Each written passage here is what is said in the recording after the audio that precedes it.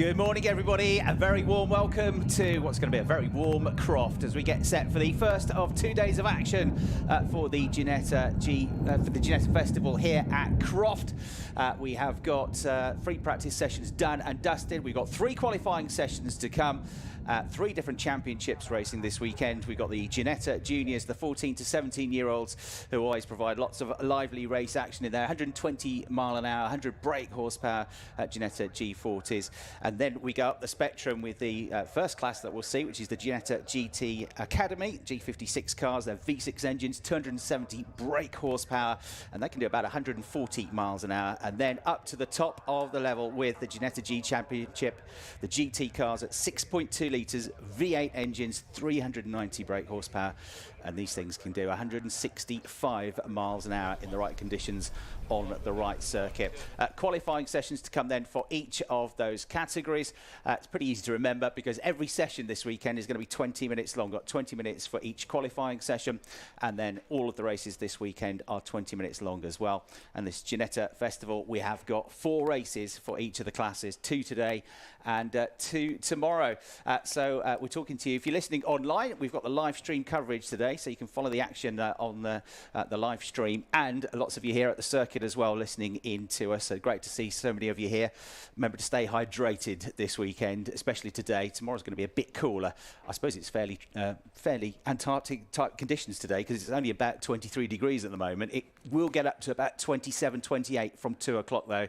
It's not quite going to be hitting the 33, 34 degree mark that we've had for the last few days though, thankfully. There are 1 or 2 dark clouds around. There's a little bit of a chance that we might get some rain at some point during the course of the morning, but as the day goes on, then that dissipates slightly and we get far less chance of rain really as the weekend goes on. So we're here in the commentary box at Croft with a pretty good view of the circuit overlooking the pit lane entrance and overlooking the start finish line, and we're all getting set ready for the first qualifying session of the day, which is for the Ginetta GT Academy cars. Will be coming out on track in just a few minutes time. My name's Chris Hartley. Welcome along to the circuit, welcome along to our live stream coverage wherever you're listening from. Hope you're going to enjoy the action today. And alongside me in the commentary box is a very good morning to Tom Davis. Thank you very much, Chris. It's a lovely morning, actually, isn't it? Is the takeaway from what we've had so far. Not quite as sweltering as it was yesterday, which I've been quite grateful for, although as you say, it is going to keep on heating up. I think that quite interestingly means arguably the best of the track conditions, they're going to be right now for qualifying, which is exactly what we want. Yes, exactly. They had some testing yesterday as well, although the heavens opened around about 4:30 at the end of the day yesterday. It's very bizarre. As I got to the circuit about 4:30, it was absolutely throwing it down, but it was such warm rain. It was like having a nice warm shower. First thing I saw when I got to the back of the paddock at the Performance Motorsport Garage was a swimming pool, an inflatable swimming pool that they put up, which probably felt like a good idea about 2 hours earlier when it was sweltering hot. But when that rain came, it really did come yesterday. And as soon as it came, it went away again, and the track dried up really quickly because it was such a high track temperature, steam coming off the circuit. And I think after it stopped raining, probably within about 20 minutes, 25 minutes, it was bone dry again and raging hot. So it's going to be a real test for the drivers. We have had, as I say, in the morning session, free practice. 1 session for each of the categories, and in the GT Academy, which is going next, it was Tom Walker that set the fastest time this morning, just as an idea of what sorts of times to expect in this qualifying. 1 minute 30.298 seconds, just under 4/10 quicker than number 7 Lucas Theo, who was second quickest this morning, and number 30 Will Fallon about an hour ago, finishing in 3rd place in the free practice session. Right then, let's get ready everybody, because we're about to go qualifying for the first time this weekend with the Ginetta GT Academy.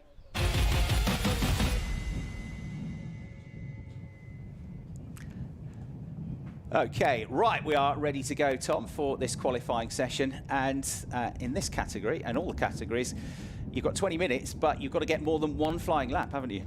You do indeed, because qualifying for the first part is all about setting the grid for the first part, so to speak. Your fastest flying lap will be how we arrange the grid for race number 1. Race number 2 is your second fastest lap in qualifying. So unlike a lot of formats, not only you've got to be quick for 1 lap, but you've got to find that consistently in qualifying as well.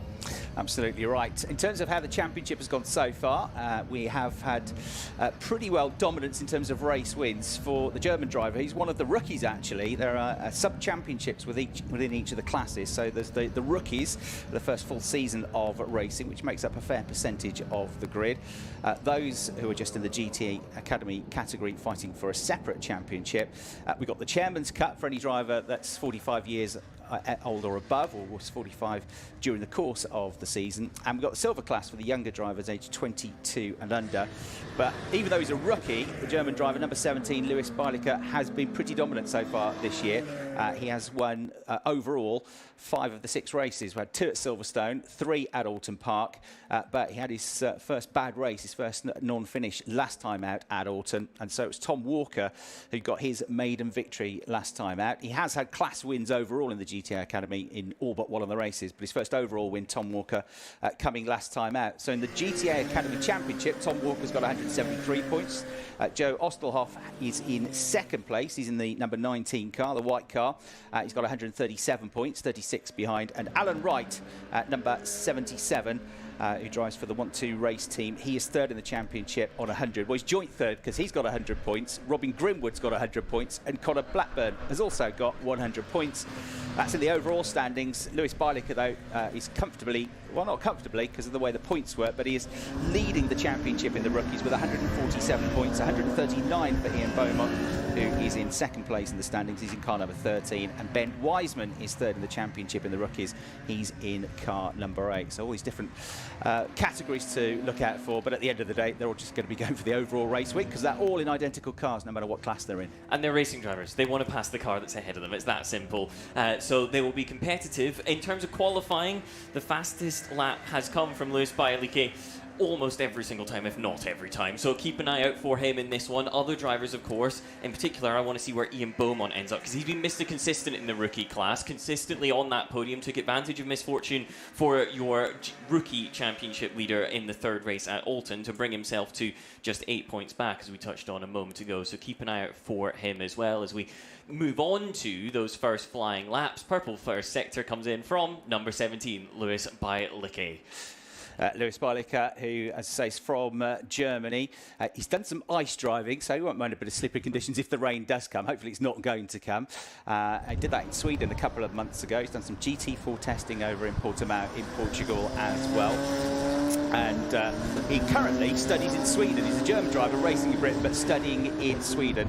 He's also, and this is something that's happening more and more these days, Tom, has a background in sim racing. He's actually a professional sim racer for the Coanda esports team, and he's transferred those skills brilliantly so far this season into real-life racing. I wonder if a little bit of that is then why he's been so good in qualifying. As he comes through, sets his first time, it was a 1:31.6, but that has actually been bettered by the likes of Ostelhoff, Blackburn, and now the number 53 car goes all the way up to the top. That's Ash Young, also a rookie.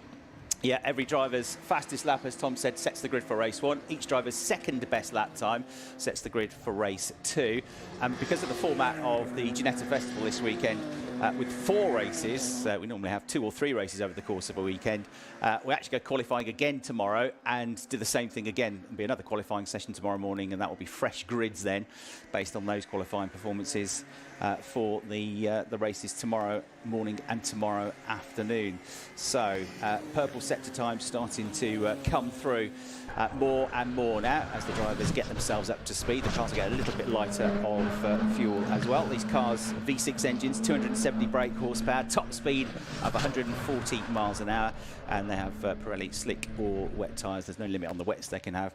Here at Croft, they have a limit of 6 new tyres, slick tyres, and 2 used tyres that they can get through. Currently, top of the times is Ash Young, who's the dad of Noah Young, who we'll see racing in Ginetta Juniors. He got a rookie podium last time out for the first time, and he's done a 1:30.985 in the number 53 car. He's 0.2 of a second up at the moment on the 66 Connor Blackburn car, but Connor is improving, and also Louis Beilicke is improving as well. So the rookie championship leader, number 17, into the 128s now, 128.903. absolute fastest lap and absolute fastest in all the sectors. It's more like what we're used to seeing from him. A little bit of a moment potentially for what is Lucas Theo going slowly down the start-finish straight. Hopefully that car's able to get moving again, but at the moment he's on the brake, so we'll keep an eye on that one. Bailica, that's the pace we're used to seeing, however. A second clear now of Osterhoff and Young behind. Fallon at the moment would scrape onto the front couple of rows of the grid as well for what will be a rolling start later on. Still lap times coming in though, and still our timing screen alight with green. And purple for Bailica, who's going even quicker on this lap. Absolute best through the first sector on this 2.1 mile long lap. Wind's picking up a little bit. Dark clouds starting to come and creep over the back of the course, but we got a red flag, so the session is going to be stopped. That means the clock will stop with 14 minutes and 27 seconds left on the clock, and it's because of this car that we saw going slowly down the straight, Tom, which is now pulled off. But he's perilously close to the edge of the circuit on the run down to turn 1. Lucas Theo, to be fair, didn't have many other places he could go. He's got the pit wall on one side and he's on a very, very quick section of the circuit. So red flag comes out with 14 and a half minutes remaining. Lewis Bailica is at the top at the moment from Joe Ostelhoff, and then Ian Beaumont did just about sneak a lap in to go third. Yes, so clock stops, but obviously you lose the lap you were on. Bailica won't be happy, will he? Because he was on a really good lap there, so that one has to be aborted. And then once the session gets going again, obviously, as soon as the green lights come on, you leave the pit lane, that clock starts to tick down again. So you lose another, minute and a half while you're waiting to get back around to the start-finish line. So realistically, once they get going again, once they've done an out lap, they're going to have around about 12 and a half, 13 minutes of qualifying left to go. So number 17, Lewis Bailica, quickest at the moment. He was about to go quicker, but the red flags came out. 128.908 in the number 17 car. And then it is number 19, Joe Ostelhoff, who is second quickest, 129.946, just about a second adrift. Having just got up to third place before the reds came out, Ian Beaumont, number 13, set a 1 minute 30.586. Early pace setter down to fourth place now is Ash Young, number 53, who's done a 1 minute 30.770. And then Will Fallon, number 30, is in fifth place. Number 66, currently running in sixth place, is Connor Blackburn. Seventh is the number 8 car, Ben Wiseman. And then in eighth place, we've got currently number 33, Faye Goff. In ninth place is number 7, the car that stopped and brought about the red flag, which is Lucas Theo. And 10th place is number 50 in the session, and that is Robin Grimwood. So those are the top 10 as it stands. The car's heading back into the pits. It should be, though, Tom, I think a fairly quick turnaround, because the recovery vehicle and the marshalling team are already at the scene of the stricken car on the start-finish straight of Lucas Theo, and it will be a pretty short tow back to the paddock from there. It's a friendly place to stop, even if it did cause a red flag in that sense. I suppose you can get back nice and quickly. The one car that eagle-eyed viewers may have spotted isn't out there is Tom Walker. He had an off in free practice earlier on. Did get out and set a couple of sectors, notably, but came straight back into the pit. So no lap time yet from him, but keep an eye out for him when he does get flying, because he's had a couple of poles, one from the fastest lap, one from his second fastest lap so far this year. Same too goes for Joe Ostelhoff in that GTA categorization, which is why it's no surprise to see him currently with the second fastest time of the session. So in the GTA overall class, Tom Walker, as I say, has won all but one of the races in terms of his class. He's got an outright victory now as well at Alton Park. He was second in the first race of the season at Silverstone in class, so 4 out of 5 wins for him. The other winner, though, has been Joe Ostelhoff, who you just mentioned there, who is pushing him hard. He's had a class win and 3 class second place finishes. And Alan Wright, third in the points in the overall GTA category at the moment, yet to get a class podium, but he's been mega consistent. 2 fifth place at Silverstone, 2 6th and a 7th at Alton Park. So he's been one of those drivers that's managed to amass points each and every time. Lewis Bailica, as I say, the only time that he hasn't taken an overall race victory was last time out at Alton. Ian Beaumont got the class win instead to close the gap to 8 points. And that's because really the way that the points work in all of the classes in Ginetta's, you don't get that much of an advantage for winning a race in terms of the points that you score. So it's 35 points for a race win, only 5 fewer for second, 30. Third place, number 26. Fourth place, number 22 points. Fifth place, you get 20 points. And then the qualifying on pole position, which is happening at the moment, you get a point for qualifying on pole. That's only for your fastest outright lap. You don't get one for qualifying on pole for race 2 with your second best lap. It's just that 1 point for the overall fastest lap time. And in each race, you get a point for the fastest lap as well. There are 18 rounds in the championship for the GT Academy, and 14 of those rounds count towards the final championship standing. So you can afford to have a few DNFs, a few bad rounds as well. There are great prizes as well in all of the Ginetta Championships to encourage the drivers up through the motorsport ladder and help them along the way in the next season. So the champion in this category will get free entry for a 2027 Ginetta UK Championship. They'll also get a £15,000 Ginetta parts credit. Second place overall at the end of the season get half-price entry to a Ginetta Championship next year and £7,500 parts credit. And third overall gets a £3,000 Ginetta parts credit.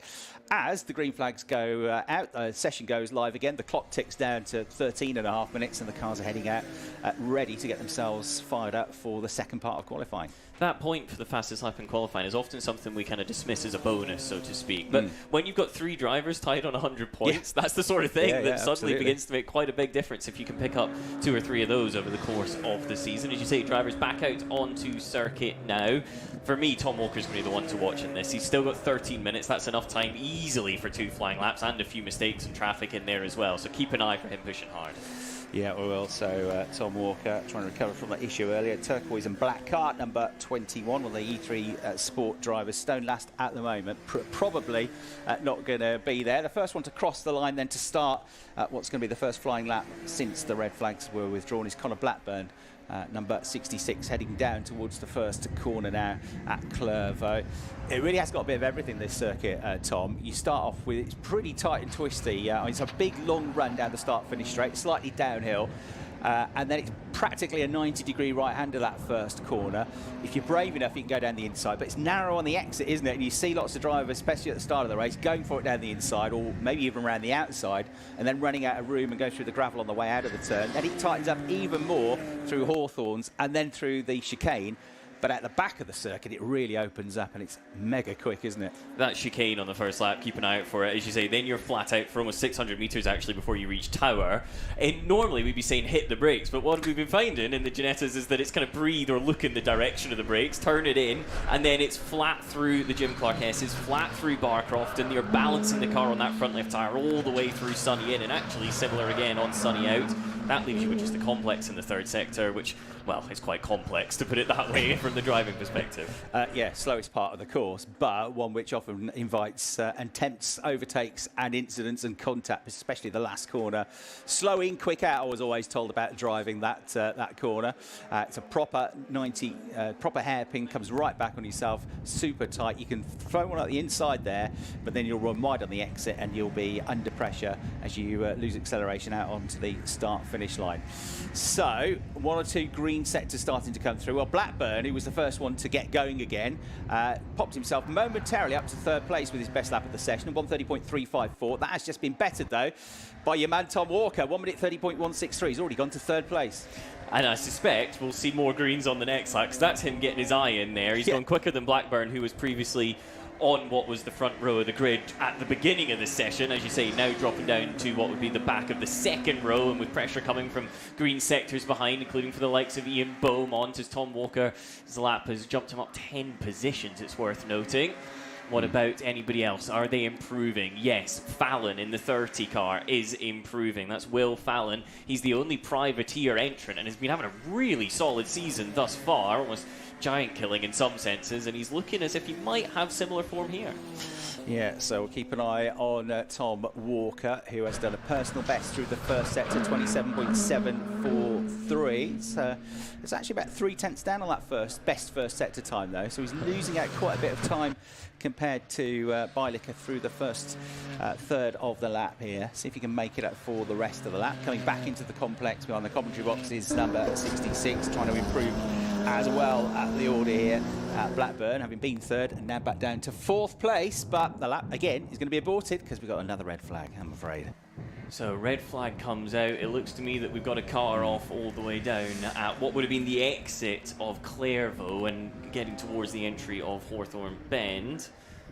Car pointing the wrong way as well, so potentially quite an off there, and we'll wait until we can confirm a number on that one before we give it to you guys. But that does again halt the session. There's now just under 10 minutes remaining on the clock, so still time to get out there and set laps, but the pressure begins to mount now.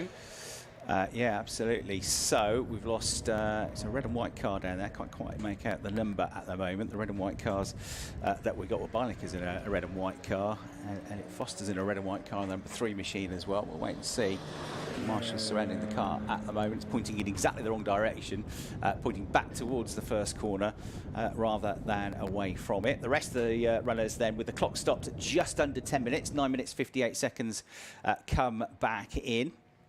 Yeah, it's a case of get the lap in early now as soon as you get going again, because we've got that second fastest lap to think about as well. The drivers, and obviously we've seen drivers like Walker moving up the order, but he's not done the job yet. He's got to get another quick lap in if he can possibly do so to get back in the mix. So Bilicke hasn't Bilicke not come back, through. has he? Which is, yeah, it makes me think it's as being somewhere in sector 1, and indeed that's where we can see the stranded car. Ironically, yeah, I can see the number now. It just is set the fastest speed trap over the start-finish line, so carrying quite a bit of speed into the first corner, maybe more than he was expecting, and there is the number 17 car being pushed backwards around the circuit, since it'll be easier to get to the pit lane in that direction. Yeah, so car from the side that we can see looks undamaged, the right-hand side of the car, but whether he got to the barriers or not, we didn't see. But yeah, he's at the top of the times, so you know, can still end the session fastest. We get in the second best lap times on the timing screen, so we'll try and keep an eye on that as well. I'm sure we are at the moment. Oh, no, we have got them. Has he got 2 quick lap times in? And the answer is can't tell you. We haven't got that screen, unfortunately, coming up in the commentary box. He is a second clear on the first time and is set 2 times. That said, the first one, we know that it was beaten initially by the likes of Connor Blackburn behind, so he could be 4th or 5th, somewhere in the mid-pack actually, Bilicke on second fastest times, which will put him under pressure in the later stages of today's action. And we can see from the live pictures that we get in the commentary box that it's getting a bit breezy out there, but the darker clouds are sort of edging away from us. Just hopefully they go away before they dissipate and drop down any fluid on the circuit. There was a wing missing from Bilicke's car. And that's been carried back by the marshal. So rare this to see a mistake from Lewis Bilicke. As I say, has had a near perfect start to the season, and as you said, has been perfect in qualifying, hasn't he? So far, he's going to continue that record. He's been the fastest in all the qualifying sessions, but he's now given a chance for everybody else for the rest of the remaining just under 10 minutes to go to better his time of 1 minute 28.908. You mentioned earlier he comes from that sim racing background. It's worth noting we went to Silverstone, which is very popular in the sim racing background. We then went to Alton Park, which again is a circuit they go to lots. Croft, not so much in the digital world. So potentially just being caught out there where he's had more experience, albeit from that sim world. We'll get a replay of the incident, locks up the front right as he goes flying into turn 1 and never gets the car stopped. Yeah. And the answer is yes, he made contact with the barrier. Now we've seen the replay quite heavily with the left-hand side of the car, so hopefully he's okay, but there'll be a bit of work to do. That's the point, actually, because it's a pretty crammed timetable this weekend. You don't have much gap between qualifying session and race 1 and race 1 and race 2, so spare a thought for the teams who've got to work hard anyway, but they've got to work really hard if they've got to fix the car in between sessions as well to make sure you don't miss your space on the grid. Bilicke's car now recovered. There's a little bit of work going on to make sure that the circuit itself is in good condition, which means that the cars are queued up. They look almost impatient, so don't they, at the end of pit lane there. We had Tom Walker at the head of the field. This is what our timetable looks like, however. Right, yes, so GT Academy qualifying underway. Might be running slightly late because I've had 2 red flags already. Qualifying for the juniors due to get underway at 11:30. These are all 20-minute sessions.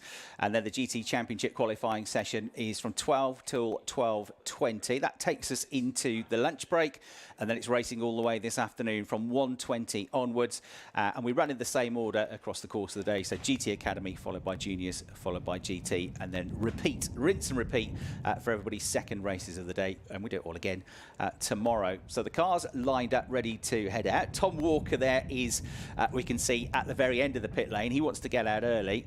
And that's important, isn't it? Because if you're at the back of the queue, if you're 12th in the queue, you're probably going to lose another 20 seconds, 25 seconds getting out. You've also got traffic in front of you.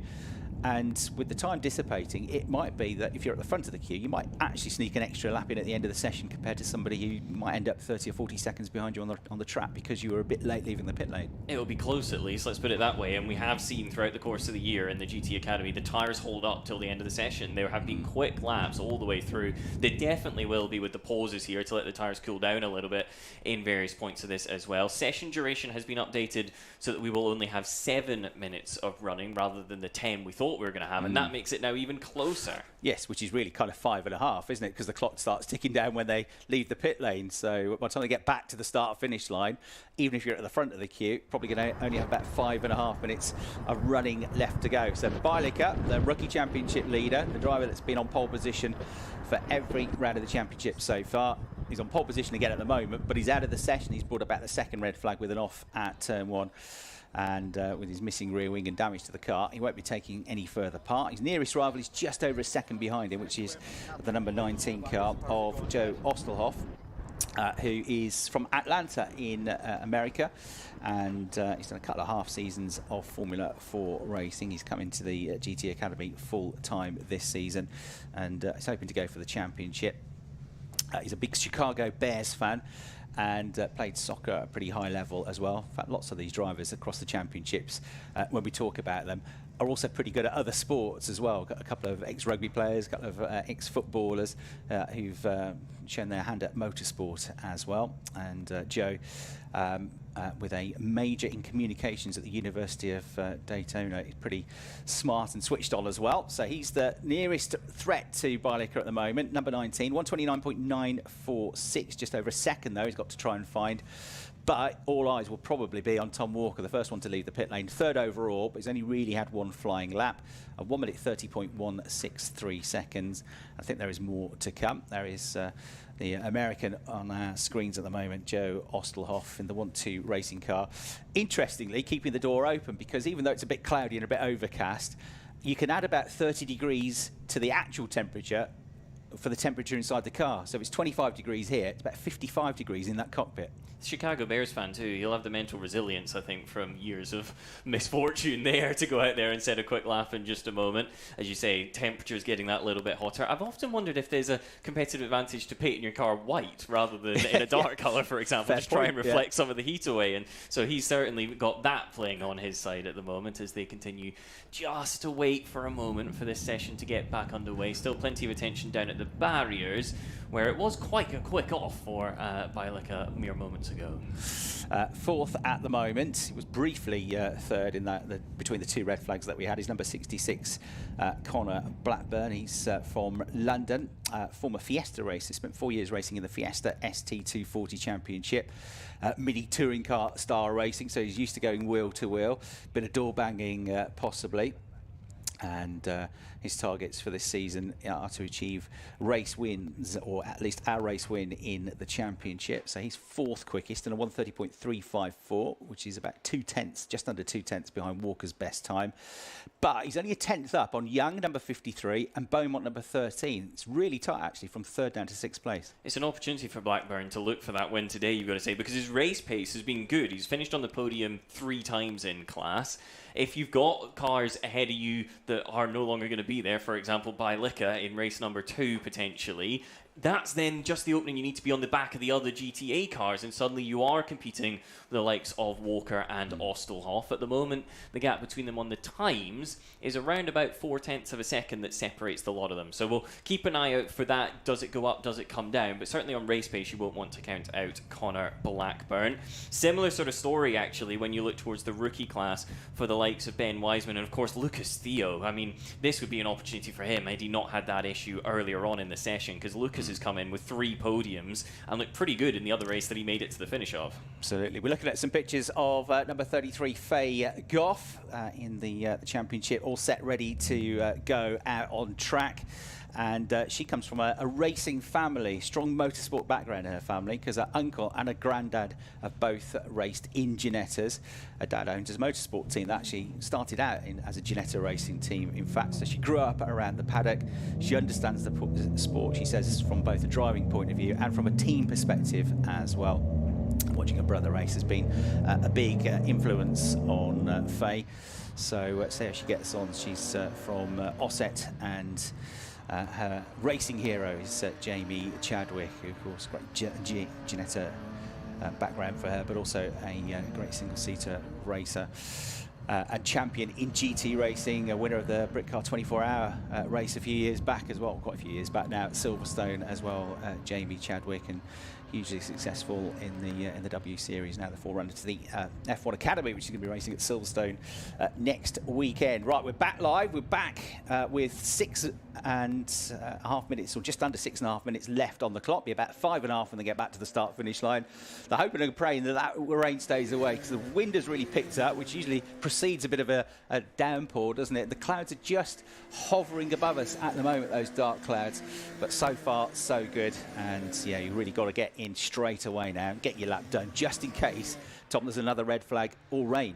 That would be a nightmare for a few of the drivers, let's put it that way. Those who are down towards the bottom of the order, the likes of Wright, Wiseman, they're looking to find that little bit extra. The wind picking up gives you a headwind as you enter sunny, which I think will be pretty helpful given that it's not too sunny, and so anything that can give you confidence certainly will. Up to start a lap, however, at the front of the queue comes number 21. That's Tom Walker. We started him in pit lane. He's managed to hold on to that track position and now barrels his way in towards turn number 1 with nobody actually too close behind him.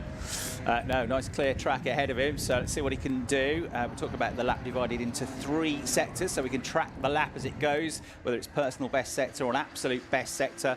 So obviously sector 1 takes us from the start-finish line through the opening corners at Clairvaux, Hawthorne, through the chicane and up the back straight towards Tower Bend. Before they get to Tower Bend, which is where he is now, they go across the white line. That ends the first sector, and then sector 2 is where it gets really quick then, through Tower Bend, through the Jim Clark S's, Barcroft, and through Sunny In and Sunny Out. The last sector basically takes in the complex at the end of the lap, and at the moment Tom Walker with the 27.7 through the first sector. Again, he's about 3/10 down, so that's where he's losing out. However, now you're into the properly quick part of the lap. On the brakes into Sunny In, the car just scraping along the ground as he makes his way round the right, and you just keep on turning. Gradually you can back onto the power before you accelerate through what is the sector 2 split for Tom Walker. Not a great sector in there either. Potentially the tyre's not quite with him yet. This is the complex. Hook up as much curve as you can to open up the line, because you need to get back over to the right-hand side of the road. Hard on the brakes for the hairpin. Square it off and get on the power nice and early, because you're already thinking about the next lap. That's 7/10 down on Bilecker's time, but he might get ahead of Ostelhoff if he has a good final sector and get himself potentially onto the front row of the grid. It is his best lap of the session, 1:29.994, which means he's only 48 thousandths of a second away from being second quickest. Ostelhoff, the American, hangs on to that position for the time being. 1 or 2 other green sectors coming up. Beaumont's on a good lap, 6th quickest at the moment through the first 2 sectors in the number 13 car. He's done 2 personal best sections.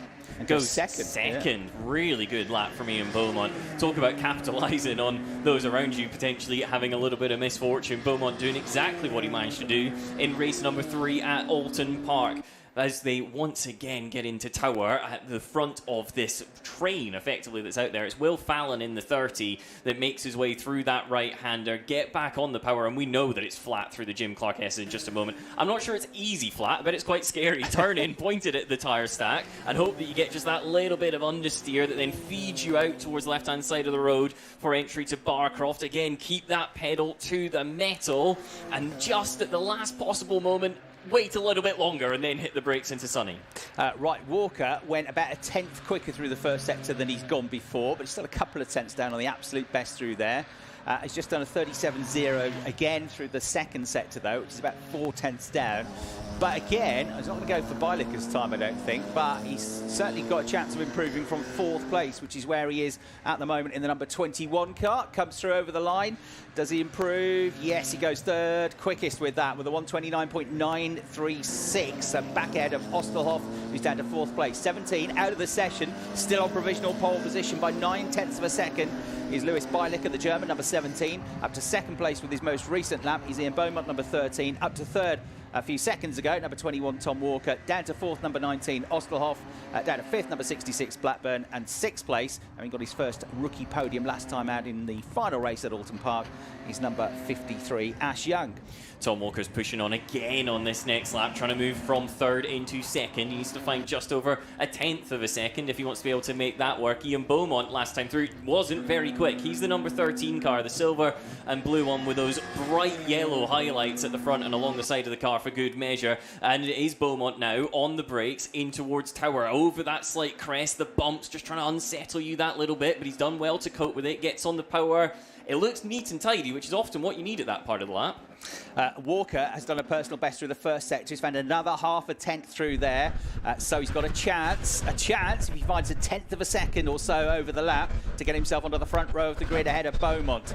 So we'll keep an eye on his progress and going well at the moment. I don't think he's going to threaten Bielica still, but time is running out, 1 minute and 10 seconds to go. But again, if he can improve his lap, this lap, his best lap at the moment, becomes his best second fastest lap and will help bump him up the order there potentially as well. So we'll keep an eye on that. But Walker goes through and he goes second. He does it with a 1:29.806. So he found about 1/10 and a half in the end. Puts him 17 thousandths up on Beaumont, who's down to 3rd in the number 13 car, but about to come over the line. Beaumont won't have a retaliation this time through unless he's been mighty in that final sector. But he does creep through with 40 seconds left on the clock to start one more lap. And he's got a little bit of a tow to help him out as well. That coming from the 77 car right just up the road. Fagoff improved last time around into 8th place in the number 33 car with a 1 minute 30.881. Yeah, only needs to find a fraction to get up into the inside of row 2 for the start of race number 1. How's Walker getting on? 27.6, so lost a little bit of time again through that first sector. It's still not bad, but again, I don't think it's going to threaten Bielica's time. We're looking on screen at the moment, following the number 77 car of Alan Wright, 3rd in the championship, is number 13, 3rd in the session, Beaumont, and maybe you can get a bit of a tow here, Tom. That might just give him a 1 or 2/10 of a second around the lap. It's helped him find a personal best in the first sector for Ian Beaumont, so he is right on it. Tom Walker, personal best in the second sector, knows that he's got to find that little bit of time. Walker into the complex. Beaumont, well, he's almost onto the back now of Alan Wright, and he's getting caught up behind him. The car slides underneath. Walker, it will be up to the line first of all. He's gone personal best in the second split. Can he improve from a 29.8 last time through? Cuts the beam, 29.5, moves the benchmark for what is still second place behind Lewis Bielica. Yeah, so Beaumont finds a way past Wright on the way into the complex, goes on his own on the way into the hairpin for what's going to be his final time now. The clock having tipped down to 0 and just 9/10 of a second he's got to find. I'm not sure he's going to do it though. It looks like it's probably going to be 3rd place for him. He comes across, takes the checkered flag, doesn't improve, stays there in 3rd place behind Bielica and Walker, but ahead of Ostelhoff by just over a 1/10 of a second. He takes the flag. He doesn't improve on the last lap either. So 3rd place, not bad at all for Beaumont, who's a former short track oval racer. When he was 15, he moved across from karting and circuit racing to oval racing in the junior formula, and went on to become an English, European, national and world champion in 1300cc stock cars. He's qualified 3rd for the first race of the weekend. So how about that? Bielica, despite the fact that he missed basically the final half of the session, is going to once again be on pole position. We haven't got the figures come through for everybody's second best lap time, so I can't tell if we've got a double pole position or not, and whether it will be on the front of the grid for race 2. First thing they've got to do is fix the car for race 1 though, but it is Bielica who is fastest in the session with that 1:28.908 second lap. 6/10 up on Tom Walker. And then 3rd place Ian Beaumont with a good effort late on with a 1:29.823. 4th place Joe Ostelhoff, 1:29.946. 5th place for number 66 Connor Blackburn. And then 6th place Ash Young. 7th place Will Fallon. 8th place with a late improvement Fagoff. 9th Ben Wiseman.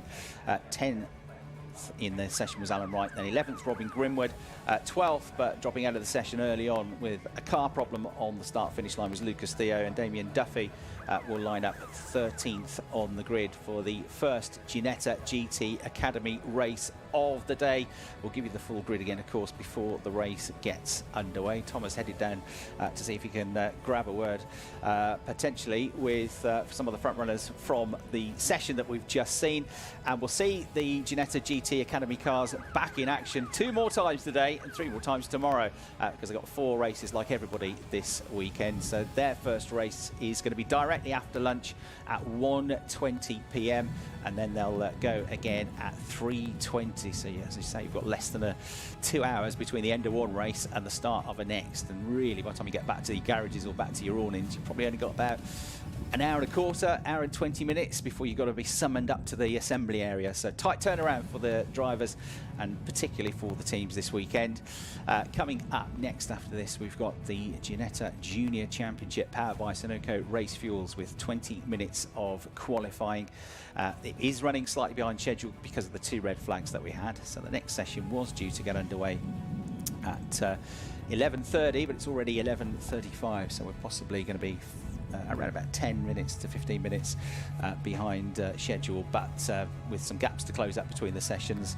Hopefully we'll get back on track before we get to the lunch break at the end of our final qualifying session. We can see the drivers getting out of the cars then, having had a bit of a stop-start session really in that qualifying session.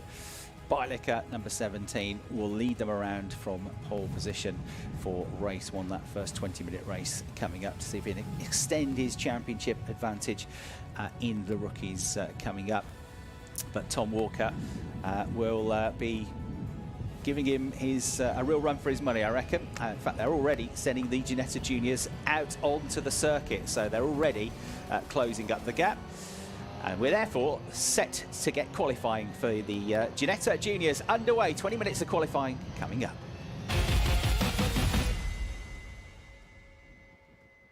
So without further ado, straight into our next session here at the Ginetta Festival at Croft. It's qualifying for the Ginetta Juniors. These are all young drivers aged 14 to 17. The cars are limited to 100 brake horsepower, but they're still rapid and still do 120 miles an hour.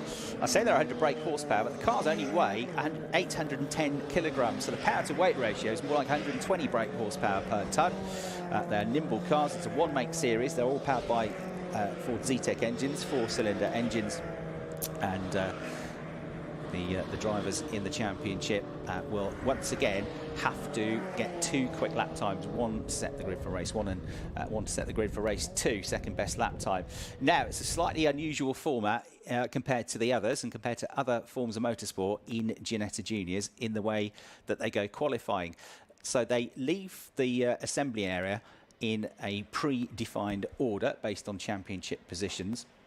They go out in that order, and everybody will get 1 out lap, 1 flying lap, 3 flying laps, and 1 in lap. So you only get 3 flying laps.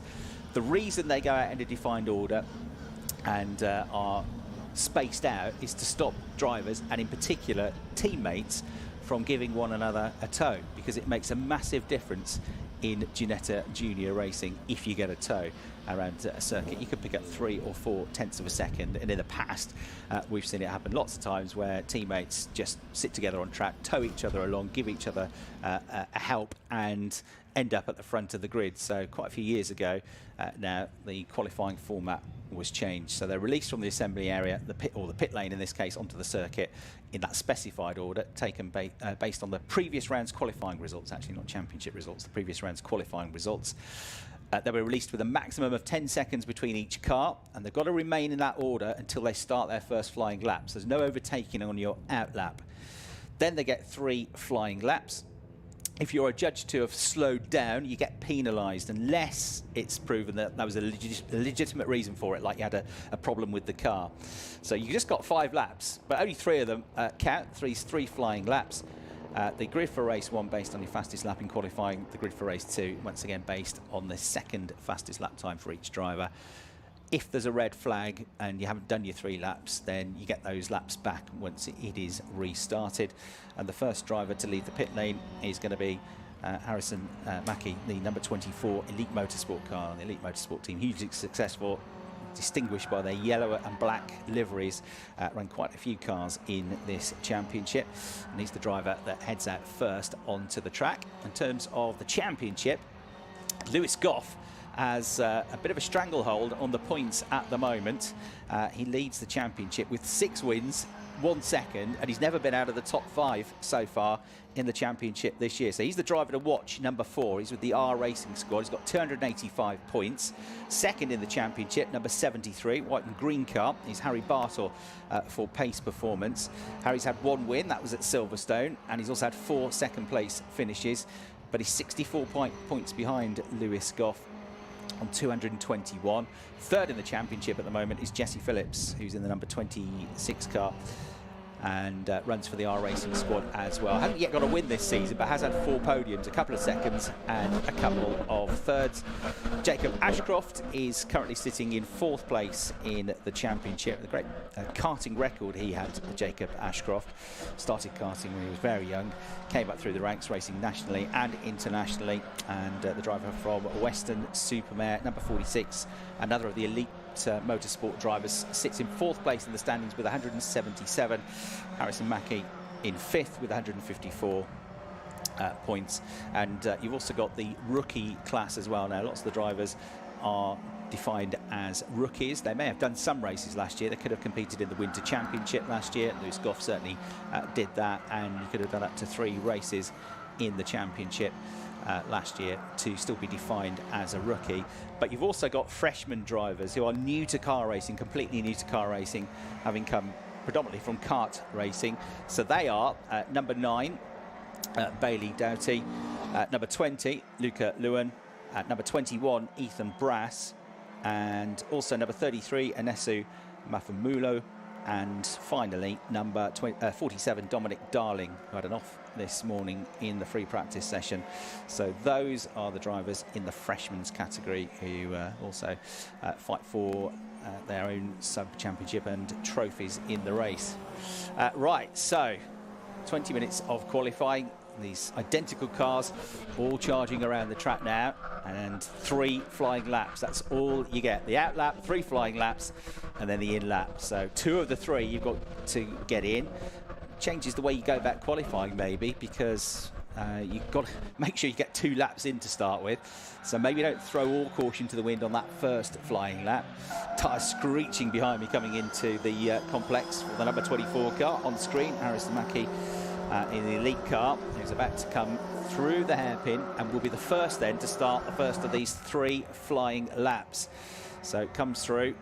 Mackie about to start the lap, goes down towards Clervaux, the first corner. Number 18, Riley Cranham, running in 2nd place, another driver with an excellent karting record. He's 2nd in the queue. Drivers to watch out for: top 3 in the championship, Lewis Goff, number 4, number 73, Harry Bartle, and number 26, Jesse Phillips in this session. So we're tracking at the moment the first car to, that will be the first car to set the time, which is the number 24 car of Harrison Mackie, who's about to come through the first sector. It's all looking neat and tidy so far as he heads towards Tower Bend. 90-degree right-hander, just go over a slight crest, a slight bump there. There's a bit of a bump as you get the brakes as well going into the right-hander. Wasn't resurfaced too many years ago, the circuit. Starting to brighten up now as well. Early on in the order as well is Dominic Darling. Good to got the car sorted after 3 practice dramas, and everybody so far going well, all spaced out, so no towing here, and it's going to be hard to make the gaps up.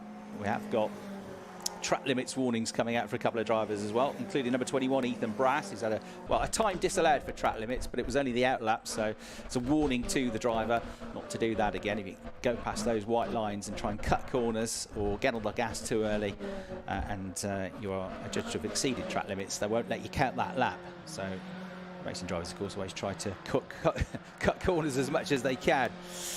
Right, so we're about to get our first flying lap times set. See in the background, we've got Vicky Farfus over the back of the circuit in the pink number 2 car. The Brazilian driver has found a car and has picked up a tow, so that might be useful on her first flying lap. She's the daughter of Augusto Farfus, who is racing at the Spa 24 Hours this weekend, former runner-up in the DTM Championship.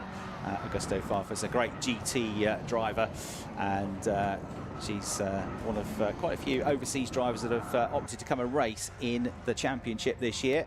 The bright pink machine, Vicky Farfus. So, fastest time so far is Ashcroft, Jacob Ashcroft, fourth in the championship, 1 minute 40.140 seconds. Riley Cranham, number 18, early doors, second, 140.503, 3.5 tenths behind, but only 37 thousandths of a second up on the third best time, currently held by number 12, Daniel Oliver, leader of the rookie standings at the moment. And then it's Goff, fourth place, currently in that number 4 car. So now they'll start to push on a bit more on their second flying laps. And 1 or 2, as I say, will pick up a tow here or there as well. But most of them are spread out and have to do this on their own. And it's all about focus, not making any mistakes. We've got a lap time disallowed for Ian Denixa for track limits as well. That's the number 7 car, which is currently in the middle of the pack, running in 15th place. And you can't really afford to lose a lap when you've only got 3 laps to count, and 2 of them have to count towards your grid positions. So, cars screeching around on track. Tom's made his way back a bit. It was a quick turnaround, Tom, so I went straight back out there. Yeah, it's very much about trying to avoid mistakes in this session when you've only got 3 laps. But equally, because it's so tight in Ginetta Juniors, you can't just tootle around either. You've got to get some really quick lap times in here, because you know if you're a couple of tenths off the pace, it's probably worth about 6 places on the grid in this championship. I will say that Ian Denitska's mistake is understandable. It's his debut here, first for a Romanian driver in the championship. Someone like Jacob Ashcroft, however, in that papaya machine, you would expect to be at the front. Indeed, that's exactly where he is, although lap number 2 for him hasn't quite gone as planned. Harrison Mackie picks up a disallowed time for track limits as well, and that's another one of those front runners who at the moment finds himself in 6th on the fastest times and has his second fastest time compromised as a result of that track limits error. Yeah, so lots of those popping up. The driver's hopefully aware of it and will be able to pull themselves back in a bit. We're looking at Jacob Ashcroft on screen. He's got the fastest time so far, that 1 minute 40.140. Only Doughty now loses a time for track limits in the number 9 car, running in the top 10 currently, and the highest placed freshman driver out there. Riley Cranham nearest to Ashcroft on that first lap, but nearly 4 tenths of a second down, exactly 4 tenths down. And third was Oliver in the number 12 car. And we're not seeing many personal best lap times on this lap, certainly not from anybody up in the top 10. So, they only got 1 set of tyres that have to use across the course of the race weekend. They're treaded tyres, by the way, on these cars, not slick tyres. So they have to have a 1.6mm tread, i.e. they have to be road legal tread on these tyres. Very nimble machines, these G40s. And back on screen, the driver that's running 6th at the moment, Mackie, who was the first one out. But it's starting to bunch up just behind, which means, Tom, 1 or 2 drivers might actually be able to benefit from a tow on their final flying lap. That could include the likes of Noah Young is going to have a little bit of a tow. So too could actually Jacob Ashcroft, although, of course, bailing into the pits now comes the bulk of the field. Mackie's in, so too is Cranham. That'll be the end of that one, which will put right up the front Jacob Ashcroft. Brilliant performance from the 46.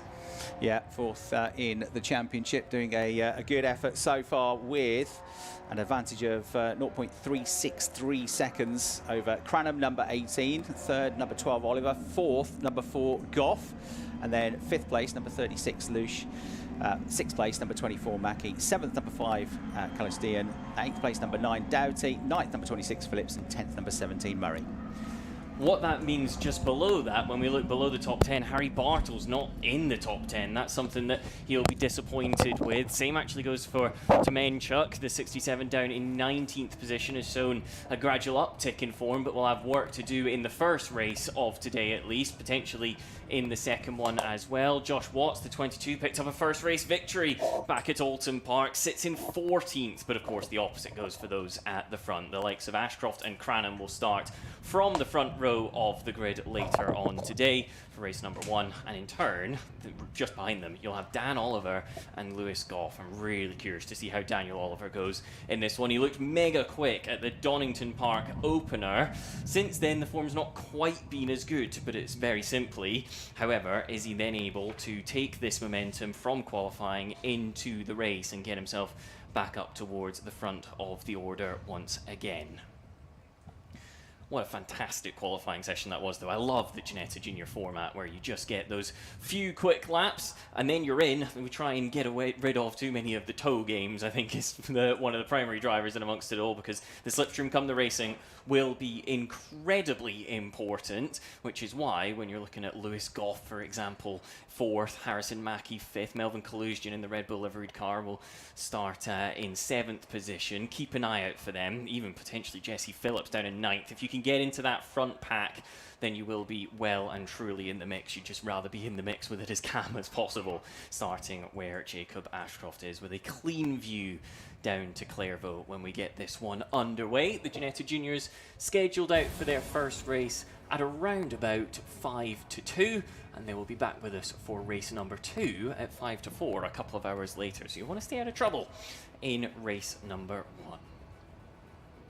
In a moment, we'll turn our attention across to the Ginetta GT Championship for some very, very quick machinery, although I know that in the meantime, Chris is hot-footing his way all the way down to Parc Fermé, and I can tell you from experience that's quite a little jog down there. I'm going to get my cardio in, and I think this Chris will be the same too over the course of the day, getting to and from, having spoken to Lewis Balike in the previous session. He was pretty happy with it despite the off. As for how the rest of the day looks, however, it looks something like this. We've done those top 2 sessions. We've got one more qualifying session, then a short lunch break of initially scheduled to be around about an hour. We'll, of course, be back with you for the GT Academy race on the far side of lunch at 1:20 and then it's racing all the way through in the same order that we had the qualifying session. So the GT Academy, followed by the Juniors and the GT Championship, and you guessed it, we get to do exactly the same again for race number 2, and it's a similar format tomorrow as well, for good measure, where we get qualifying and racing all the way through the day on Sunday.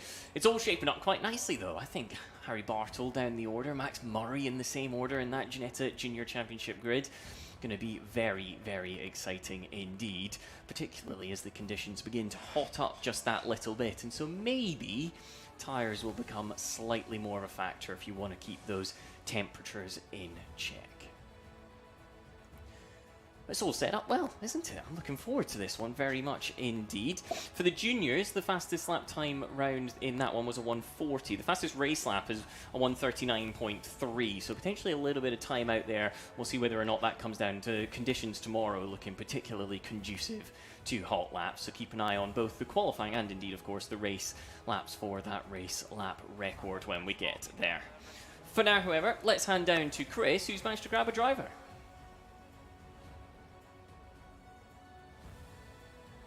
Thanks very much indeed, Tom. Here he is then, the main man, Jacob, pole position. Fantastic job, and yeah, second half of the season starts now, gunning after that top 3. We had a pretty solid start to the year. Tell us about that qualifying session. It's very unusual, isn't it, for anybody that hasn't seen Ginetta Juniors before. How do you go about tackling that? Do you have to be a bit cautious on lap 1? Do you throw caution to the wind? How do you play it? I mean, with track like this, Croft, when you get sent out short space to the car ahead, you want to be closer to the car in front on lap 1, and that's when the car's at its peak. So yeah, I got close to Devon and got a nice tow round for my lap 1. It was a really good lap, all tidy from my side, and then yeah, it was good enough for pole. Overtook him on the second lap, and then got my third lap again. I don't know where it's put me for race 2, but I'm just happy I've got pole, to be honest. How's this circuit? How do you find the track? It's got a bit of everything, hasn't it? It starts off tight and twisty. It really opens up out the back. Yeah, I've always loved Croft since I first came here. I mean, it's a fantastic circuit. I like just the vibe of it all. It's really fast and flowy, and I just like it, to be honest. I've liked it ever since I came here. You have to be quite brave out the back, don't you? Flat out. Yeah, you got to have a lot of dedication out the back, because if you get a gear change wrong, then you could get the back end out. You could spin off, but you got to keep it calm and collected through there. And where do you think we can expect to see, not that you hopefully be too worried about it, but where are the most likely overtaking spots around this lap? I'd probably say Tower. I'd say that's probably the best chance for an overtake. And in terms of the championship, you happy with the way it's gone so far this season? Is there a bit more to come from you? Yeah, I'm hoping to get some wins this year. I want to get some more points. I mean, I'm 4th currently at the championship. I want to see how high up I can get. I mean, Lewis has got a big lead. He's had a fantastic start to the season. I just want to see if I can close it down and get 2nd place or even first in the championship. I just want to have a good year, to be honest, and see what I can do next year. It's a sort of weekend, though, isn't it, when you've got 4 races in one weekend, where if you're on form, like you seem to be, you can make huge inroads into the championship. Yeah, with 4 races this weekend, I mean, if I can get some good points and other people maybe have some bad races, I mean, it could really level out the championship and make it a bit more competitive going into the later rounds. Plan for turn 1? Got an idea what you're going to do? I just want to get a good launch and check my mirrors, and hopefully I don't have to cover. I can just get my head down and see if I can create a gap, but it's Ginetta Juniors, anything can happen. Absolutely. Jacob, well done. Congratulations on pole and good luck for the race later on. Thank you. Thanks very much, Jacob Ashcroft there, our pole sitter for the first race of the day. We'll see if he's got a double pole position when we get the results through for that 2nd flying lap as well. Tom, back to you in the commentary box. Thank you very much, Chris. A happy chappy Jacob Ashcroft there. We will have Riley Cranham nipping at his heels. Same too for Dan Oliver and Lewis Goff, actually. Dan Oliver starting from the inside of row number 2 in that one is going to be particularly interesting to watch because he was at the front at Donington and he was lively. You know, looking at those drivers who might make the move when it's 50-50, Dan Oliver is one of them. And similar too, actually, for Max Murray, who will start that Ginetta Junior race number 1 from down in 10th position. Gives him a little bit of work to do, but he's no stranger to making that work because he has found himself up towards the front of the order on a couple of occasions already this year, and he certainly had the pace to be there at each and every event, as far as we've been able to tell. Just a question of how clean can he keep his nose. So, set up then for Ginetta Junior Championship race number 1. Set up 2 for Ginetta Junior Championship race number 2. Jacob Ashcroft on pole for the first position of them. Riley Cranham, Dan Oliver and Lewis Goff completing your front 2 rows of the grid, with Luch, Mackie and Collusion, don't count out the number 5 car, starting from 7th. That is going to be one where I reckon Juniors into Clairville on lap number 1. We're in for plenty of excitement there as the conditions just begin to warm up that little bit. We're getting towards noon now. We knew that from 2 p.m. we would be talking about the sun properly coming out, and it seems like we are getting that way now too, with the conditions brightening, the sun beaming down on the circuit, the wind still present, but not exactly as blustery as it was at 9 a.m. or so this morning, where recording anything included healthy wind breaks. I'm standing in the right direction. Crowds building up here at Croft as well. Everybody excited to see the racing action get underway, and it's not too long now. Just one more qualifying session to come our way before we are all about the lights going out for the remainder of the afternoon. That's a lovely shot, looking down what will be the start-finish straight. It'll be the opposite, of course, for anybody who makes a bad launch. They'll be thinking, my word, that's a long way away. In turn, you've got this lovely section coming out of the chicane, which you need to get right, because it's almost 600 metres on full throttle when you come out of Hawthorne Bend, and you will need to be full throttle through there, even if it means just ducking and darting and diving around those tyre barriers on lap number 1, because the last thing you need is somebody trying to creep up the inside, or possibly even the outside, into Tower on the first lap. In Ginetta Juniors, it's all about that pack racing. You get shoveled out wide at the right-hander, you're going to be in all sorts of trouble. In turn, you'll wind the lock on and look towards the next part of the circuit, where you go flat out towards the Jim Clark S's, and there's a lot of greenery on show here at Croft. You can tell it's the middle of summer, can't you? If anything, a little bit of scorching in the infield there. I'm glad I had some hay fever medicine before we came along, because there is plenty of pollen around as well. The curbs at Tower just able to unsettle a Junior that little bit. However, having said that, back at Alton Park, we did see them launching themselves over the curbs at a couple of the chicanes there. It was all closer to watching the rally championships that we have here at the UK than it was a Ginetta Junior race. Not the same can be said here at Croft, particularly at the Jim Clark S's where we look now. That'll be about trying to get as close to those tyre stacks as you possibly can, and look already at the marbles and bits of debris beginning to build up just beyond that exit curb. If you go wide, you're then going to have quite a handful, I suspect, trying to get the car back onto the road before you reach Barcroft, where it will be flat out. If you're here at the circuit, remember that the conditions warming up is probably quite nice, but you will want some sun cream, stay hydrated, and get all of those refreshments in, or do what this man's done. What an effort that is. He's brought the tent along, he's got the seat ready and raring to go, he's got the hat on too. That is textbook sun ready behaviour, so to speak, and there's somebody else there with him just taking a snooze, it looks like, in the back, getting ready, I think, so the energy's replenished for what will be the Ginetta GT Championship qualifying session in a few moments' time. Bet the wind picking up in that part of the circuit actually once again is going to be quite nice there, just cooling the inside of the tent that little bit more, allowing you to stay comfortable at what is a rather exposed circuit. Let's not forget it was once farmland, hence the name Croft, but then became a Bomber Command airfield in the 1940s. With normally when we talk about these things at race circuits, we're talking about, oh well, it was this type of plane that flew here, but there was plenty of different Lancasters, Wellingtons, Halifaxes, all sorts, until the airfield closed in 1946, and it was only a couple of years later that we started organising racing here, because in that period you saw an old airfield and it became the case that, well, why wouldn't we put cars on it? It was so common across the UK. Yes, exactly right. Yeah, of course, Silverstone, the home of British Motorsport, an ex-airfield and army base as well. Hence, Wellington Strait, Wellington Bombers were based there. But these old airfield circuits, as you say, they're all usually quite exposed, aren't they, to the elements. So it does get a bit breezy here sometimes. But I think it's a fantastic circuit, Croft. I've always loved coming here because we've got, in September, the British Touring Car Championship coming here. That'll be a huge weekend with a huge crowd. And the local fans here, oh so enthusiastic as well. They always turn up in good numbers. And it's a little bit underrated, I think, Croft as a circuit. But you talk to any racing driver, and we just heard from Jacob Ashcroft, saying, I always enjoy coming here. It's a real test for the drivers. Drivers love corners that are either flat out or close to being flat out. It really pushes the limits, and you've got plenty of that sort of corner here.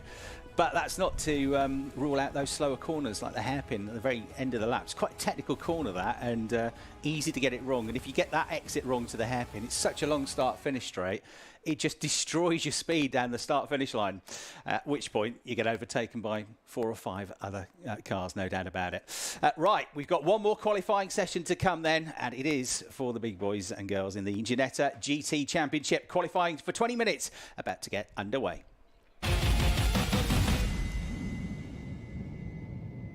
Right, these are the real monsters then, Tom. Close to 400 brake horsepower.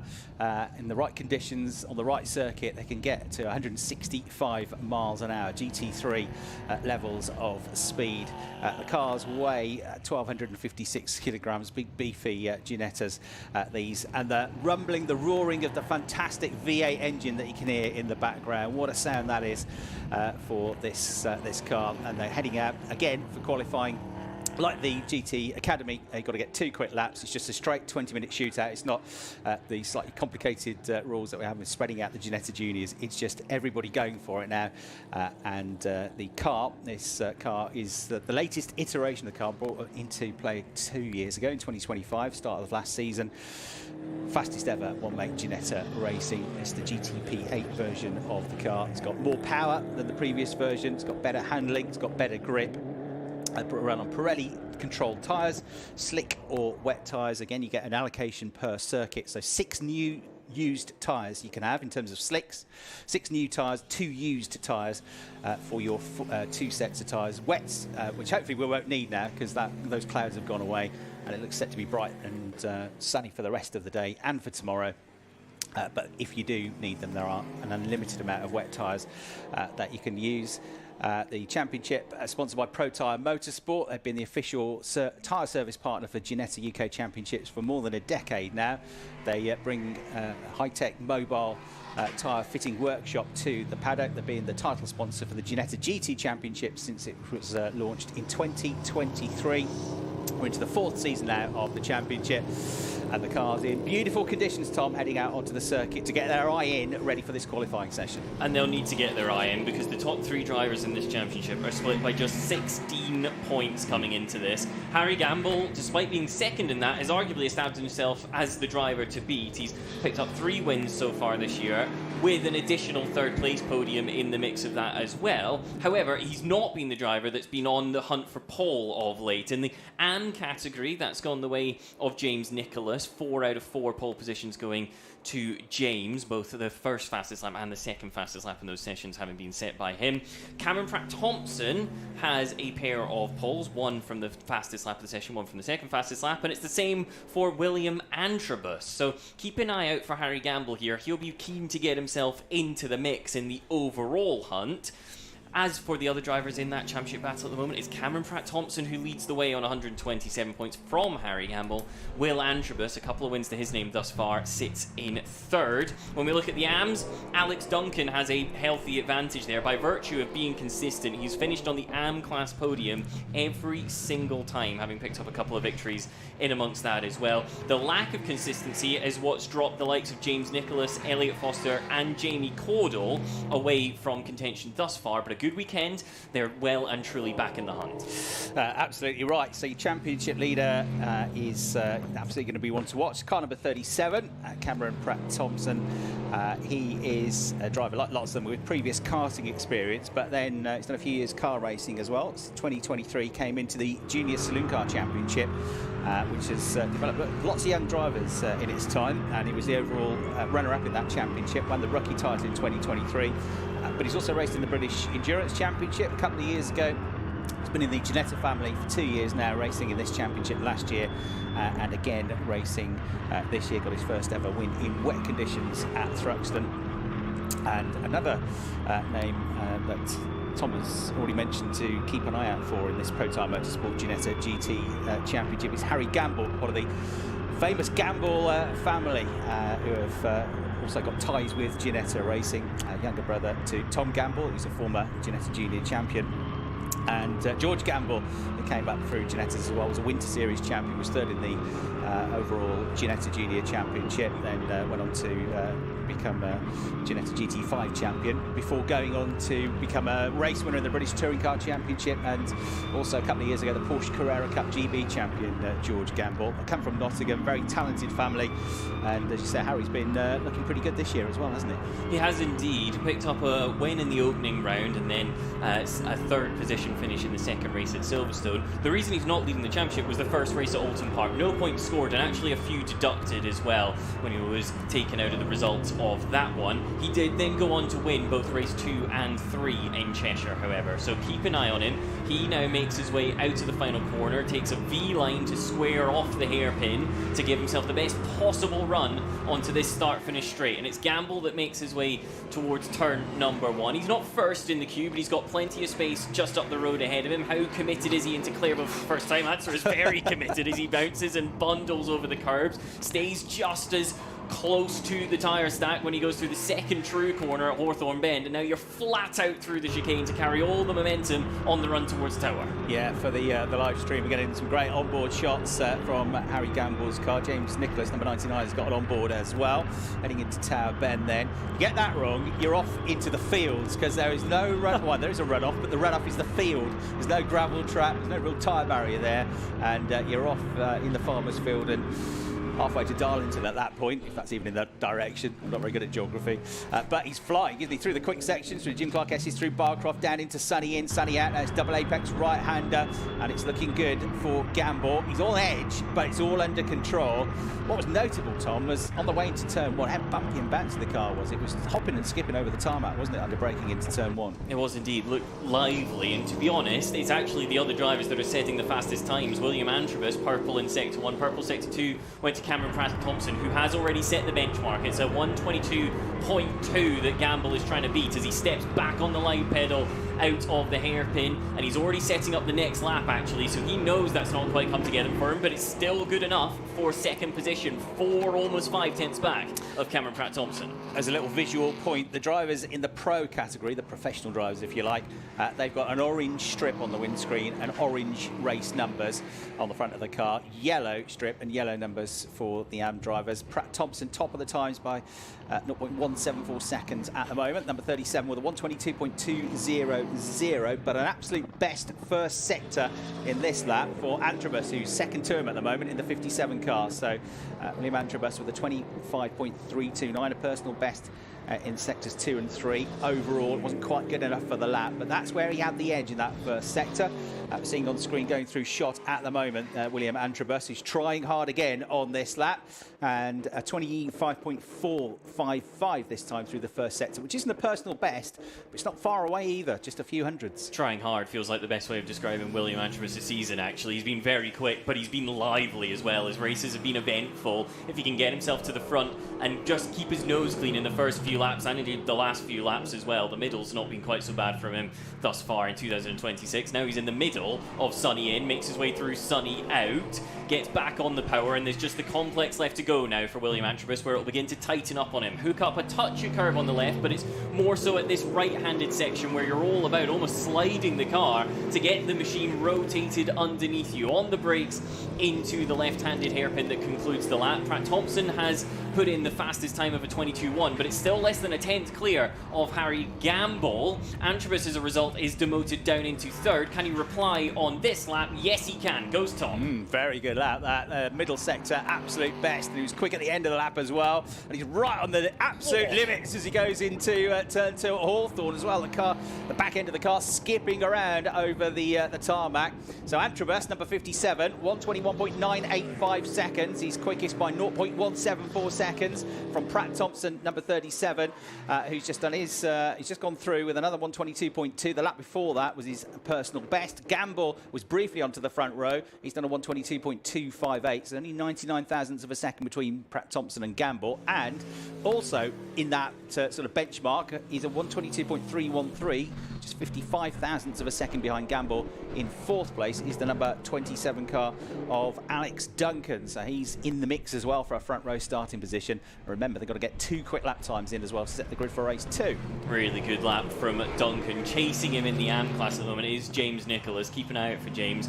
We know how quick he can be because he's the reigning GT Academy champion, having made the step up actually along with teammate Jamie Cordell, who had gearbox issues during the test, meaning that he's likely just getting his eye in these opening stages. Still plenty of time remaining in this session. We've got, well, just over half of it, shall we say, remaining. It's 10 minutes and 30 seconds as Antrobus puts another one into the books. He's still top, but didn't find time on that particular tour.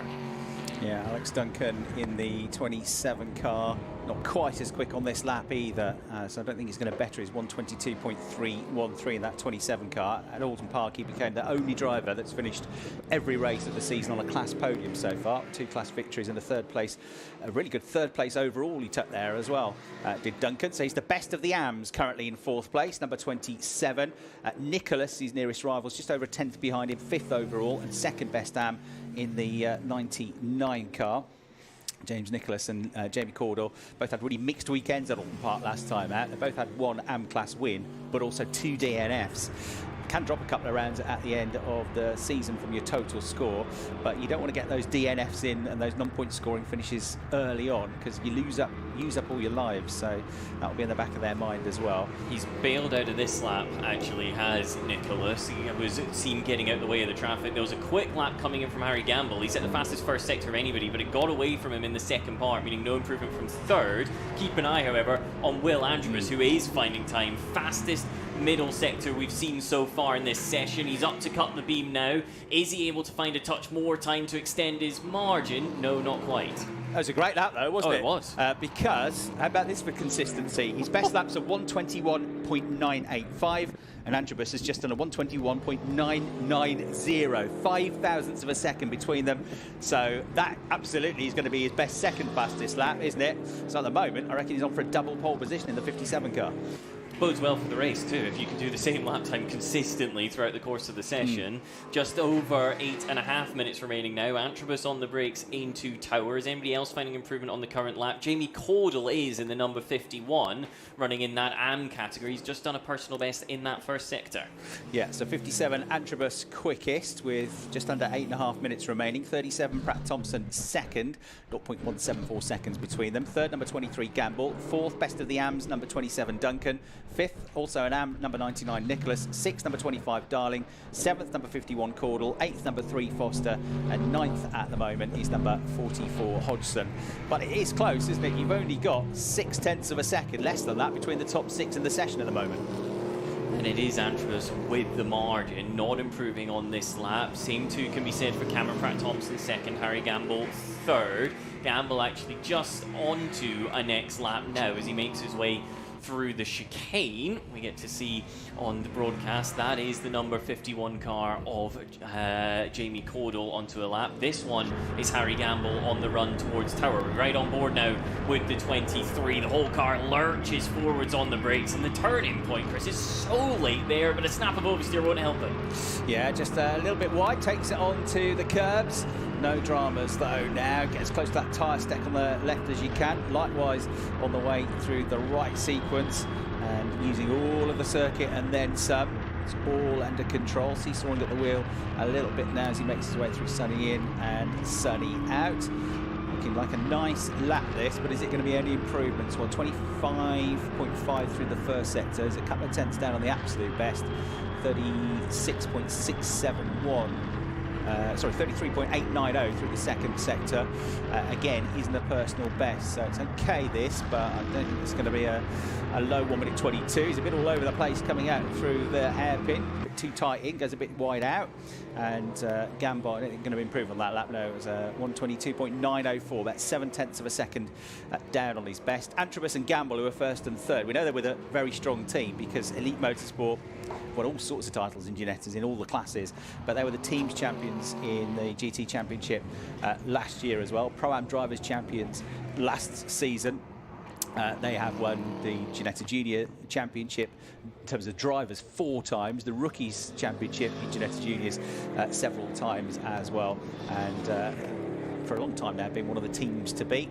Pratt-Thompson is with the SVG team. He's in between these two elite drivers at the moment. It's Andy Johnson's team. They were the GT Academy champions back in 2021, so a good job as well. But at the moment, everybody is sort of losing out on time. They've all dropped back to be best part of a second down on what they were doing earlier on in the session. So as the track warms up, the tyres getting a bit too heated now in this session, and with only 5 minutes and 40 seconds to go, are we actually going to see any more improvements? It would explain the sewing at the wheel we saw from Harry Gamble, because we were touching on how good the consistency was. That's not a car you could be consistent in if it was behaving like that 2 or 3 laps ago. On screen now is the 37 car. That one's Cameron Pratt-Thompson. He's second in this session and has just gone quicker than anybody through the first sector speed trap.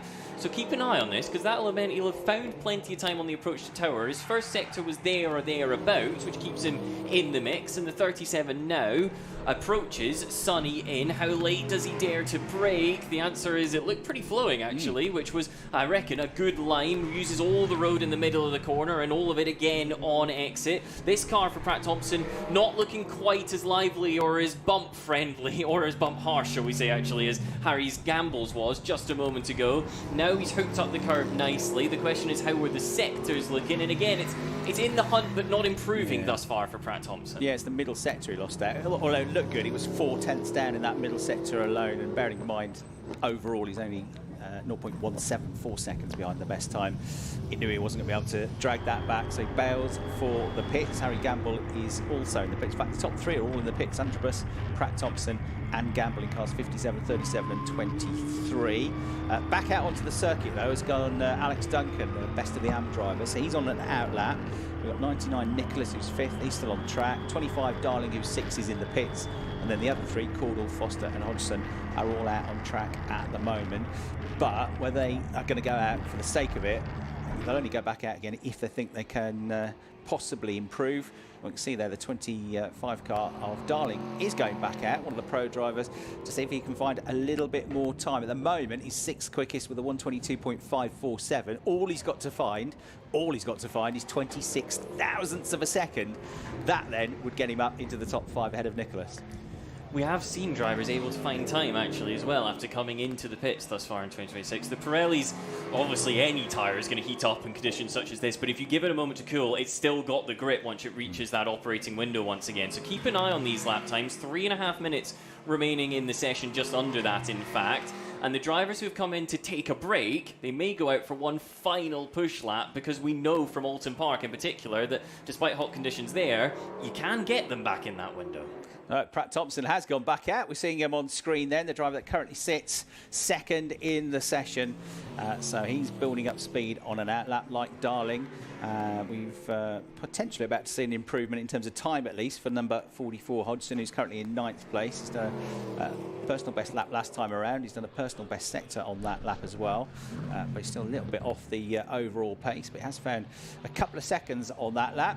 Tracking the progress on the outlap at the moment on Pratt Thompson. Certainly, at the moment at least, traffic's not going to be an issue, unless of course somebody comes out of the pit lane right in front of him as he charges down towards turn 1 with 2.5 minutes to go. He's about to do that because he comes out of the hairpin, a little bit close to the grass on the way out of the turn, heads over the start-finish line and starts a flying lap with just over 2 minutes and 20 seconds to go.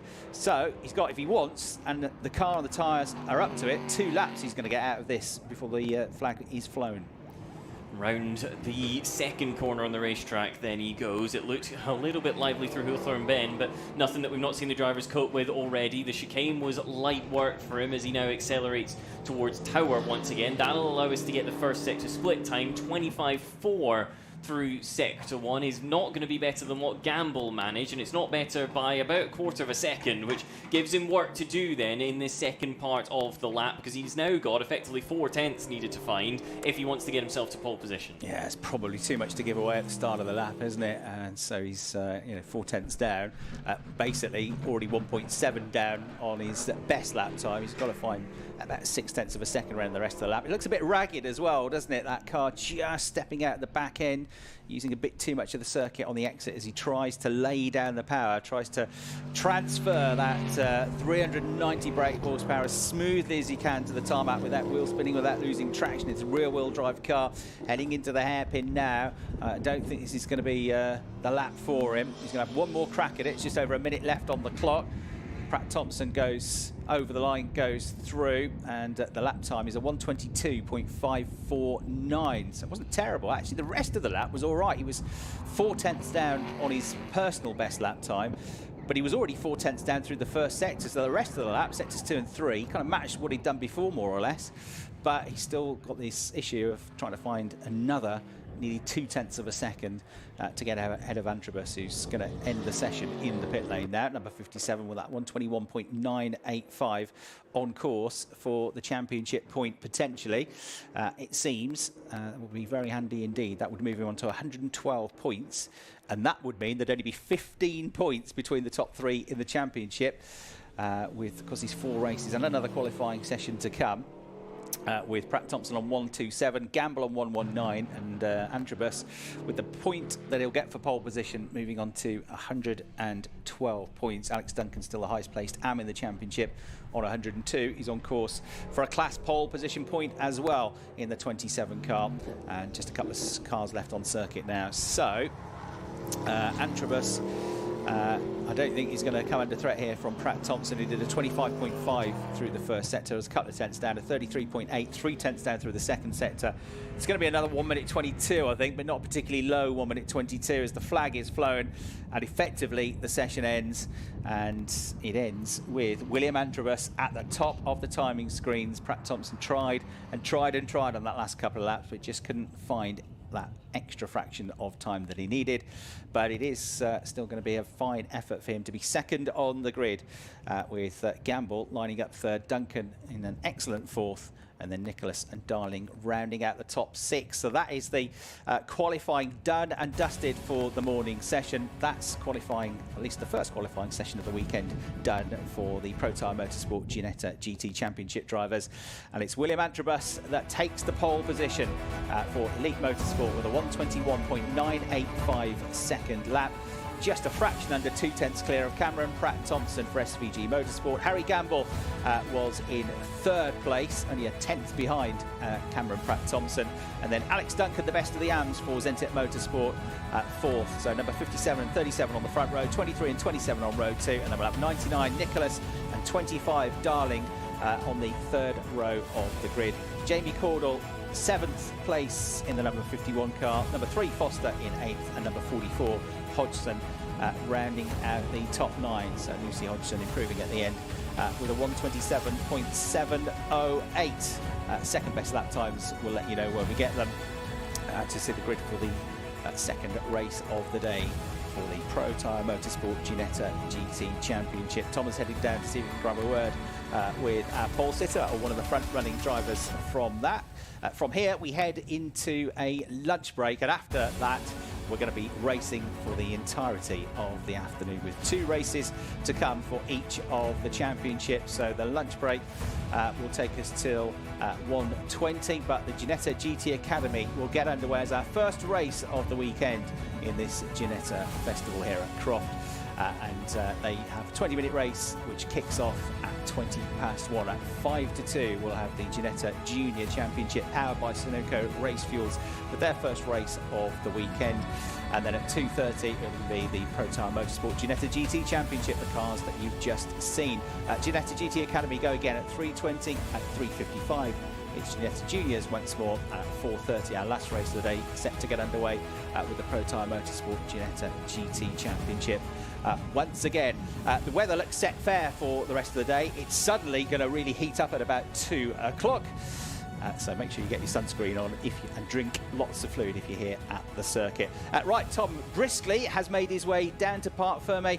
Let's get some reaction to that qualifying session with him now. Thank you very much. Yes, I've hot-footed it down here. Well, Andrews, you beat me to it, and you beat most people to pole position there. A couple of quick laps. What were the conditions like? Yeah, it's quite hot conditions, so it's been really good for me lately. I'm very good in the hot conditions, and overall I've put in a great performance, and the team's put in a great car at the moment, and it's now just onto the races really. It's just getting away at the start, and then it's just working through the laps from there really. And we've just come off the back of Alton, so normally I'd ask you, are we prepared for the twisty nature of the circuit? But I presume you've got the car set up nicely for it. Yeah, we've got the car set up quite nicely. I'm quite happy with it at the moment. I think we could make a few changes going into the race, as we normally do. But yeah, coming from a double pole at Alton to doing a double pole here, it's astonishing. To keep the pole streak going, I just need to do a good few races now and keep a good win streak going. I hope so. But yeah, we don't know what happens in the races. Anything could happen. I could have a failure. I could run out of fuel like in the first race, but I don't think that one will happen. But yeah, I'm quite happy with where I am at the moment, and I'm in a good headspace going into this next few races, and fingers crossed the whole weekend. And when we look towards those races, you've got your championship contenders right at your heels. Does that play into the mindset at all, or is it all the same? No, it doesn't play into the mindset at all. It's really about how I'm doing. That's all I really think about. If I'm at pole, I'm pole, happy. If I'm not pole, then I've got to work to it. But yeah, I've done my job today, and I just need to do my job in the races. Well, good luck. Thank you very much for talking to us. Thank you. With that, we'll head back up to the commentary box for now. Thanks very much indeed, Tom. Great to hear the reaction from our drivers. First part of the job done, but they're still game faces on, aren't they? Ready for the races ahead, and the big challenges to come this afternoon for all of the drivers. And of course, we do it all again tomorrow. So temperature is going to increase. The chance of rain decreases this afternoon. Still one or two grey clouds out there, as you can see if you're watching the live stream from the pictures, and still a bit breezy, so the clouds can come and go a little bit, but the percentage chance of rain does decrease the further into the weekend we get, and so far we have managed to avoid it. Right, we can get some more reaction now. It was a very, very strong qualifying session for our top am, Alex Duncan, in the 27 car, and Tom has managed to find him down in Parc Fermé.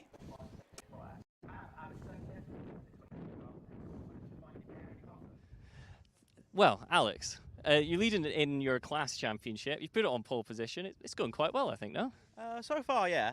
We've got 4 races this weekend, so we'll see how we are at the end of it. But no, we've got probably in the best position class-wise to start with, being P1 of the AMs. But no, we'll look forward to it going into the first race and just be cautiously optimistic from there. But yeah. And for us in the commentary box, the laps, they looked a little bit leery, a little bit bumpy. Was it the same for you in the cockpit? Yeah, to a degree. It's just the heat, really. Honestly, the track's that hot that it's just trying to keep the car pinned to the corners. Sometimes it'll drift out wide a little bit, and it unfortunately ends up us having to overcorrect it.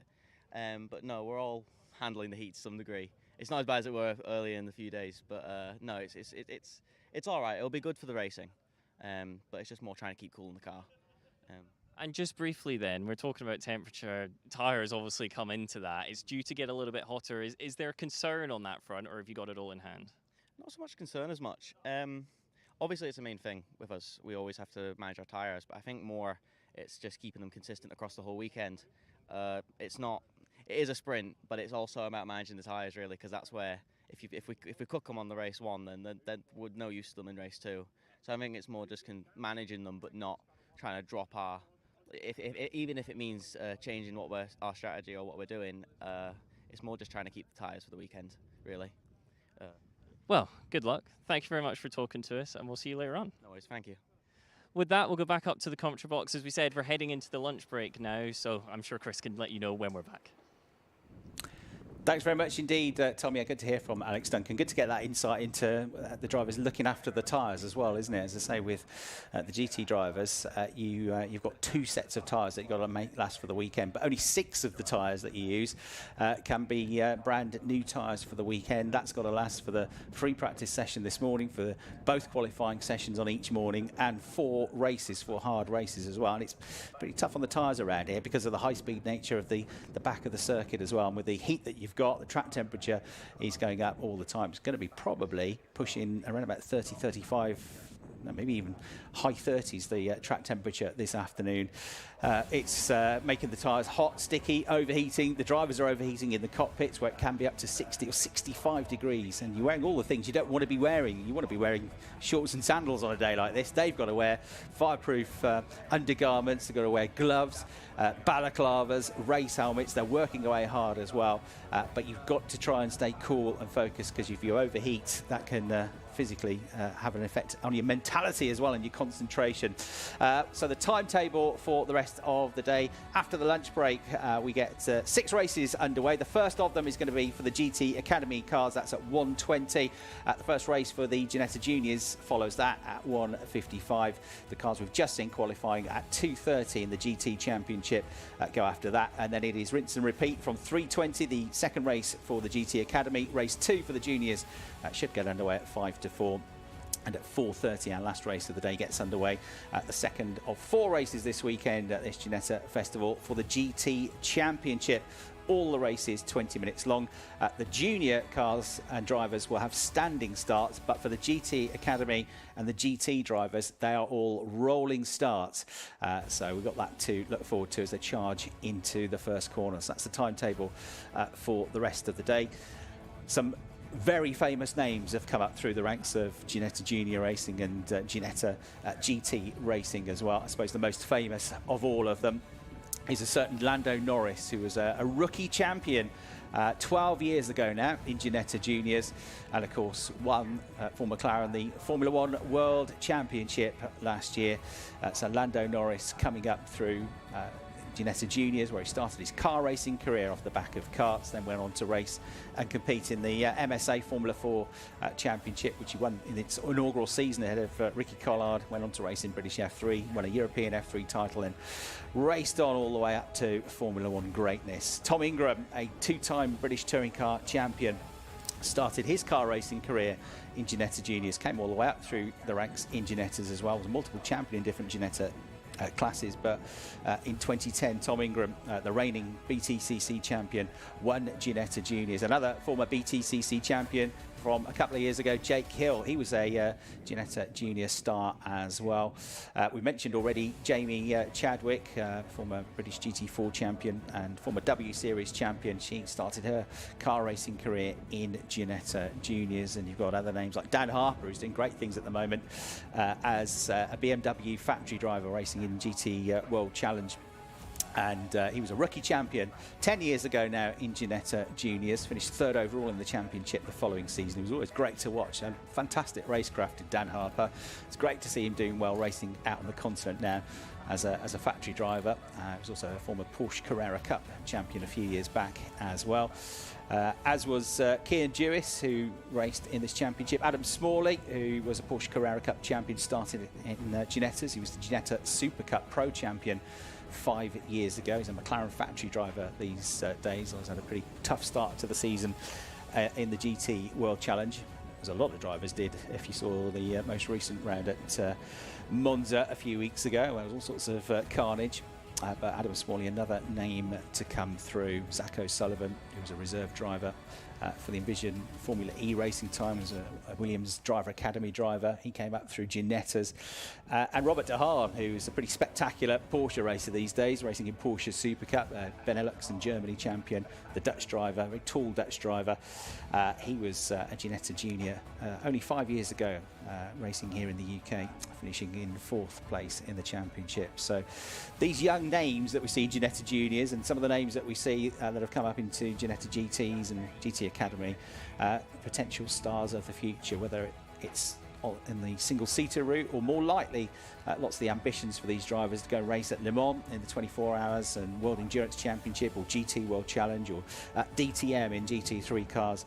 And this is a great training ground for drivers like that. We mentioned Harry Gamble, his brother Tom Gamble, going off and becoming a pretty successful GT racer as well. It's just another example of drivers that have come up through the ranks in these championships. So great to see these stars. What it also gives us is absolutely mega racing. Obviously, it's a one-make championship within each of the categories that we've got, so the cars are as near to identical as you can possibly get, and that always leaves us with very close racing.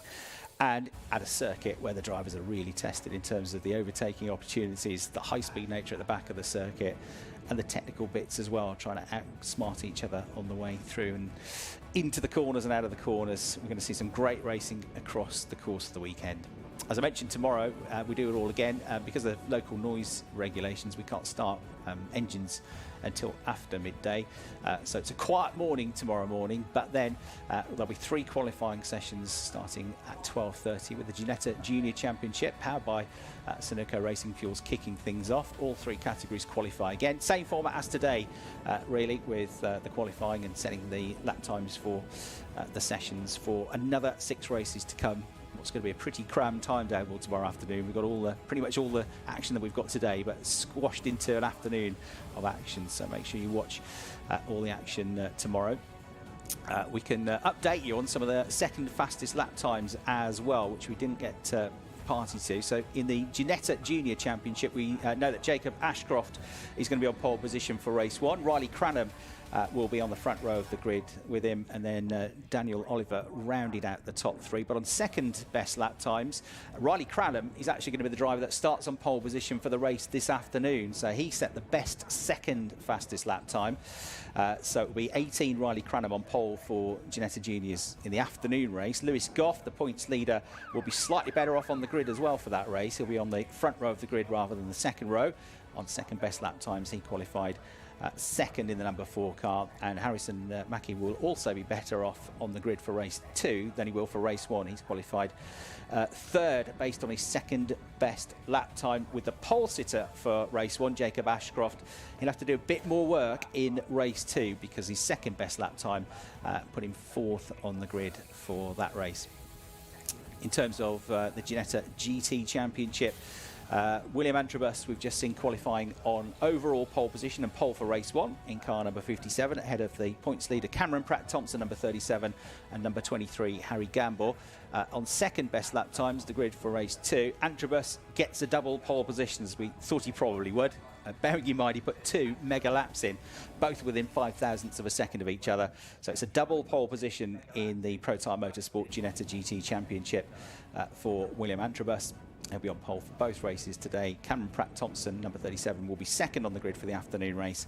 And Alex Duncan, an excellent third as the best AM. He's even ahead of Harry Gamble on the grid for that second race this afternoon. So really impressive stuff from Alex, the Zentek Motorsport driver, so far today. So for that second race, he'll be on pole position there. We can see on screen the timetable for the afternoon. And then, of course, the first qualifying session that we saw today was for the Ginetta GT Academy. They're the drivers that are going to get the race action underway after the lunch break. Despite going off the road, losing his rear wing and damaging the car on the exit to Clairvaux, Lewis Bilicki pole position for that first race. Number 17, the German driver who leads the Rookie Championship. Tom Walker, number 21, was second, and Ian Beaumont, number 13, was third. But what about second best lap times? What about the grid for race 2? Well, Bilicki did it again because he managed to get 2 quick lap times in before he went off. So he has got a double pole position. Tom Walker will be second on the grid for that second race. However, it will be Joe Ostelhoff who is going to be slightly better off on the grid for race 2 than for race 1 based on second best lap times. Number 19 will start that race third. In Beaumont, who was in the top 3 for race 1, will have to come from 5th on the grid for that second race.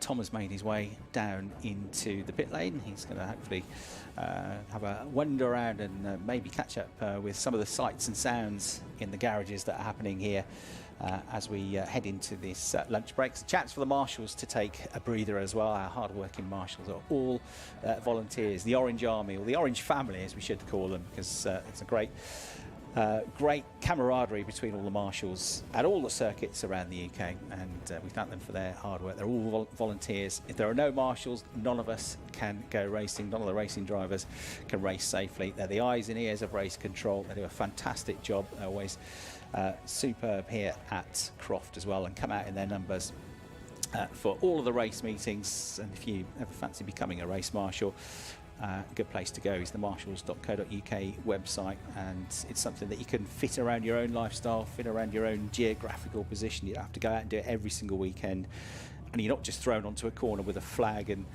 no instruction. They do proper training, proper taster days as well, and you'll be put with an experienced team of marshals. If you fancy getting involved with motorsport but you don't have the option to become a racing driver or work with a racing team as perhaps a race engineer, it is a great way to get involved in motorsport, with the chance to really be part of the race meeting and make sure everything is run slickly, safely, and of course you get the best seat in the house as well watching trackside. So massive thanks to the marshals who were working hard for us across the course of the weekend here at Croft. So the afternoon session gets underway at 1:20. The cars will be heading out onto the grid about 5 minutes or so before that. So that gives us about 35 minutes before the track action gets back underway here at Croft. Been a busy season so far in the first couple of months of the year for the drivers in the championships so far. GT Academy, they've had 5 races already this season. As we head into the end of the month, they had a pair of races at Silverstone and 3 races at Alton Park. The same was true for the Ginetta GTs. For the juniors, they've had an extra race as well. They started their season at Donington Park, where they had 3 races, 3 at Silverstone and 3 at Alton Park. So they've already had 9 races in the championship. They've got another 4 coming up this weekend. So it really is a busy championship in terms of the Ginetta Juniors race across the course of the season. But of course that is all part of the learning curve for these 14 to 17 year olds, because it gives them a load of track time as they develop themselves as racing drivers and get used to car racing, because lots of them have come straight from karting backgrounds. They get some great circuits on the calendars as well. So I mentioned Donington Park was where they started. They used the full Grand Prix version of the circuit at Donington back in mid-April, and they were on the full Grand Prix circuit when they went to Silverstone at the end of that month as well. Alton Park followed by Croft, and then they go to Zandvoort in July, and they go to Snetterton in August, Donington Park and Brands Hatch around the Grand Prix circuit to round out the season at the end of September, by which point they've done 25 races. So if you're watching on the live stream, we can now show you some of the race highlights from Ginetta Juniors when they were last out in action towards the end of May at Alton Park around the international circuit. A dramatic opening race of the weekend for the Ginetta Junior Championship, powered by Sunoco Race Fuels here at Alton Park, saw Harrison Mackie lead from pole position. Harrison, a podium finisher this year, wanted a maiden victory in the championship, but with all of the top 10 drivers on the grid hunting a first race win, it was always guaranteed to be a high level of competition. That was demonstrated early on when Riley Cranham got the lead away from Harrison at Cascades, only to lose it again at Lodge Corner. It was a consistent training of lead between the two, which invited Riley's R-Racing teammate Max Murray into the battle as well, making it a three-way scrap for the race lead. Max's time at the front, though, was short-lived. He looped it into Cascades Corner, spun into the gravel. That elevated Josh Watts into, at the time, a fairly distant third position.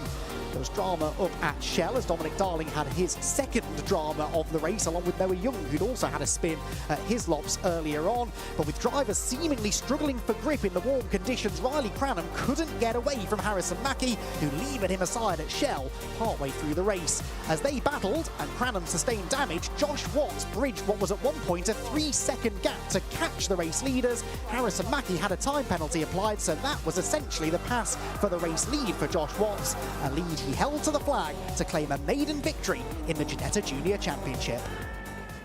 I think the on-track bit was good. Like, we controlled the race as much as we could. Obviously, got a penalty for track limits, which I don't think was right, but is what it is.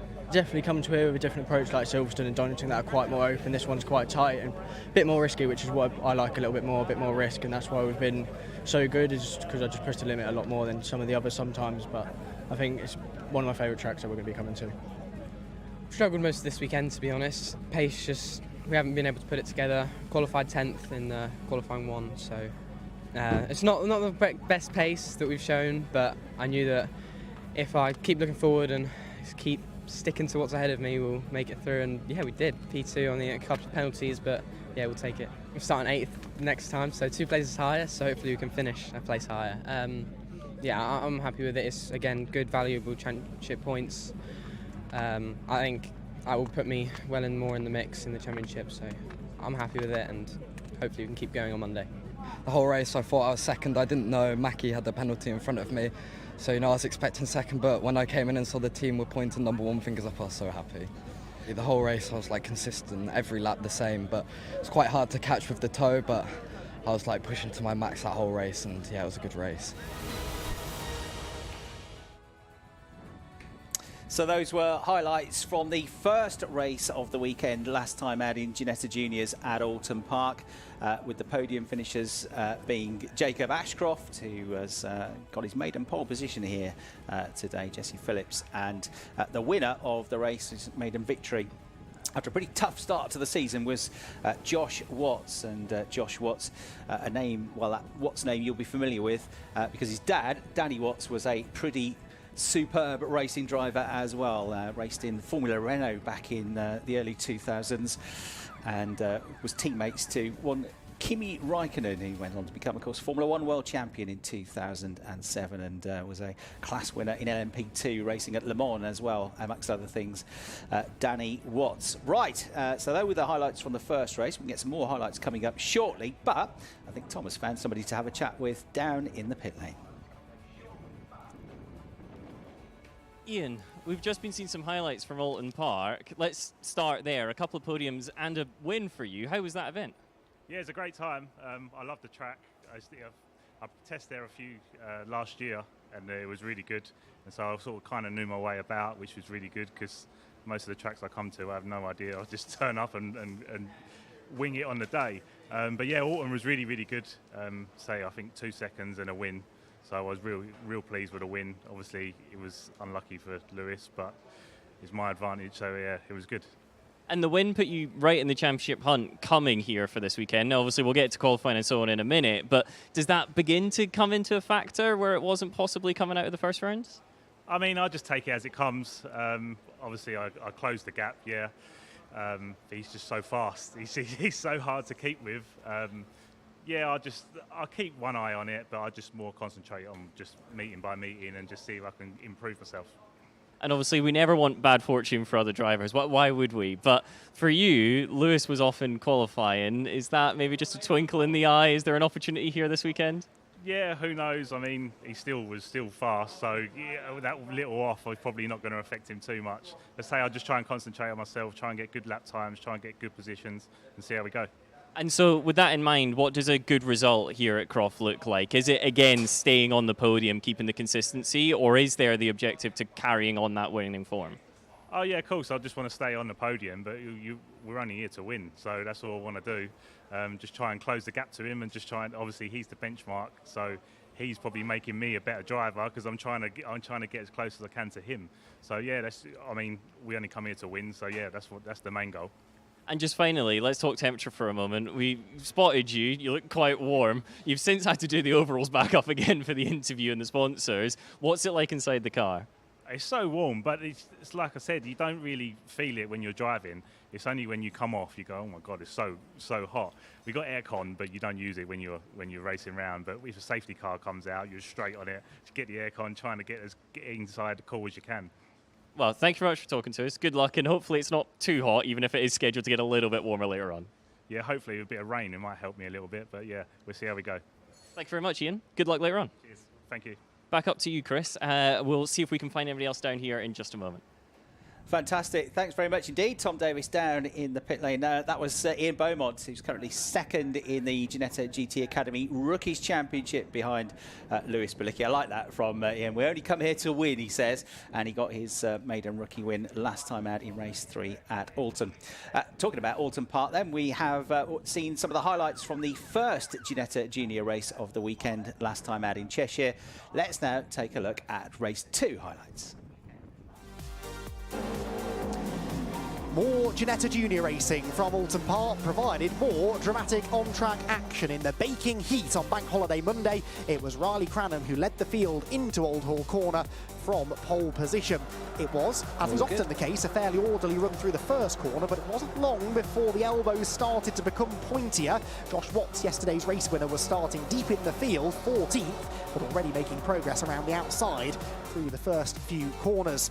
The Britain chicane was an action hotspot. Jesse Phillips ended up wide over the grass. That wasn't the last time he would go grass tracking, and far from the last driver to be caught exceeding track limits. Lewis Goff, championship leader, having set no lap times in qualifying, ended up starting 23rd, but was charging through the order with some brilliant racecraft in the first half of the race, and he was aiming for another top 10 finish. There was a little bit of a skirmish down at Hislops between Dominic Darling and Devon Hargeland, as behind Jesse Phillips continued to try everything he could think of to make some places. That Dominic Darling car unfortunately didn't get to the end. It tangled with Noah Young down at Cascades. That brought about a safety car on the resumption of the race. Lewis Goff, though, seemed to struggle. He had a slide at Cascades and lost a couple of positions on the run down the Lakeside Straight.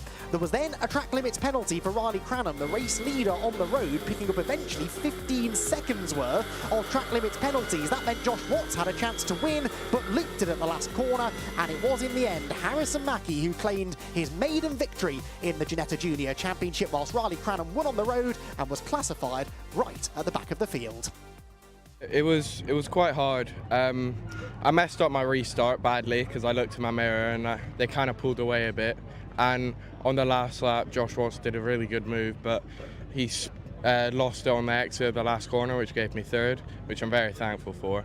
But yeah, it was a good race. It was hard, and thankfully there was no contact. I started 6th, and I got a decent start. Got ahead of 2 people, and then I was in my own air for a bit. And then the safety car came out. It was a long safety car, so cut the session short. But then we had a little battle at the end, and I managed to get out with 2nd place. So that's good. Wanted to go one better. I really want to get that first win, especially on my dad's birthday. So happy birthday, Dad! And yeah, I just want to get a win. So it'd be really good, and I'll be really happy if I manage to do that. So that was the main thing, and that to get back what we, in my words, deserved in the first race. So to have it in this race and do a great job, the team gave me an incredible car in that race to come through from 3rd. It was hard, but we fought to the end and came out and win. I think we'll look at some data. Obviously, it'll be a bit hot for the next race, I think, so make some changes to the car just to adjust to the heat, and we'll go again, try to do the same. So highlights there from the second race of the weekend, last time out for the Ginetta Juniors at Alton Park, with the disappointment of having missed out on a win in race 1 with his track limits penalty. Harrison Mackie coming home with his first victory of the season ahead of Jacob Ashcroft and Max Murray. Right, Thomas has been busy down in the pit lane. I think he's managed to catch up with Jamie Cordell in the number 51 car, who has been racing and qualifying so far this weekend in the Protyre Motorsport Ginetta GT Championship. Down to you, Tom.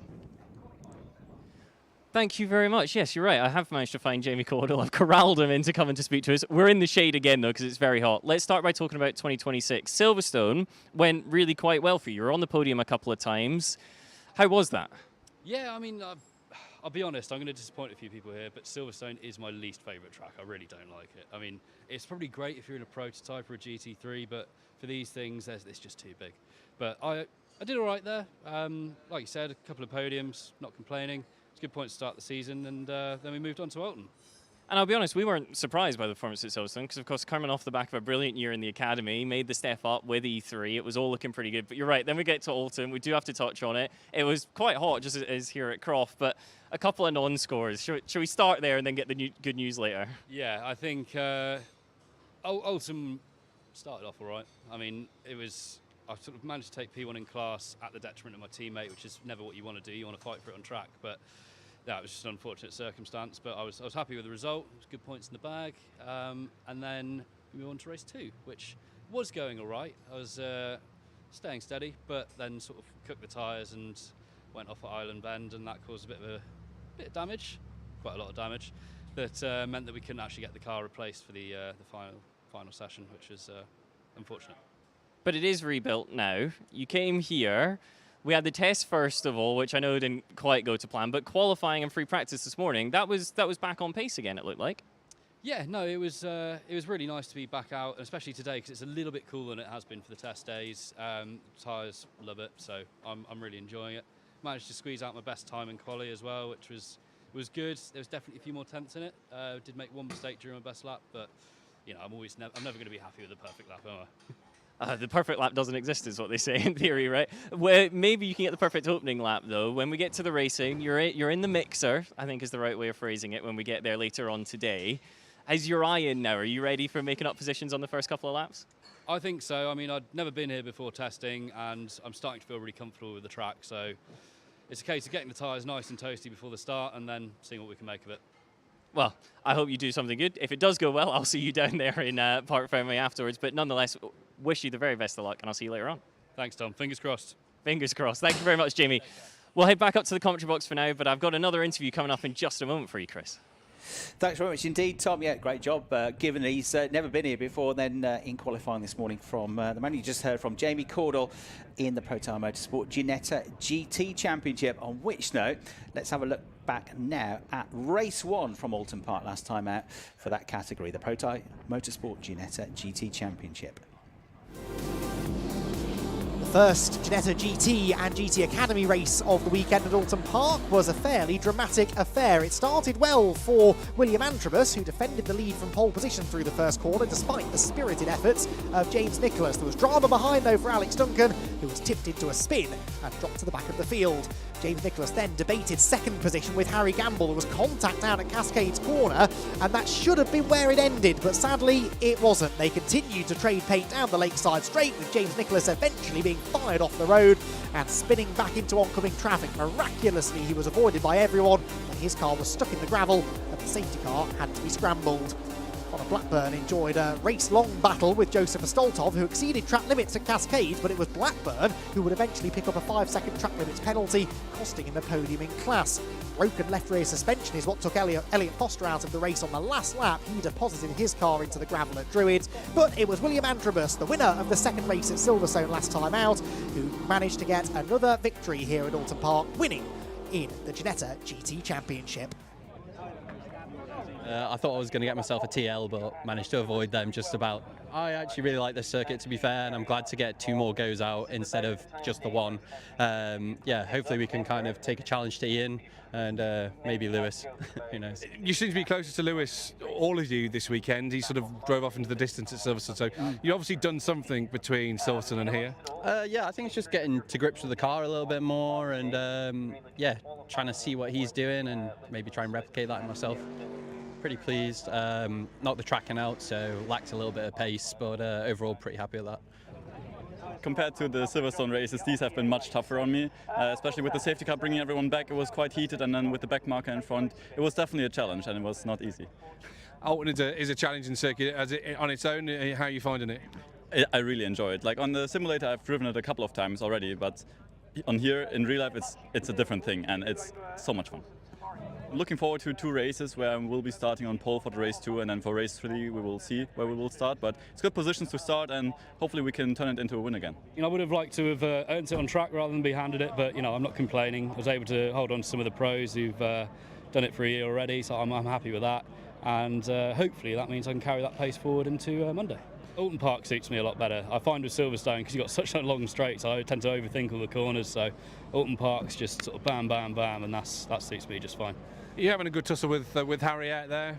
Yeah, I was giving it a go. He had a bit of damage. I noticed he had a bit of a crimped exhaust, so I thought maybe he might have a few less horsepower. But, it was nice to hold on to him for a bit, but ultimately I'm not used to managing the temperature in tyres, so I lost it towards the end.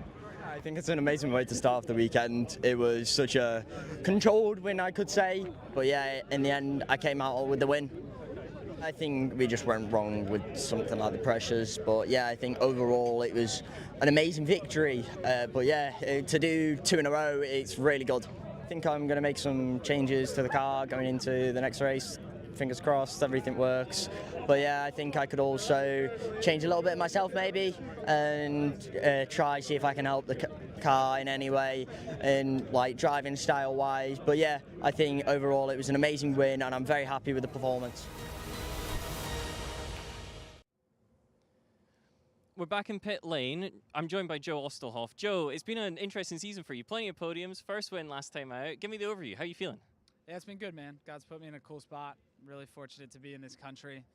As much banner as the U.S. and England have, I love it here. So it's been a lot of fun. Good win at Silverstone, like you said. Consistent podiums. Let's just keep it rolling this weekend. And let's touch quickly on that transition from the States and Atlanta, now living in Birmingham, which is a change of scene, let's put it that way. How have you been finding it? It's been good. We can work on seasoning some food, okay? That's something that I'll bring back from the States. But otherwise, it's been a blessing. Like I said, it's really awesome to be here. And this weather feels like Atlanta, so a little taste of home. In terms of the Ginetta racing, as we say, good season. Qualifying earlier looked encouraging as well. What are your sights set on for this weekend? Yeah, consistent podiums again. We were doing really well. We were P1 in class until the red flag happened, hit some traffic. So a little bit frustrated there, but as we always know, God's got me, so what will happen, will happen. And in terms of the plan, is it all the same as usual, just eyes forwards, or have you got a little bit of tactics coming in because the championship's close? Yeah, the championship is close. I think the main thing that we can do is just survive, right? So making sure that you always finish a race. DNFs are what kill your championship hopes. So smooth racing this weekend, and hopefully we'll be talking after this. I hope to see you then. Hopefully you survive. Thank you very much for talking to us. Thank you. God bless. With that, we'll go back up to the commentary box once again. Chris is waiting for you there, and we must be getting close now towards some racing action. Absolutely, yeah, good to hear from Joe Ostelhoff, who's going to be on the second row of the grid for what will be our first race of the afternoon, which is going to be the first of 4 races, of course, for the Ginetta GT Academy. Good to hear from the American. Working on the seasoning of the food in his new home in Birmingham. He goes to Voltibelt in Sparkbrook and Sparkhill and gets some nice, proper, spicy food. He won't have any dramas there. But he's one of the drivers, one of the many drivers with ambitions to race one day in the World Endurance Championship and at the Great Le Mans 24-hour race. So good luck to Joe from the second row of the grid in the race to come. Here's the timetable then for the afternoon session and our first batch of 6 races at this Ginetta Festival. With the GT Academy drivers getting the action underway at 1:20. They're all 20-minute races. They'll have a rolling start. It'll be a standing start for the Ginetta Juniors, who go next at 1:55. in the Ginetta Junior Championship, powered by Sunoco Race Fuels. Then the first race of the weekend for the big GT cars, 390 brake horsepower. Rolling starts for them as well. That gets underway at 2:30. And the second race is based on everybody's second best lap times from qualifying the grids for those. GT Academy get the second batch of races underway at 3:20, and then at 3:55 it's race 2 for the juniors. And our final race of today, this first day of action, will get underway at 4:30 with the GT Championship cars going once again. Those rumbling V8 engines with their mighty 6.2 litres and 165 mile an hour top speed. So all sorts of great racing coming up for you here if you're at the circuit, or if you're watching us online here at Croft with this third running of the Ginetta Festival. 27th and 28th of June. 4 races, of course, and it's all about, for these drivers, having a solid weekend with 4 rounds of the championship for each of the drivers. It's make or break. In the middle of the season, you can have a really, really epic weekend and score a ton of points and trophies and podiums. But if things are going wrong on a weekend like this, suddenly your championship hopes can derail rather quickly, can't they? If you have a bad weekend, it can cost you double the amount of a normal bad race weekend. So lots of testing times to come for the drivers and the teams. It's going to be a busy afternoon of racing for them. We're going to take a quick break from the commentary, but Tom Davis and myself, Chris Hartley, will be back in the not too distant future to give you all the build up for the first race of the weekend here at Croft.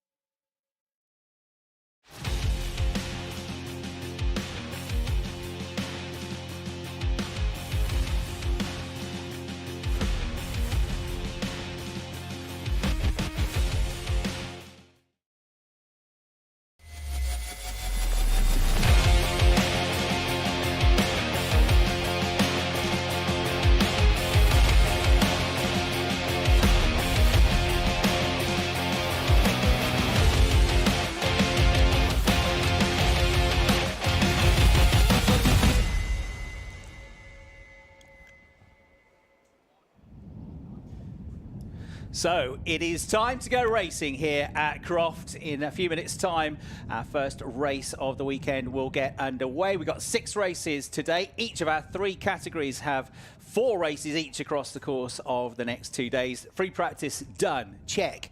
Qualifying done, check, at least for today. Now it's time for the real nitty-gritty as we go racing. We have got action this weekend from the Ginetta Juniors, the young 14 to 17-year-olds in their 100 brake horsepower, 120 mile an hour Ginetta G40s. Later on, we've got action from the rumbling V8s of the 390 brake horsepower Ginetta GTs in the latest iteration of the G56 cars. But first, we're going to go racing with the Ginetta GT Academy. These are also G56 spec cars, but they're V6 engines, produce 270 brake horsepower, and they can do a fairly hefty 140 miles an hour. All the races are going to be 20 minutes long. And we're here in the commentary box overlooking a sunny but windy Croft. Temperatures starting to rise. It's not quite going to get into the 30s like we've had all week with this UK heat wave, but it could push up to around about 27 degrees in the next hour or so. So a tough test for the drivers in these cars with 2 races to come, and the temperatures in the cockpits around about 60 to 65 degrees Celsius. And of course, for the teams, we've got to get the cars turned around in double quick time between each of their pairs of races today.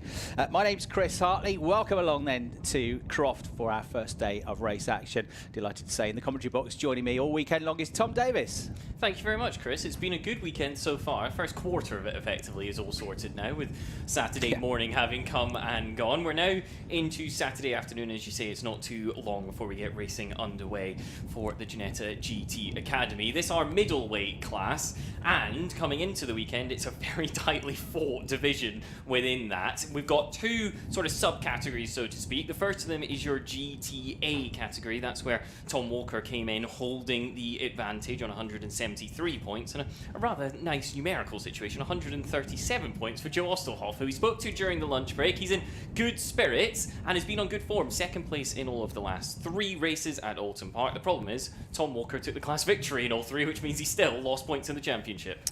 Yeah, absolutely. And then in 3rd place, we've got Alan Wright, who's still looking for his first podium of the year.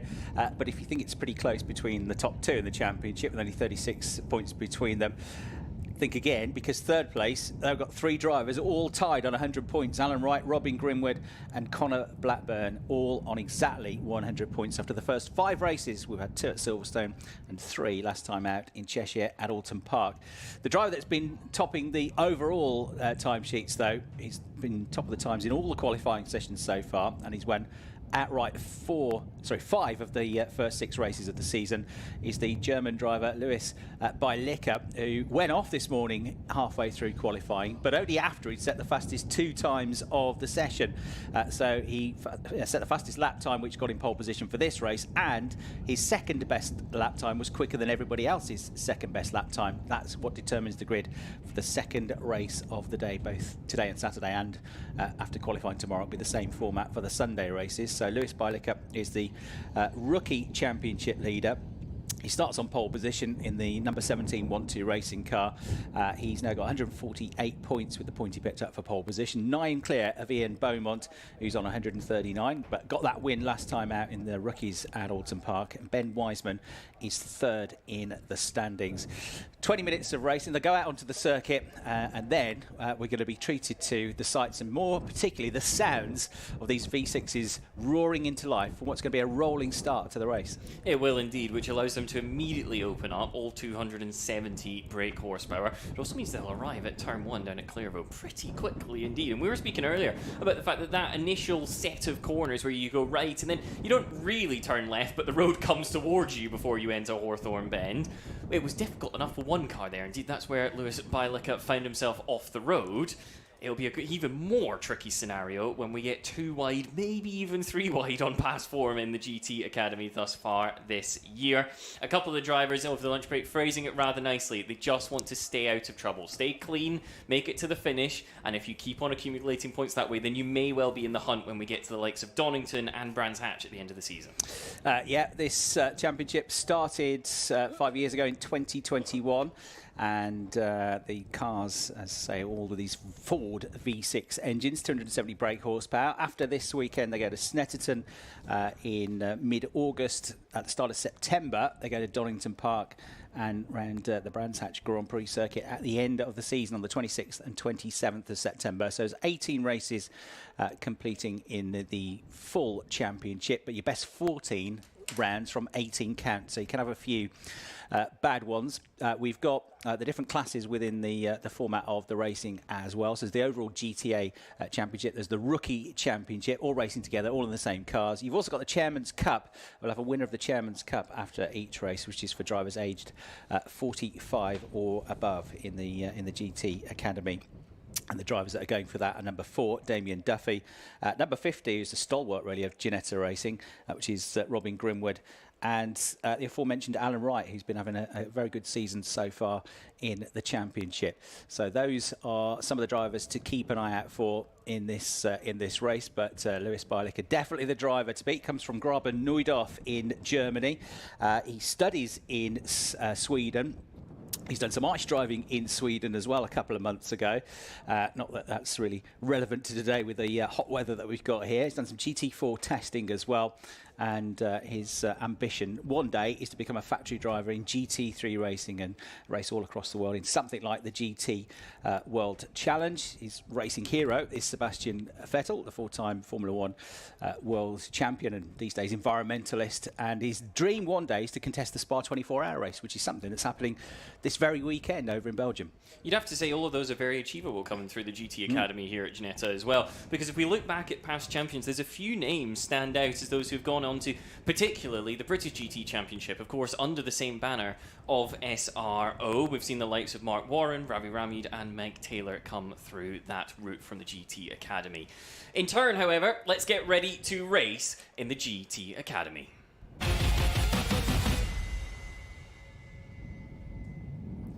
So, race day is underway, so to speak. We are reached the afternoon. We're going to get racing action underway very shortly indeed. Kicked off by the Ginetta GT Academy action. We've got 13 cars ready and raring to head out onto circuit for what, Chris, is bound to be an action-packed affair.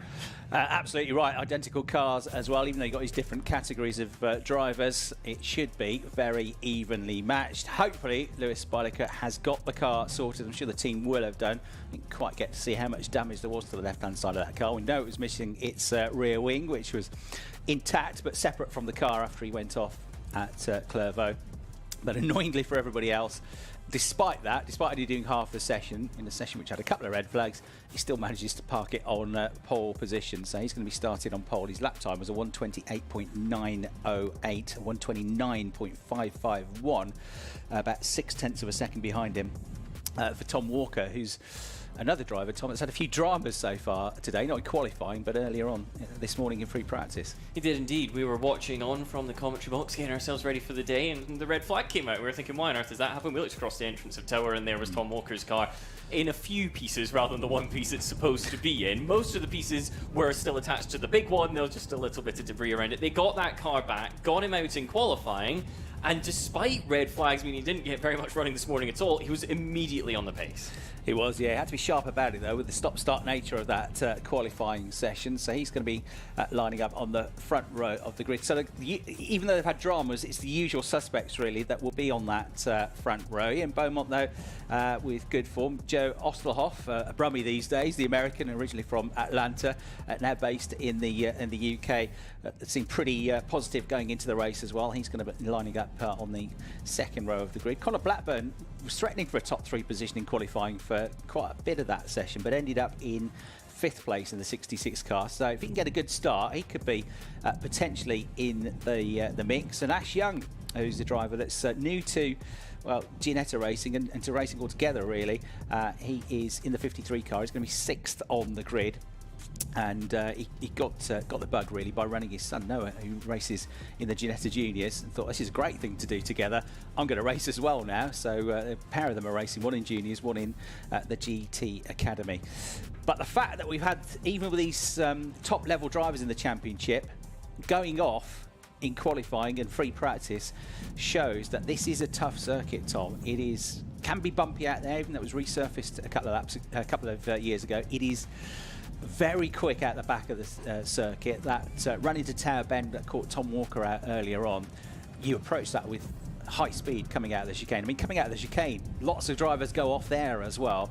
It can catch you out if you just get it ever so slightly wrong here. And if you get it wrong, it's a big one at Croft, isn't it? The car is set up incredibly soft, actually, to combat those bumps. And they're almost humps and troughs, aren't they? Because it's not the surface, as you say. It's just the nature of the circuit, rolling that little bit. Although it's not known for its elevation changes, certainly not a flat surface as the cars make their way out onto the track behind the safety car. They'll pull up on the grid, and in turn, we'll then have them round for what is officially their warm-up lap, so to speak, and then they'll come 2 by 2 ready for the rolling start after that. So a little bit of procedure still to go as they make their way around. But you're right, cars set up soft to handle lumps and bumps, and I wouldn't be surprised if it played a part, because we've seen the occasional brake just being snatched where it becomes unloaded.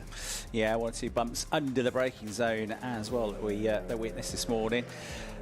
You get 35 points for a race win. That's the same in all. It's the same scoring system in all of the championships that are racing at the Ginetta Festival this weekend. It's 35 for a win, 30 for second, 26 for third, 22 for a fourth, and then it goes down in 2-point increments until you get to 9th place, and then 10th place you get 11 points, down in 1-point increments to 20th place, where you can pick up a championship point. So top 20 score points. If you qualify in pole position, that's a championship point, and if you get the fastest lap in a race, that's a bonus point as well in each of the races. And for the Ginetta GT Academy drivers, and later for the Protyre Motorsport Ginetta GT Championship drivers, this is a great fun opportunity this weekend, because ordinarily they race together, don't they, on the same grid, and have their own battles within battles. But this weekend they've been afforded the chance to race on their own each time for the 4 races that they'll get in each of the categories.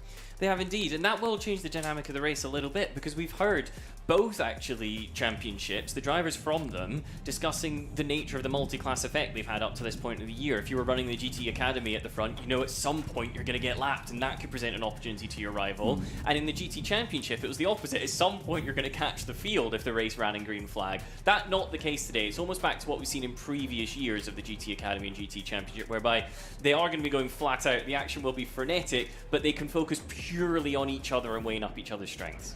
So the safety car is there, ready to go. Oh, is that an issue with the car right at the back of the grid? He's got the door open. It seems to be gesticulating to the pit wall. Lucas Theo, we know, had problems with his car this morning. That car has made it to the grid, thankfully, so they're all there. The car that's right at the very back of the grid is Damien Duffy, the orange and black car. So that is there, ready to go. In fact, here's Lucas Theo's car there. I'm not sure it is, actually, so that might well be missing. That stopped out on track, didn't it, in qualifying? That brought about the first red flag this morning, and I don't think he's there, tucked up against the pit wall, so I think we're going to be missing that car, unfortunately, for this this race, Lucas Theo. So it should, I think, just be Robin Grimwood on that penultimate row of the grid on his own. The safety car leads them around then for 1 lap, then it will peel into the pit lane, and then we'll get a rolling start. These V6s are going to make a fantastic sound as they hit the accelerator and punch up through the gears for the start of the race at the end of this formation lap, ready for the rolling start and the charge down towards the first corner. For the drivers, Tom, this, even though it's at low speed, this recce lap, this green flag lap, is just a chance to just get your mind set into the right zone now and have a plan of what you're going to do into that first corner. The track will have warmed up quite a bit since they were out there earlier on this morning.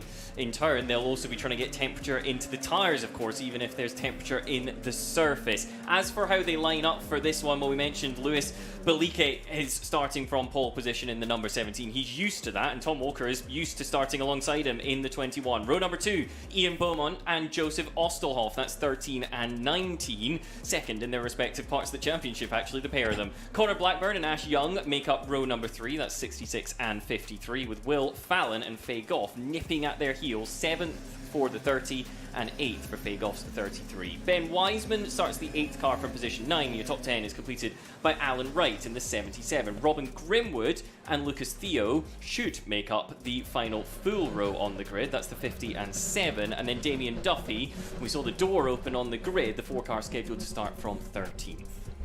So the cars now in 2x2 formation around the back of the circuit.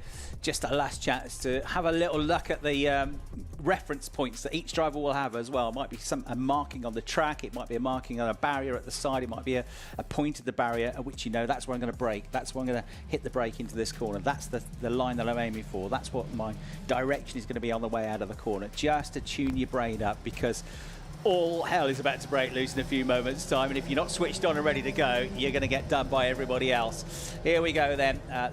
Into the hairpin they go. The safety car lights are out, it peels in, and the rolling start about to get underway. Lewis Bajlica on pole position in the 17 car to the inside, on the run in towards Clervaux. On the right-hand side, Tom Walker will be alongside, and the red lights are on. They creep towards the start-finish line. And the red lights go out. The race now gets underway. Fantastic sound as these V6s roar into life. Bajlica has made a very good start from pole position. Beaumont's made a pretty good start as well in the background. Connor Blackman is onto the grass with two wheels trying to find a gap as well. But it's Tom Walker that fends all of that lot off to hold on to second place. Somebody could get the Dutch though, running slightly wide on the way through Clervaux. They go through Hawthorne. They're about to find their way through the chicane for the first time in this race. It is the perfect start though for Lewis Bajlica, who holds on to the lead of the race. Tom Walker is going with him in second position, and a strong start for third place man Ian Beaumont as they go to Town Bend for the first time. That was Joe Osterhoff and Ash Young going in a little bit deep to the first corner, but they both managed to maintain their positions. Lewis Bajlica having to just be that little bit defensive at Tower because Tom Walker is crawling all over his back bumper. He knows that this is the best opportunity to try and make progress. They'll keep it absolutely pinned through the Jim Clark S's, and already the top two maybe just opening their legs a little bit from Ian Beaumont. Tom Walker's not going to be close enough to challenge at Sunny for the first time. Oh, surely there's going to be a look at the complex though. Yeah, no real opportunities there on the way through Sunny in and Sunny out. And actually, Bajlica gets a better run coming out of that part of the course as well. I'd say he extends his advantage by about another car length there. On the brakes into the 90-degree left-hander as they come into the complex. It's left, then right, then into the famous hairpin at the end of the lap. And into the complex, Walker closing up temporarily onto the race leader. Not right with him, but within a car length or so again, as they punch the accelerator and come out of the turn now to complete the first lap of the race. Bajlica is going to lead, Walker in second. Absolutely hanging on to them, though. In third place is Ian Beaumont, number 13, as he goes through. Osterhoff has held on to fourth place in the white number 19 car. The American is about a second clear of the 66 car of Blackburn in third place. In fact, everybody in the top 8 has held on to their positions. The only change has been for ninth place on that first lap, which is number 77, Alan Wright, getting ahead of the number 8 car of Wiseman. Lock up for Ash Young in the background of the picture. That'll be a position lost to Will Fallon. Fallon up to 6th now as a result of that slight error, but nothing too much for Ash Young, still running very healthily within the top 10 as through Tower they go. Once again, Tom Walker, he looks good on corner entry, but on exit, Bajlica so far over the first lap and a half, maybe just with that little bit more traction, tyre temperatures underneath him, and Beaumont sniffing an opportunity in third position, unable to carry enough momentum through the S's to challenge by the time we get to Sunny in, however. Bajlica must be holding his breath as he charged into Clervaux for the first time at full speed at the start of lap 2, because the last time he went into that corner in qualifying, he went off the road and into the barriers. But as a racing driver, you've got to put that to the back of your mind and just remember all the times you got it right. Okay, he's found the limit now, he's gone beyond the limit, but going beyond the limits and off, and with damage to the right rear suspension, I'm afraid, is Faye Goff. So Faye Goff has had a big off, the 33 car. He's not going anywhere fast, damage to the suspension. So she, I'm afraid, is out of the race on this third lap of the race as the leaders come through to complete another lap. The gap was 0.7 of a second. The best lap of the race early on went to Bajlica as he got quicker again. Yes, 1 minute 30.003. It's about 4/10 quicker than Walker. So the gap suddenly is 1.1 seconds. But second, third, fourth, and to a degree, fifth, Blackburn, pretty close together.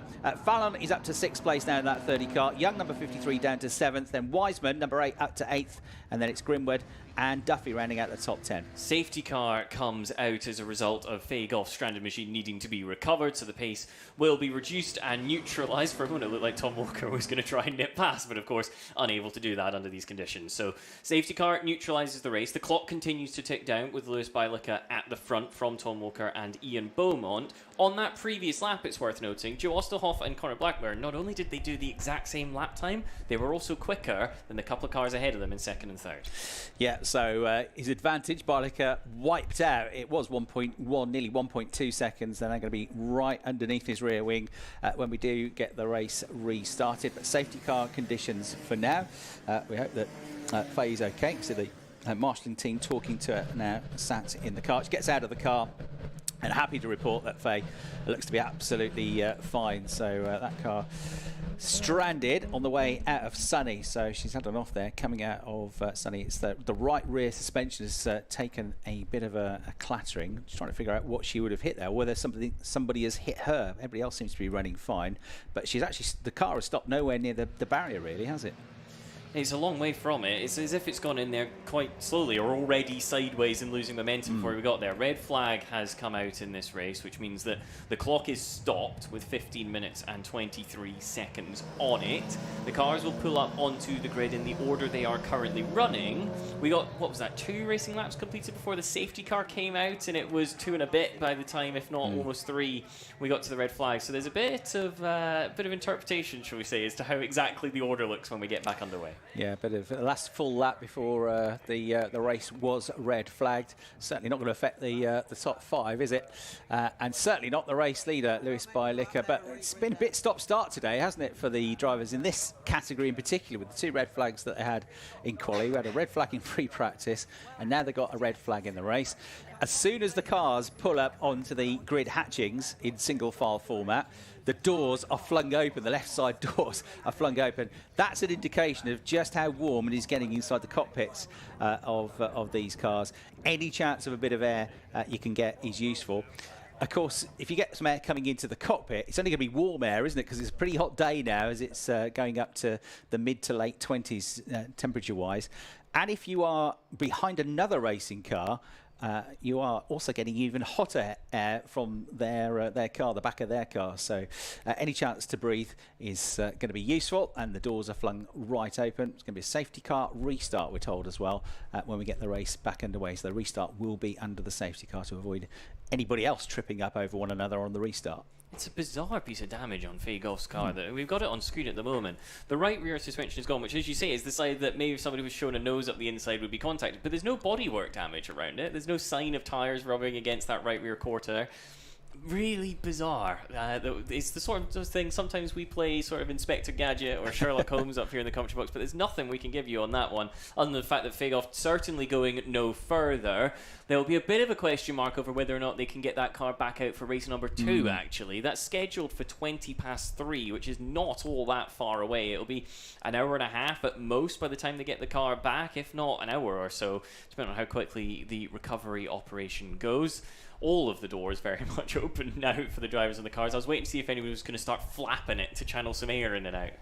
Yeah, it does make you wonder if she's either hit the barrier and bounced a long way back off it, because it's, as I say, it's stopped nowhere near the barrier, or it's just had something's broken on the car, whether she's hit something earlier on in the lap. Who knows? We'll try and find out for you later on, but the end result is she's out of the race. The car can't be moved very quickly, so rather than wasting the race behind the safety car, quite rightly the race director said, right, let's stop the race, get the car moved, and then get back underway. So it's a 20-minute race. The clock does stop at 15 minutes and 23 seconds. They might, depending on how long it takes, round that down a little bit, but of course it is effectively going to eat into a few minutes of the race. They'll restart in the order that they're currently in, or the order before the last red flag came, or the last lap before the red flags came out. And there'll be 11 cars remaining in the race, because we had the non-start for Lucas Theo, I'm afraid, after his issues this morning. We've had that off now, or the problem at least, for number 33. Which is Faye Goff out of the race, which has brought about the red flag. So 11 cars remaining in the race. One of the drivers that had just moved up the order just before that red flag came out, which is for the safety car, was shown, was number 30, Will Fallon, up into the top 6. He's had a fair old journey to get up here, because he comes from Eastbourne. So that must have been the best part of a full day to get up here, unless he got here by a private jet or helicopter or something. But he's one of the drivers with lots of karting experience. He used to race in the Kent Kart Championship and was the junior Subaru karting champion. Then a few years ago entered the Ginetta Junior Scholarship, was a finalist in that. It's a great opportunity that Ginetta have done for a long time now to give up-and-coming kart racers the chance to get some backing, financial backing and support coming into their first season of car racing. And every year lots of drivers enter that Ginetta Junior Scholarship. One of them is chosen and successful off the back of not just driving tests, but they do things like media tests and physical fitness tests as well. And he was actually a finalist in that, didn't win it, but was pretty impressive. Was also a scholarship runner-up in the Fiesta Junior Championship, so just missed out on that as well. So in the end, he decided to do a season of racing in the Junior Saloon Car Champion and was the scholarship winner there in 2023. Will Fallon in 6th place currently, number 30. He says, what your targets for the season? He said, our initial aim was to learn how to set up and run the G56 and try and get a podium by the end of the season, but having achieved a podium in the first race, I suppose our aim now is to try and win the championship, he says, slightly tongue-in-cheek, I think.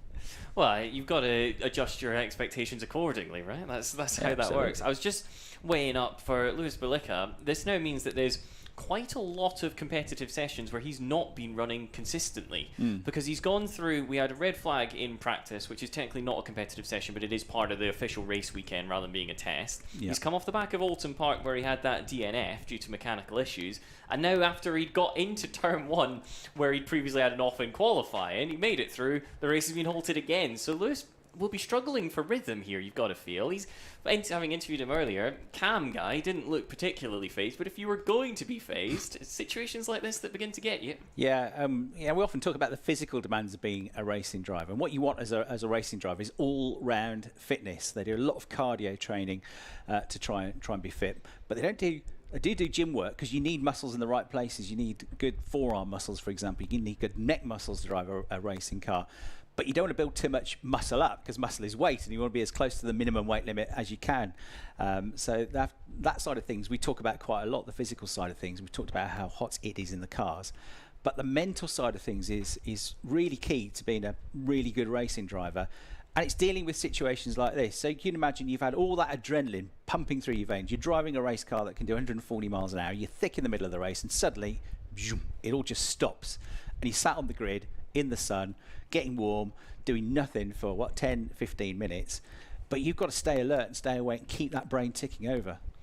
The getting warm bit will be a real factor. We spoke to Ian Bowman and we were joking about the fact that he looked quite hot, and he then did up his overalls for an interview to make sure the sponsors were on there. But beforehand, we'd asked him whether he knows how hot it is in the car, and he said, no, it's just hot. And then we said, do you want to know? And he said, no, I don't want to know. And I don't blame him, because when you're sat there like this, it is just going to be getting more and more warm. Some of the Ginettas will have air conditioning. It makes the car a bit slower when you run it, so there's a chance you would be running it on the safety car. But of course, now they've turned the engine off, so I doubt they've got that system available to them.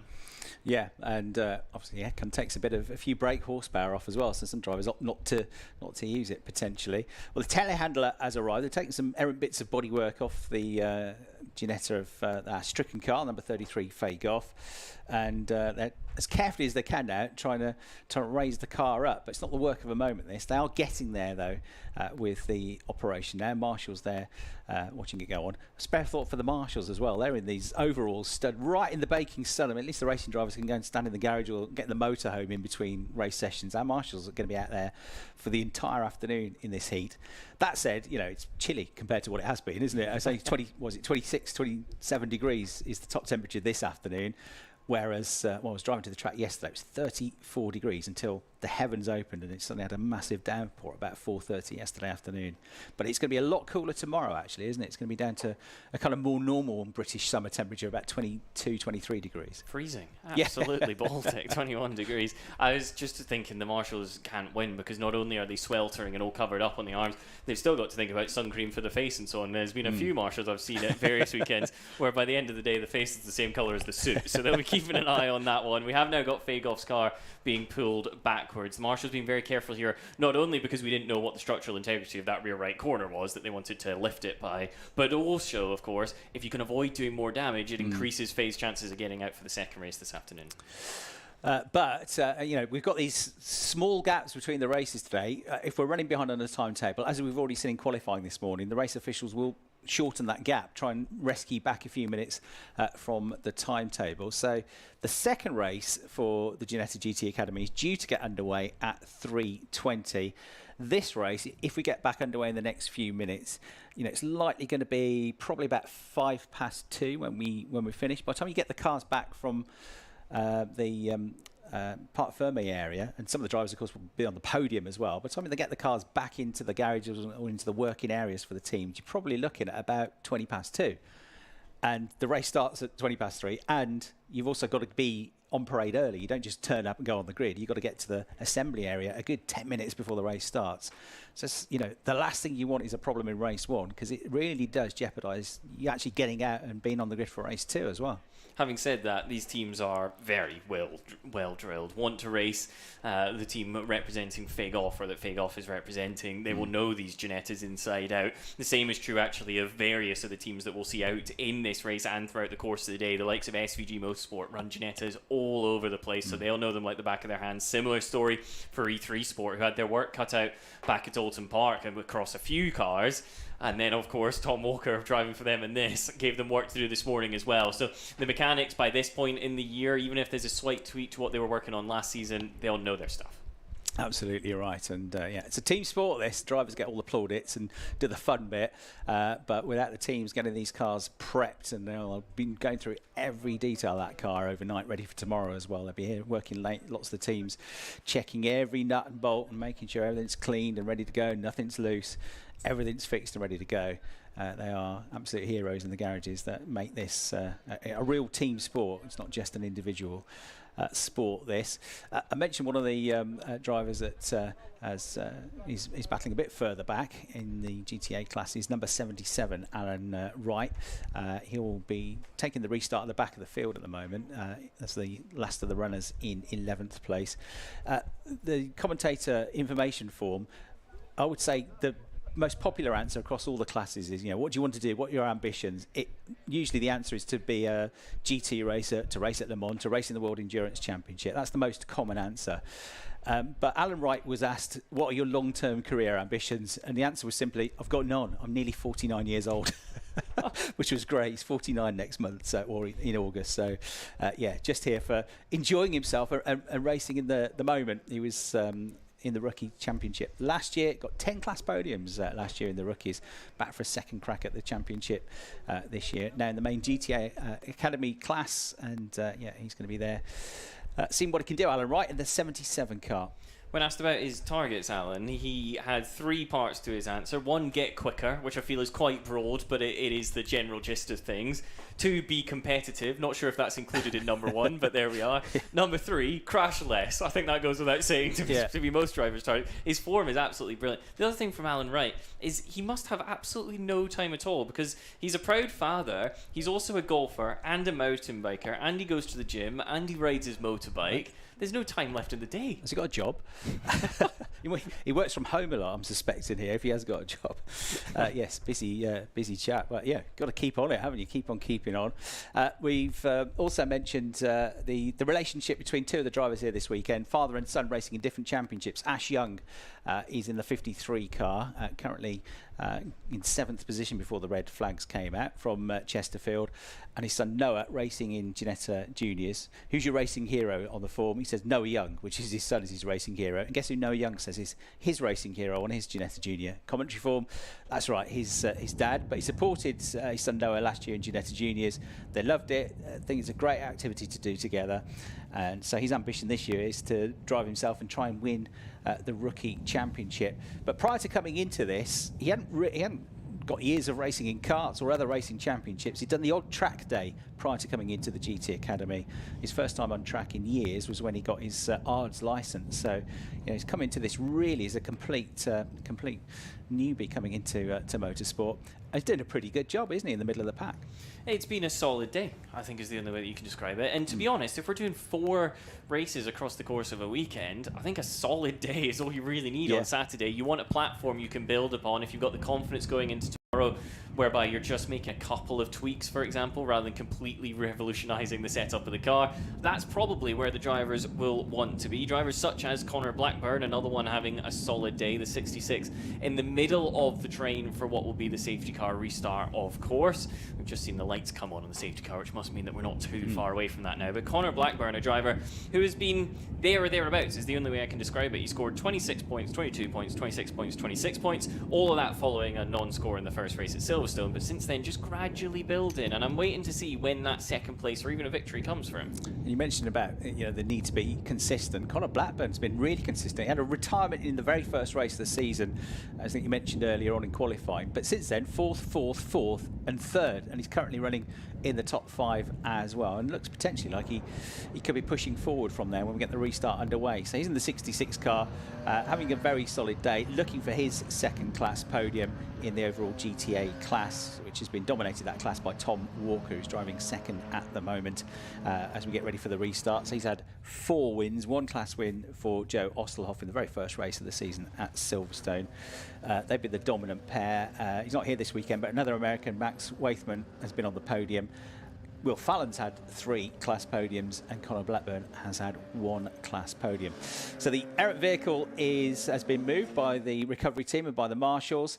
The clock starts to tick down. They did take a few minutes off it as well, so we're down to 14 minutes 22 seconds now, and the safety car leading them round, so probably going to get about 12 and a half, 13 minutes of proper full-on race action when we get back underway with Bilicki, Walker, Beaumont, Ostelhoff, Blackburn and Fallon as your top 6. Behind them, you'll find Young, Wiseman, Grimwood, Duffy and Alan Wright, who we were just talking about a moment ago, completing the order behind the safety car. To put it simply, it's the order they were behind the safety car before we put the red flag out. We've just picked up exactly where we left off. Safety car lights are out at Sunny Inn, which means the pace is controlled by Lewis Bilicka, who backs up Tom Walker, Ian Beaumont and Joe Ostelhoff behind. Beaumont maybe just giving himself a car length there to try and run into as Bilicka prepares for his restart. Yeah, so all that adrenaline flowed away. Now you've got to spike yourself back up and get ready to go. The safety car behind the commentary box, we can see, comes back into the complex, and backing them up now is Bilicka, ready for the restart. Walker, well, it's going to be hard to overtake into turn 1. I suspect the idea there is not to lose a place, but really to try and stick with the race leader and try and be with him coming out of the chicane on that run towards Tower Bend. So they make their way out of the hairpin now, and we're about to get the race back up to full speed with just over 13 minutes left on the clock. Bilicka then leads the charge down towards the first corner. He's got about a length and a half advantage over Walker in that turquoise and grey number 21 car. In turn, there's a bigger gap, I would say, back to Beaumont, who's just dropped off them a little bit for the restart. No dramas. Everybody that's remaining in the race makes it safely through the first couple of corners, and the race leader already negotiating that right-left flick through the chicane as they charge up towards the end of the first sector and the famous Tower Bend. Good restart by Bilicka then. He's got that car length or 2 over Tom Walker by the time they reach Tower. How late is the turn? And the answer is super late. You can't help but feel that Bilicka is going to miss the apex, and every time he picks it up and it allows him to get on the power just that little bit earlier than Tom Walker behind. Beaumont still in 3rd, Ostelhoff 4th, and it's actually Joe Ostelhoff who's got pressure coming his way, because behind the 66 car looks very racy. Yeah, I think he's fancying moving forward here from that 5th place. He's absolutely hunting down Ostelhoff, but there's not going to be any way through this part of the course. They go right through Sunny Inn. There's a little, very short link straight between what's really a double apex right-hander, hence Sunny In, Sunny Out. Then up the back straight and back up into the complex, this 90-degree left-hander, and into the slowest, most technical part of the course now. All about traction, getting out of the corner quickly. And 3rd, 4th and 5th all pretty close together as well. So Beaumont starting to be gobbled up by both Ostelhoff and Blackburn, and they're being dropped by the top 2, aren't they? So the top 2 about a second clear now. That battle for 3rd, I would say, as they come across the start-finish line. Through they go. It's all about who's going to get the final spot on the podium here, and it's going to be, I think, a long 11 3/4 minutes for the driver that currently sits there in that 3rd place, because Ian Beaumont has got his wing mirrors full. Ostelhoff having effectively been given the hurry up, as you say, hurried up, and he's now all over the back of Ian Beaumont. Is this the chance to get the run through the chicane? He's going to stay as close as possible and get a healthy dose of slipstream on the long run to Tower. Here comes Joe Ostelhoff, the American, sizing up a look to the inside. The inside's left open by Ian Beaumont, but Ostelhoff's not quite late enough on the brakes, turns in from a tighter line, and does that just give Beaumont a reprieve for a corner or two? Tempting, wasn't it? He thought about it, but as you said, Beaumont was just late enough on the brakes. The trouble is now for Osterhoff in that white number 19 car, next time around, Beaumont's going to know what's coming. He's going to know that the American is perhaps a little bit quicker than him coming out onto that back straight, coming out of the chicane, and he'll be even better prepared to defend. So it's all about trying to weigh up your opponent's strengths and weaknesses and prepare for it. Ideally, if you can get up to somebody, you want to get past them the first chance of asking, because otherwise it gets harder and harder to find a way through, because they know your game, they know where you're likely to be coming from. That said, he's closing up again, isn't he, on the run into the complex, and it's going to be nose to tail once more, I reckon, as they come out of the hairpin. Beaumont seemed to get good drive at Sunny out, and it's a good job, because otherwise he would have been vulnerable to Osterhoff there at the hairpin. Around at the back of the field, is that possibly Damien Duffy's gone round? No, it's the 77 car of Alan Wright has gone around at the complex. Yeah, just lost it behind us coming into the left-hand part of the complex. Screech of tyres, back end went onto the grass, but he's recovered. He will be, though, quite a few seconds down the road in final and last place as the race leader pulls away, 1.4 seconds clear of Walker. Walker in second place in turn is a little bit more than that, 1.6 seconds clear of third. Third and fourth, Beaumont and Osterhoff, have now dropped Blackburn, haven't they? So Blackburn was looking pretty menacing on that first lap of the restart, but he has now dropped back a little bit in that orange and metallic green and white car, the 66 machine. That said, if the two ahead of him start to fight each other at any point, he's not that far back, and if they hold each other up, I think it's very quickly could become a three-horse race, this. Blackburn is in the perfect position to pick up any pieces here. If Osterhoff gets impatient with just 9 minutes to go, goes for an aggressive move, he'll have to be aware of where Connor Blackburn is. These guys fighting it out over third, fourth and fifth positions. Remember, Lewis Bailica is still leading the way. He had 1.4 seconds behind him to Tom Walker when they were at the line last time through. Walker running in second. Beaumont, Osterhoff, Blackburn is the battle we've been following in second, third and fourth. And once again, it seems like Beaumont's good out of Sunny, and it just gives him that half a car length he needs by the time they reach the hairpin. Yeah, it's cagey, it's nip and tuck. At some points, some corners, Beaumont's a bit quicker and pulls away. At other points of the circuit, like through the complex, through the hairpin, the white number 19 car of Osterhoff gets a little bit closer. 8.5 minutes to go in the race. Bailica goes through 2.3 seconds clear. At the unusual sight of him not winning a race last time out at Alton Park, and he didn't go off to a great start here, did he, with that off in qualifying into the barriers through turn one. However, he's back where he normally is. He's just set the fastest lap of the race as well, the German driver in the number 17 car with a 1:29.243. That means now he's almost doubled his advantage to 2.3 seconds. Riding on board, you get the opportunity to see just what it feels like to drive one of these cars around this circuit, making his way out of Tower Bend. And the race leader with an absolute clear track in front of him. Looks smooth behind the wheel, doesn't he? Even though that car is rattling the curbs and going flat out through that section, through the S-Bend section, through Barcroft, and the race leader now into Sunny. Meanwhile, the battle for third closer than ever, and he's free to fight now, isn't he, Hasselhoff? Because they've absolutely dropped Blackburn on this lap. So if he's going to come, it's going to have to come soon, because this is a real chance for Hasselhoff to go off a racing line and try something different with nothing to defend. Beaumont's beginning to struggle here. He lost the rear a couple of corners ago, and now he's gone wide at the complex. That allows Osterhoff to nip up the inside. If Beaumont wants to bite back, it has to be immediately here. Can the 13 show his nose at the hairpin? No, thinks better of it. So Osterhoff into third position. Beaumont demoted down one spot. And it looks to me like he's just struggling with the rear tyres that little bit. There was a moment out of the hairpin last time, and there was a moment again at Sunny out that's cost him the position. Yeah, in the end it was a relatively straightforward move, wasn't it? However, he hasn't shaken off that number 13 car. Osterhoff now into the final podium position, but Beaumont kind of hanging on to him on the way through Clervaux and into Hawthorne. Next one to keep an eye on, I reckon, is the driver in sixth place, that blue and white car of Will Fallon. Now he is down to just 0.7 of a second behind Blackburn at the moment, and that gap looks like it's starting to maybe just come down ever so slightly in the background. So he's charging on, trying to find a gap, trying to find a way through. Bailica leads by 3.3 seconds now ahead of Walker. 17 leads from 21, from 19 Osterhoff. that new third place car. 13 Beaumont in fourth, Blackburn and Fallon 66 and 30 next up in fifth and sixth positions. 53 Young in seventh, eighth is Wiseman, number 8, ninth is number 50 Grimwood, and then 10th and 11th, number 4 Duffy, and after his spin at the complex a few laps ago, number 77 Wright, he's about 5, nearly 6 seconds behind him. We've also got a separate sub-championship, is the silver class for drivers aged 22 and under. Well, your top two are the top two silver class drivers at the moment, Bilecki and Walker in first and second positions.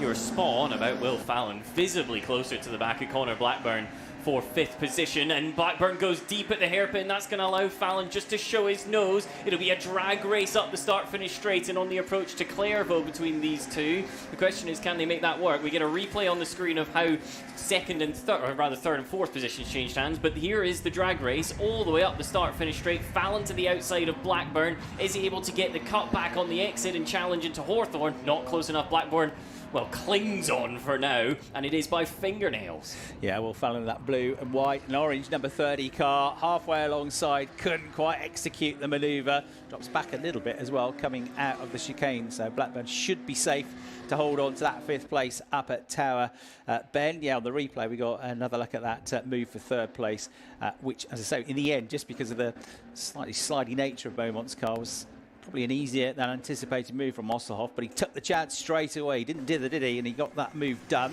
And he's now 1.2 seconds up the road. So Beaumont, I think, his challenge for third place looks like it's done for now. We're into the final 4.5 minutes of the race then. And it is all about the battle for fifth place, because the gap has come down again on the way through. Sunny in and Sunny out. It's less than a car length now as they race back up towards the complex. The 66 car of Blackburn just about holding on to it. Just edged away a bit, coming under braking into the left-hander. I'm sure it will all concertina up once again at the hairpin. And in the background, maybe thinking about getting involved in this, is the 53 car of Young, who looks to be on the pace, in fact, a bit quicker than the pair of them. And it's the battling that slowed them up, and once again the 66 of Connor Blackburn just in a little bit hot at the hairpin. That time not quite so far, meaning that he was able to square the line off and get the traction, get the power down onto the road. Fallon not challenging quite yet, and as you say, we'll have to be conscious of Axe Young catching the pair of them with 3 minutes and 50 seconds left on the clock as they cross the line. Fallon bounds over the curbs as he inches closer once again to Connor Blackburn, who, to be fair to him, got a good run through the first couple of corners as well. Race leader suddenly 4.2 seconds up the road, just done a 129.9 versus a 130.2 for Walker.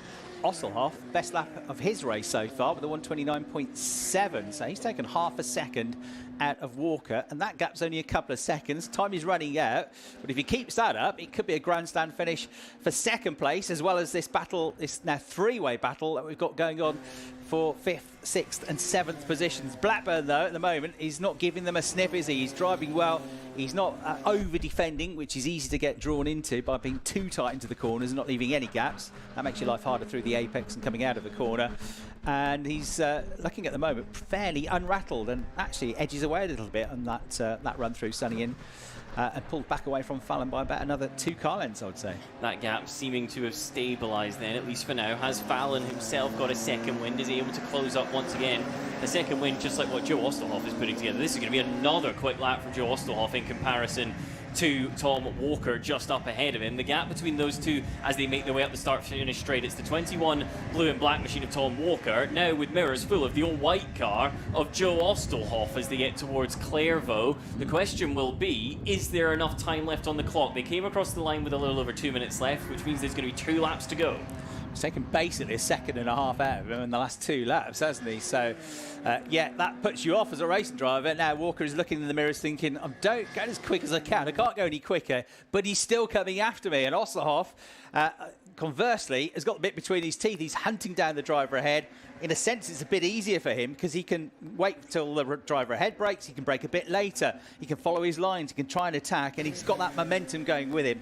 And all the time he's looking forwards, and all the time Walker is looking backwards, looking in the mirrors and getting more and more nervous. So Ostelhoff here, the American, having a really good end to the race. Looks like he's looked after his tyres, that's for sure. Oh, a moment for Tom Walker at Sunny Inn as well. Won't do him any favours in either the pace or the tyre department, you've got to say. Joe Ostelhoff behind, smooth, calm, collected. He took 2 tenths out in the first sector. He took 2 tenths out in the middle sector. Osterhoff, with the complex and one more lap after that to go, is now closing up onto the rear bumper of Tom Walker. As they get to the hairpin, he's on to the rear bumper of Tom Walker, and he's got one lap to try and make the pass. Lewis Bellicki, meanwhile, has started his last lap of the race. By the way, good move into tail bend from Alan Wright, recovering from his spin earlier. He's just got up the inside of Damien Duffy under braking, so back up into the top 10 in that 77 car. Right, final lap of the race, less than 2 miles to go then in this battle for second place.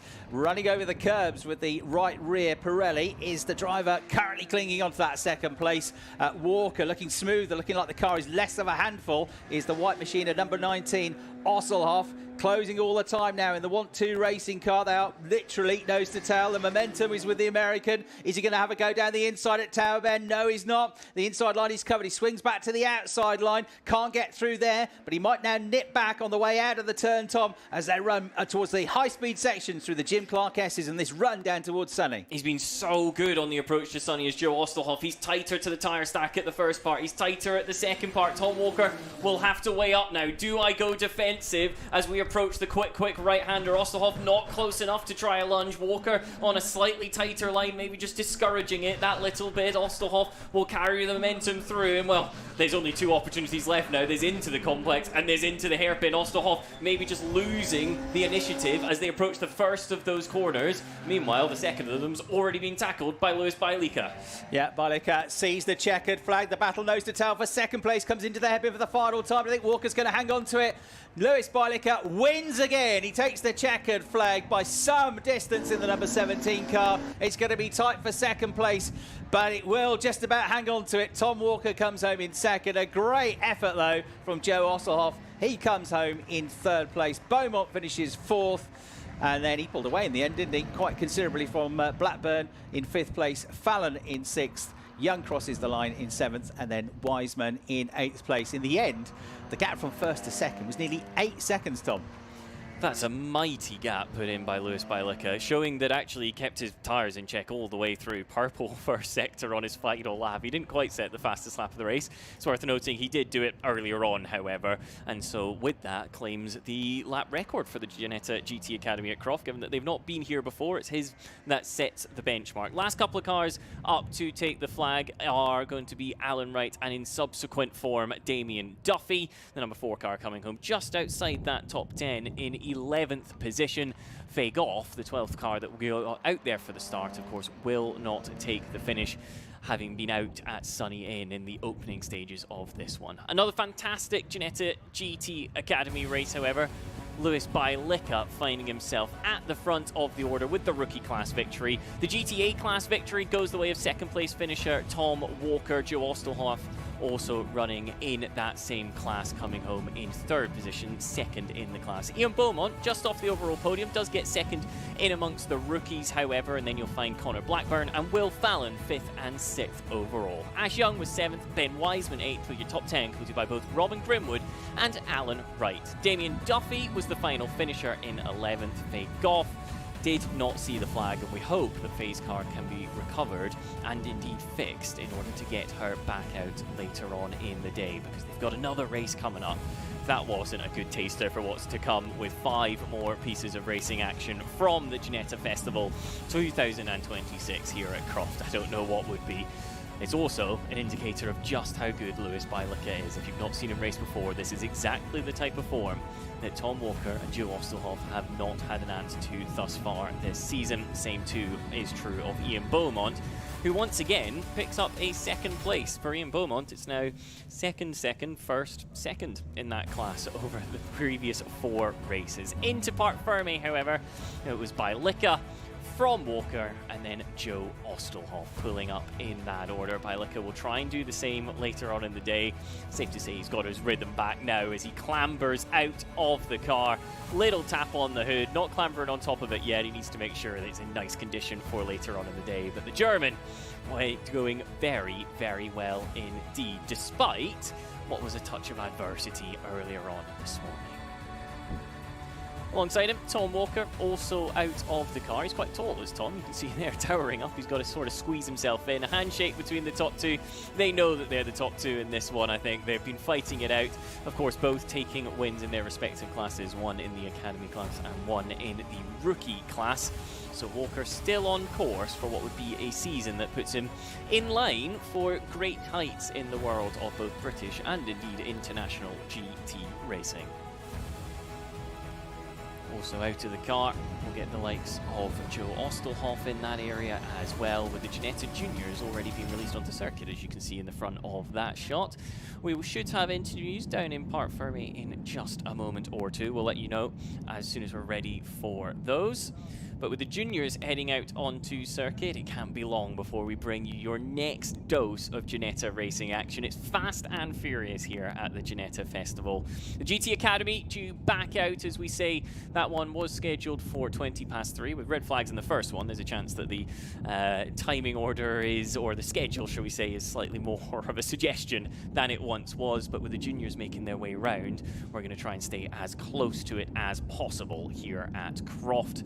An increasingly sunny and increasingly windy Croft we should touch on as well, with the conditions maybe just becoming that little bit more tricky. We saw Beaumont's tyres getting away from him in that race, losing the rear temperatures a bit more than I think he would have expected. The same potentially was true of a couple of other drivers in that Ginetta GT Academy event. You then add in the wind, taking away some of the rear downforce, which for the Academy and Championship cars in particular is a huge factor. Wind in the Ginetta Junior Championship more likely to just alter how the slipstream behaves. With the slipstream being very helpful, they do have rear wings, but they're not a winged category in the sense that the mechanical grip is secondary to that. No, this is all about balancing the car on the limit. But the GT Academy, somewhere in the middle, we'll see them out again, as we say. And they will be hoping that the conditions don't get too much warmer, as a few very warm-looking drivers got out just moments ago. And with that, we will turn our attention to the Ginetta Junior Championship, Race 1, coming up right now.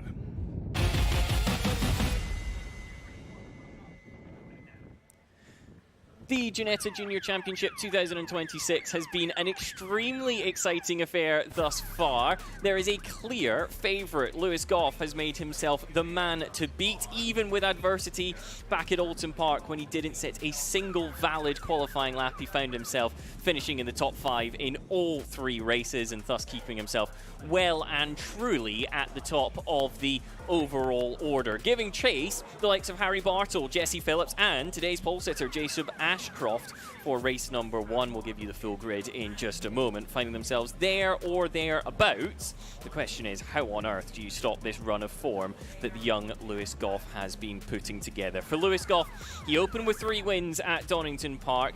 It was 3 podiums at Silverstone, with a second place in a win sandwich across the 3 races there.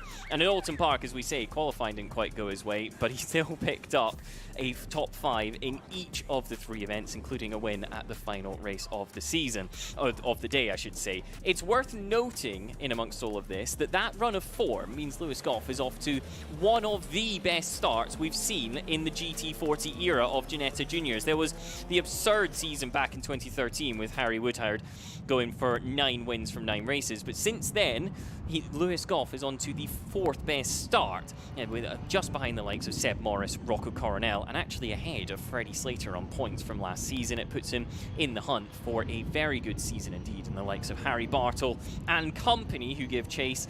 Well, they're having the questions asked, and thus far, no answers. With the cars set out onto their formation lap then, let's start talking about what is a massive grid in the Ginetta Junior Championship. Jacob Ashcroft starts from pole position for the first time in his career. That's the 46 car, with Riley Cranham alongside behind the wheel of the number 18 for R Racing. It's Elite and R Racing once again on row number 2 with Dan Oliver and Lewis Goff, and in turn, more of the same. Sebastian Luch and Harrison Mackie making up row number 3. Row 4 is where you find the Red Bull liveried car of Melvin Kalusian, with Bailey Doughty alongside for the first of several entrants from MK Racing in the 9. 9th for Jesse Phillips in the 26. 10th for Max Murray, keeping keep an eye on him from there. The 17 car has been quick and exciting all season long. Noah Young, the 95 car for Performance 1, starts just outside the top 10 in 11th, and it's 12th for the number 11 car, Henry Cameron. Josh Watts got his maiden win back at Alton Park. 22 starts from 13th, with Ian Danixka, one of our debutants here at Croft, the 7 car on row 7. Row 8, Devin Hagelin and Harry Bartle, championship contender, starting from 16th position. Row 9 is Dominic Darling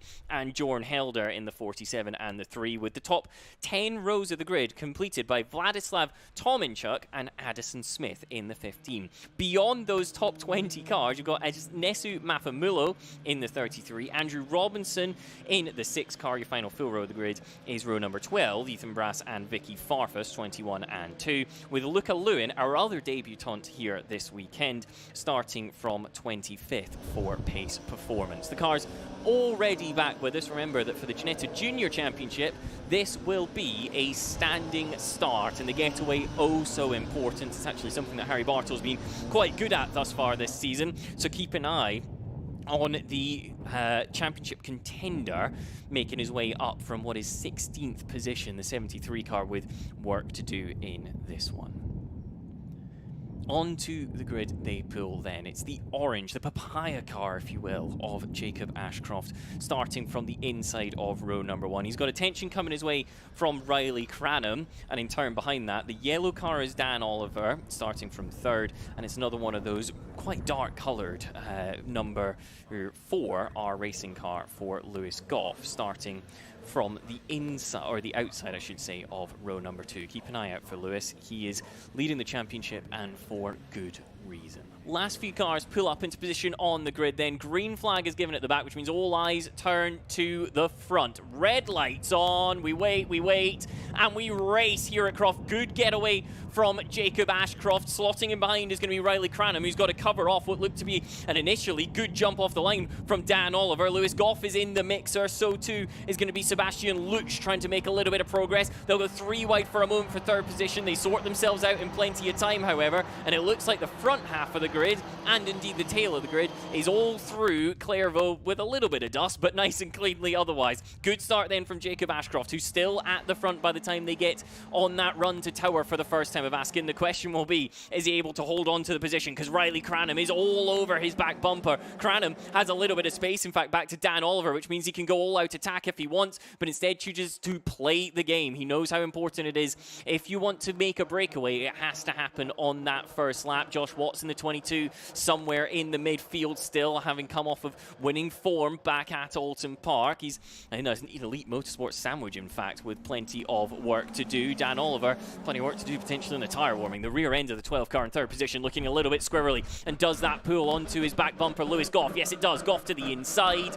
Job done. Dan Oliver will try and cut back underneath, but doesn't have the momentum to make that one stick. And so the championship leader, up 1 position from where he started, now finds himself into 3rd. The question is, can he go forwards? Because the R Racing man's got 2 elite racing cars right on his back bumper, and they may not want to play the game quite so nicely with him as your race leader makes their way up towards the hairpin for the first time of asking. It is going to be Ashcroft from what is still Riley Cranham in 2nd position. Lewis Goff so good in the slow speed. That's the number 4 car on your screen at the moment, and he's towing the entire field back toward the top 2. Can they make a breakaway? Goff says no, you cannot. Ashcroft from Cranham, 4/10 of a second. It's then 8/10 of a second back to Lewis Goff, who will close in once again up the start-finish straight. Dan Oliver sits in 4th. No pressure coming to try and get himself up into 3rd position quite yet, because Goff has just that little bit too much mid-corner speed through Clairvaux.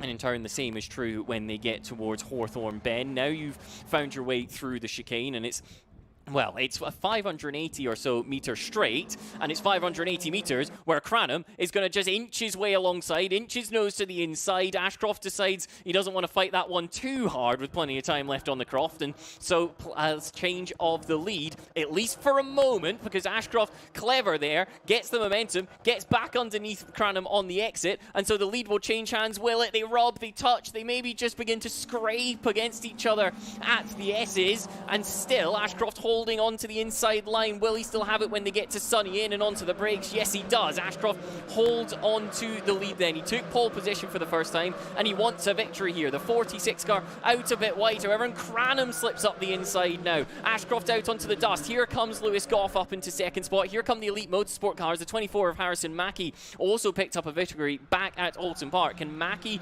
find his way to try and get involved in the podium battle? He's up the inside of his teammate is Mackie. Up the inside of Ashcroft is Lewis Goff. So it's Cranham from Goff from Ashcroft and the two Elite Motorsport cars. Everybody crowding towards the left-hand side of the road on entrance to the hairpin. This may yet give an opportunity to Melvin Kaluzgian, the number 5 car. Started this lap in 6th. Where will he finish? There's 2 off the road further back. Noah Young will rejoin. He was one of them involved in the fray. And amongst all of this, Harry Bartle's not made as much progress as I think we necessarily would have expected. Bartle still down in 15th position as that lead group make their way through Clairvaux. Dan Oliver's lost a few and he was at risk of losing another there, hence the defensive line to cover off Melvin Kaluzgian behind.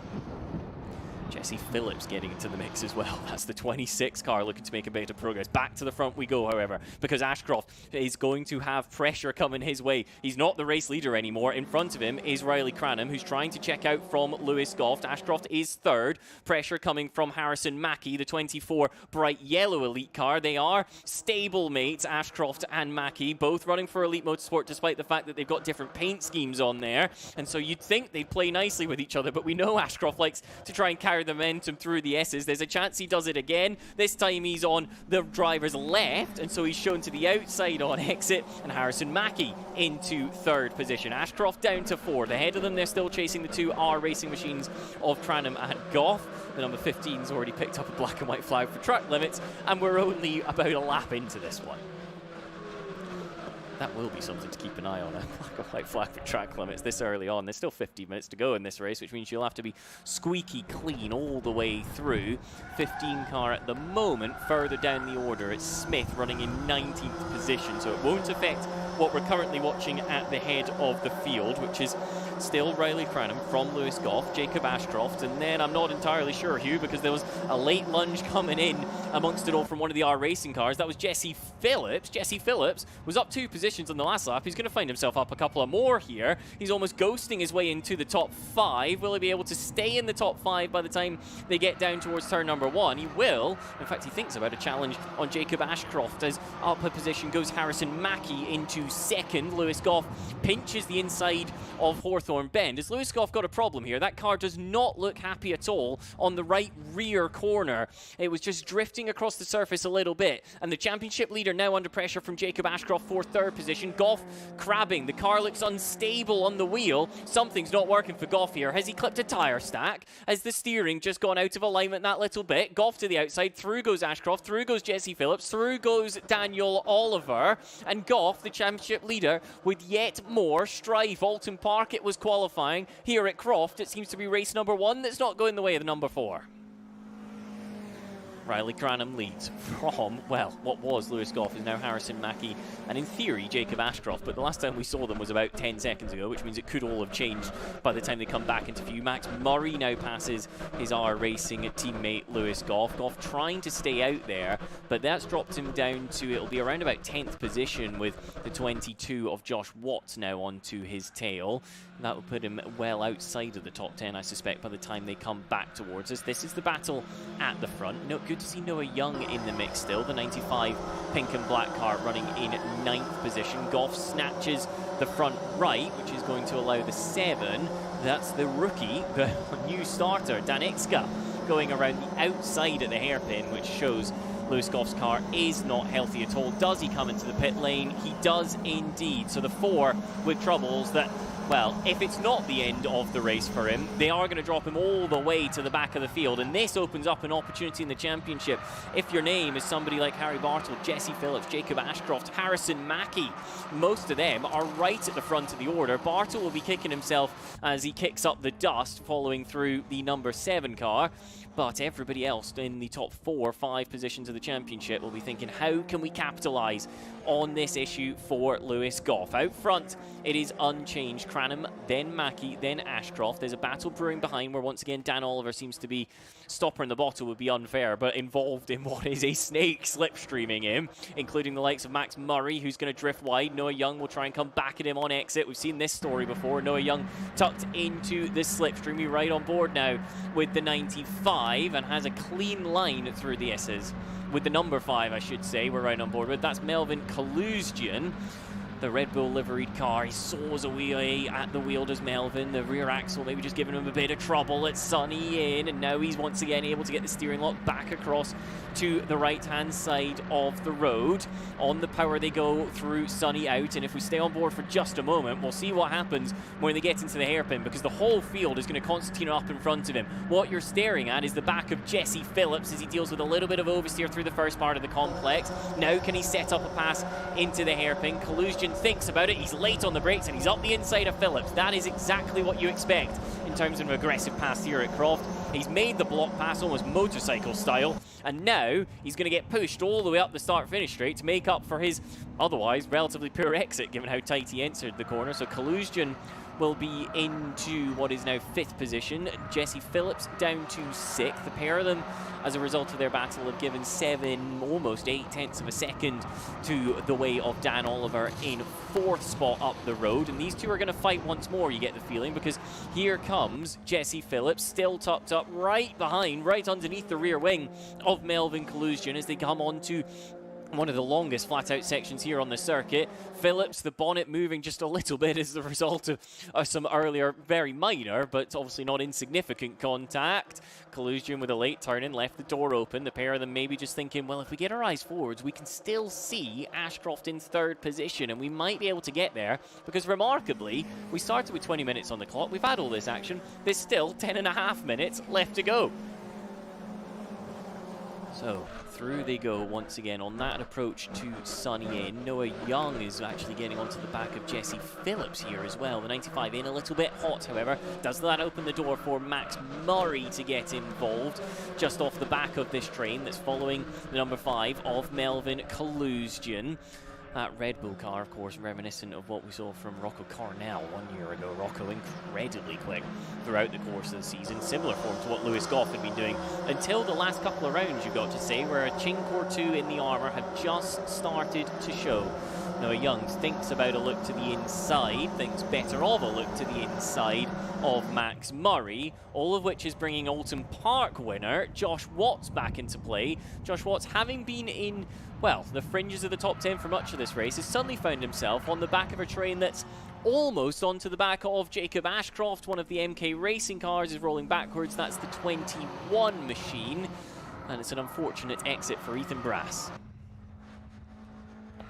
Yeah, so lots of the drivers on the previous lap setting personal best lap times. The absolute best lap time coming from Mackie in 2nd place, though. Gap just under 1.7 seconds. The car's in a bit of a sweet spot at the moment in terms of the tyres. All running on these treaded tyres with the 1.6 millimetres tread depth on them. Typical sight, this queue of Ginetta Juniors. Good move that down the inside for number 22, Josh Watts, Alton Park race winner, son of Danny Watts, former Formula Renault superstar. Raced and was teammates with Kimi Raikkonen back in the day in the Formula Renault UK Championship. Won the title the year before Lewis Hamilton won Formula Renault, and went on to become a very good GT and prototype racer, an LMP2 class winner. Danny Watts, Josh's dad at Le Mans. So makes me feel very old actually now talking about used to talk about Danny racing in Formula 3 years ago at places like Croft, now talking about his son racing. That was a nice move that though on the way to Tear Bend, wasn't it? Another nice move potentially on being set up here actually, because Max Murray is onto the tail of his teammate Jesse Phillips. Phillips, having initially running right on the edge of that podium, just seems to have lost a bit of pace over the last couple of laps, lost the position to Melvin Kaluzgian. Will he lose the position once again? No, he's going to try and gain one back, locks the front left. Kaluzgian leaves him that little bit of space. He saw it coming, and Jesse Phillips is just going to inch on. They will drag race now on the run towards Clairvaux. It'll be Kaluzgian on the inside line with the upper upper hand, so to speak. All the meanwhile, Max Murray's buying into this, getting a healthy dose of slipstream, thinking, which one of you can I have? Because one of you's going to end up a little bit wide. Is Jesse Phillips, who's a little bit wide? Is Max Murray close enough to capitalise? No, not quite.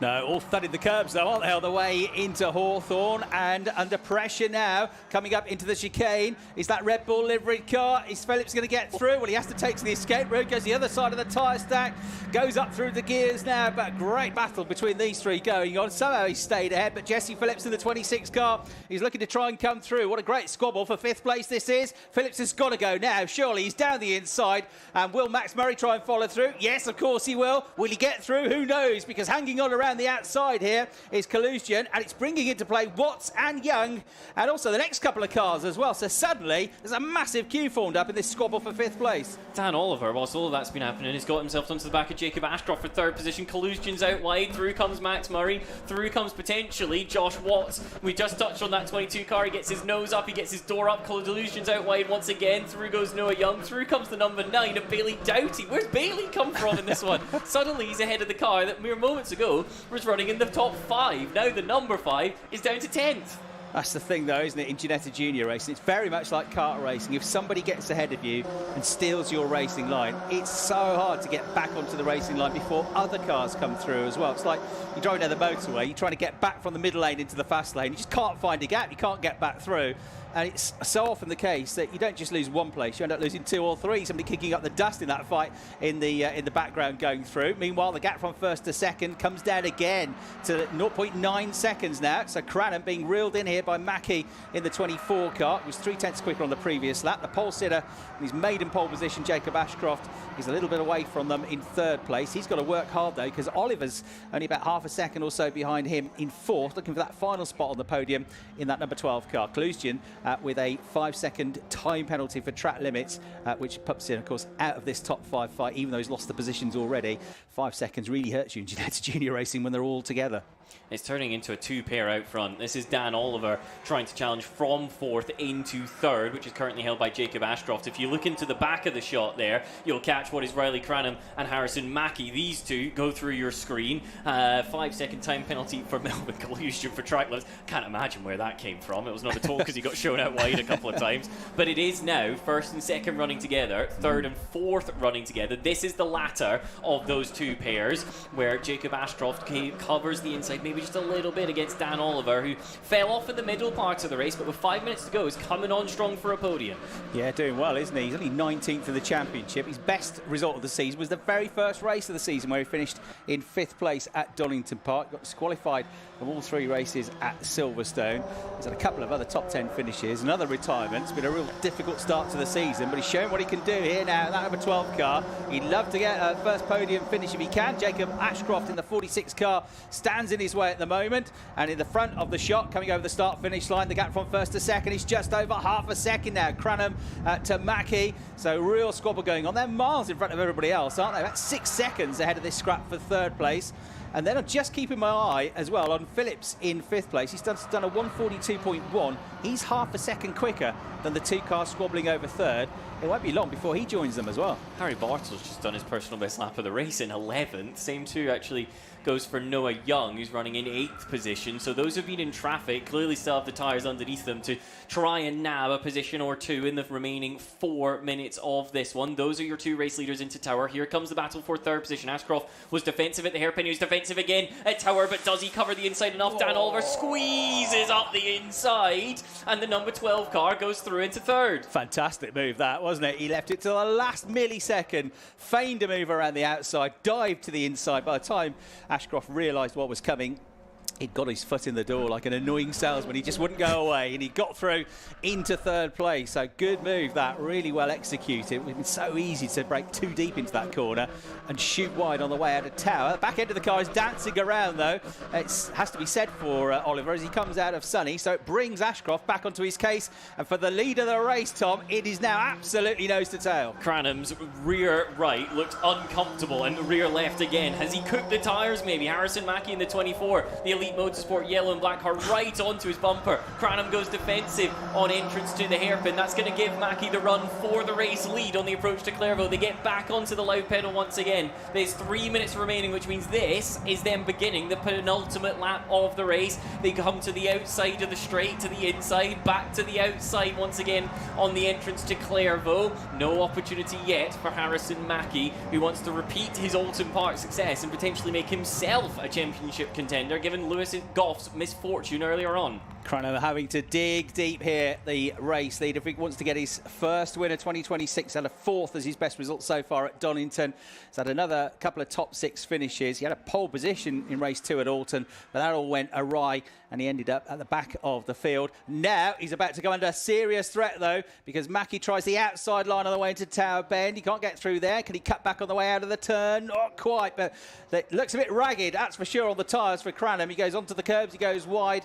He should be okay on the way through the Jim Clark S's and through Barcroft, but I think up at the complex he's going to come under fire again, maybe on the way into Sunny. The yellow and black and purple car shows its nose, and he's throwing everything here at the race leader is Mackie, but for now the race leader standing tall. There's no doubt about it though, the quicker of the two at the moment is Mackie, but he was a bit ragged onto the grass there. Mackie used the grass on the right, used the grass on the left, still couldn't find a way through on Riley Cranham, who's got a sector and a lap remaining in this race. No more than that for him to try and hold on, and it is going to be holding on here. Mackie clearly, as you say, with the advantage. Harry Bartle off the road further back, and the number 9, that's Bailey Doughty, have had an incident. Harrison Mackie forces the issue at the hairpin, pinches the brake, pinches the inside line from Riley Cranham, and they'll rob up the straight. Eventually Cranham has to give way and comes back to the inside line. Now does he tuck into the slipstream? Of course he does, and he's got 1 lap left to try and take the lead back from Harrison Mackie. Nicely done, and somebody off in the background as well coming out of the hairpin in that grip, squabbling over 4th and 5th positions, went wide and onto the grass. Has he gone too early, I suppose, is the question, because now he's going to give a tow down the straights to the former race leader, Riley Cranham, who is right underneath him, and underneath that rear wing as they rocket and propel themselves out of the chicane for the final time. It's going to look right, he's going to look left, there's no opportunity yet. He's showing his nose, he's trying to put pressure on the race leader, he's trying to distract him in the mirrors. He tries the outside line, he's going to come back to the inside, he thought about it, there's a contact between them, nose to tail they go through Tower Bend, but still holding on to the car despite getting out of shape with that tap is Mackie. He leads with half a lap to go. He tried to do what Mackie did to him 1 lap beforehand. Now he feints to the inside of the S's. That would be brave. Tucks back into line as Riley Cranham. I thought for sure when Mackie hit the front he was going to get away, but there's a final corner showdown coming here. They touch again on the approach to Sunny End. Cranham cuts back underneath. Is there the opportunity to show the nose? They touch. Round goes Mackie. Will he hold it? No. Mackie backwards off the circuit. Cranham into the lead. Can the 24 car get it going and salvage some points? Certainly not a podium. Ashcroft, meanwhile, will be promoted to 2nd place. He's got Phillips and Watts breathing down his neck on this final half lap, less than half lap of the race now. So disaster, I'm afraid, for the former race leader Mackie. Cranham is going to have his an easy cruise to the flag now as he comes through. It's going to be Ashcroft in 2nd place now as a result of that incident. Behind him is Jesse Phillips. Watts was right with him. He's dropped back a bit though. The flag is readied and weaving this way then that, already celebrating as he's cheered over the line by the team, is your race winner. Riley Cranham gets his first victory and he wins by a mile, but doesn't really tell the story of the race. Coming through, crossing the line in 2nd place, Jacob Ashcroft, and then in 3rd place, the 26 car of Jesse Phillips, the driver that's 3rd in the championship. 4th place for Oliver, good drive by him in the number 12 car. 5th, number 17, Murray. 6th, number 95, Lung. And so somebody else that dropped down the order on that final lap was Watts, because he was right up there battling for a podium position on the side of the final lap of the race. But yeah, he had a 1 minute 46.2 on that lap. So while we're watching the drama unfold between the top two, I think something happened there involving Watts, who came off worst, and that dumped him down the order, because he was looking like he maybe might nick a podium out of that. But in the end, it's 8th place in the 22 car for Watts. Bailey Doughty, confirmation of a 5-second time penalty for track limits. He had the off as well, so to rub salt into the wounds, that now demotes him once the timing screen corrects all the way down to 22nd place in the race. But well done, very well done to Riley Cranham. That was an excellent drive, an excellent battle, and it was hard fought, wasn't it? To feel sorry for Mackie, who had his woes with that track limits penalty that cost him a potential win at Alton Park last time out, where he was the form driver over the course of the weekend, really. In the end, the 24 car recovered, but it was only to 10th place. And then remember, they had a massive gap, didn't they, back to third of about 6 or 7 seconds. But even with that, the time it took to recover the car off the grass from the spin down at Sunny was enough to drop him down to 10th place. So heading off the circuit and down to victory lane, your race winner for the first race of the weekend for the Ginetta Junior Championship, powered by Sunoco Race Fuels, number 18, Riley Cranham, with a hard-fought victory there. And it got, as it tends to do in this type of racing, exceptionally close. Number 18, Riley Cranham, the race winner. The pole sitter in the end coming home in second place, number 46, Jacob Ashcroft. Third place for number 26, having a very good season so far, Jesse Phillips in the R Racing car. Fourth place, a very good result for Daniel Oliver in the number 12 Elite Motorsport car. Fifth place on that final lap of the race, promoted to fifth, was Max Murray, number 17. Sixth place was number 95, Noah Young, who's just been on the GTA Academy class podium as well. And then seventh place in the race for number 36, Sebastian Leusch, just behind him in 8th place. A disappointing final lap for number 22, Josh Watts, who was a race winner last time out at Alton Park. 9th place in the race going to number 7, Ian Danitska. And then rounding out the top 10, disappointed to say the least, will be number 24, Harrison Mackie. The first of the races complete then. And Riley Cranham, the driver that will be celebrating. Tom has headed down to the Parc Ferme area. Well, hopefully we'll be able to catch up a word with at least one of those drivers on the podium. Riley Cranham, though, I'm sure with lots to say about what was a very entertaining race there, particularly in the final few laps of the race. Great karting background and pedigree for Riley as well, like lots of these drivers. He was a star in karting. He won the GP plate, the Grand Prix plate, the annual big national karting race in karting. He won the O plate, the Open Championship, the British Open Championship, the London Cup at Rye House, which is a hard-fought race as well.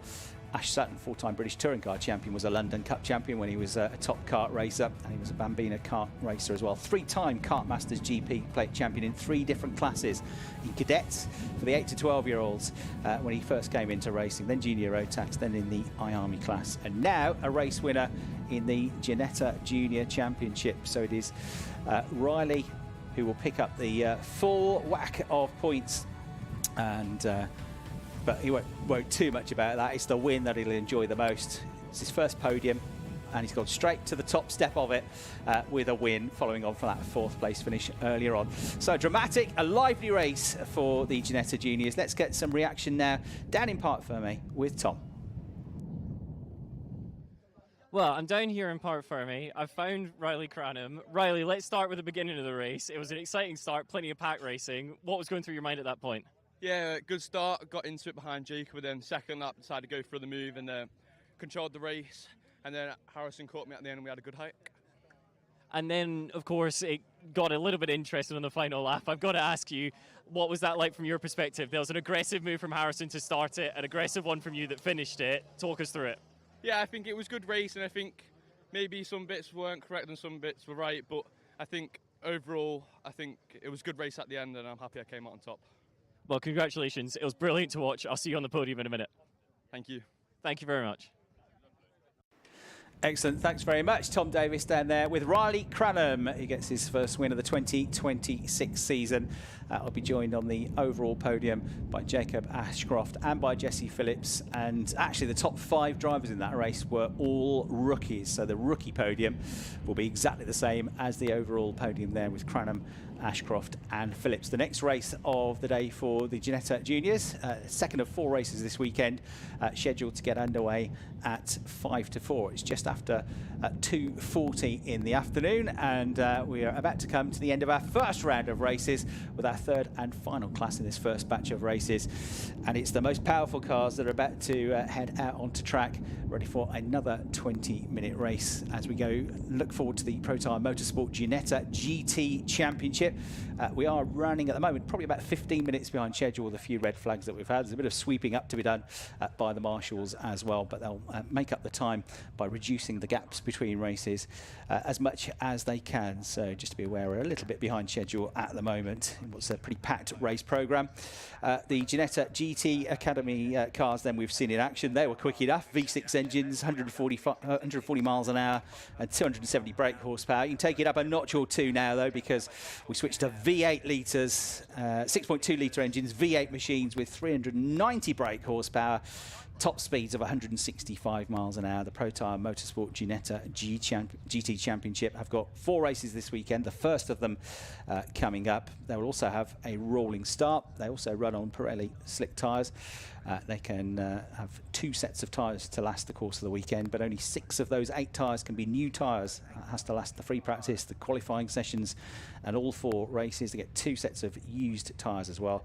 That is more than they normally get, because obviously got more races than normal this weekend. On a normal weekend, they'd only have 4 new tyres and 2 used tyres, but they do get an extra couple of new tyres, given the fact that we've got 4 races across the course of the weekend. The championship launched in 2023. This car is the latest evolution of the G56 car, introduced last season, producing the fastest ever one-make Ginetta racing with more power, more handling ability and better grip on the cars. You're about to witness some very rapid machinery indeed. Protyre Motorsport, the tyre service partner of Ginetta UK Championship sponsors. They provide a fully equipped mobile fitting workshop to fit the Pirelli tyres here for the teams and drivers at the racetrack, and they've been the title sponsor for the Ginetta GT Championship since its very first season in 2023. All the cars are the same. You've got 2 different levels of drivers though, based on their experience and ability. Pro drivers are the top level drivers, and the AM drivers, the amateur drivers, race for separate trophies and honours. And the way you can tell them apart is that the drivers with orange windscreen strips and orange numbers on the fronts of the cars, they're the pro drivers, and those with the yellow strips and the yellow numbers, they are the drivers that compete in the AM Championship. There are 18 races in the championship overall. The best 16 count towards the championship standings. And coming into this race, it's Cameron Pratt-Thompson who is the overall championship leader. He's in car number 37. He's scored now with the pole position point that he picked up earlier today, 127 points, which means he's 8 points clear of Harry Gamble, who is second in the championship. So 37 Cameron Pratt-Thompson and 23 Harry Gamble. They're the top 2 in the championship. William Antrobus. Antrobus is on pole position though, number 57, looking very quick today, and he is 3rd in the championship. And not that far behind, he picked up, the point for pole position to get onto 112 points, which means he's only 15 points behind. And you get 35 points for a race win and potentially a bonus point for a fastest lap as well. It means it's not that big a gap in terms of points scored. The best AM in the championship at the moment sits 4th overall. That's Alex Duncan. And Alex really impressive. He's going to be on the 2nd row of the grid for both of the races today. And he's even going to be into the top 3 for race 2 this afternoon. So Alex Duncan, number 27. Absolutely one to watch in this race as well, as potentially looking to get an AM class victory. He's been mega consistent this year as well. He hasn't finished out of the top 6 in any of the races so far this season, of which we've had 5, 2 at Silverstone, 3 last time out in May at Alton Park, around 6, 7, 8 and 9 coming up here this weekend. In terms of the wins, they've been split really between Harry Gamble and William Antrobus, with 3 wins for Harry, 2 outright wins for William, but with the greater consistency. And crucially, no retirements this season, because there have been 1 retirement each for Harry Gamble and William Antrobus. It is Cameron Pratt-Thompson that is the driver that leads the championship standings. So those are the drivers and cars coming out next. We'll give you the grid shortly when the cars head out onto the track. But here on the live stream, we can now have a look at some of the highlights from what was a very entertaining Ginetta Junior Championship Race 1.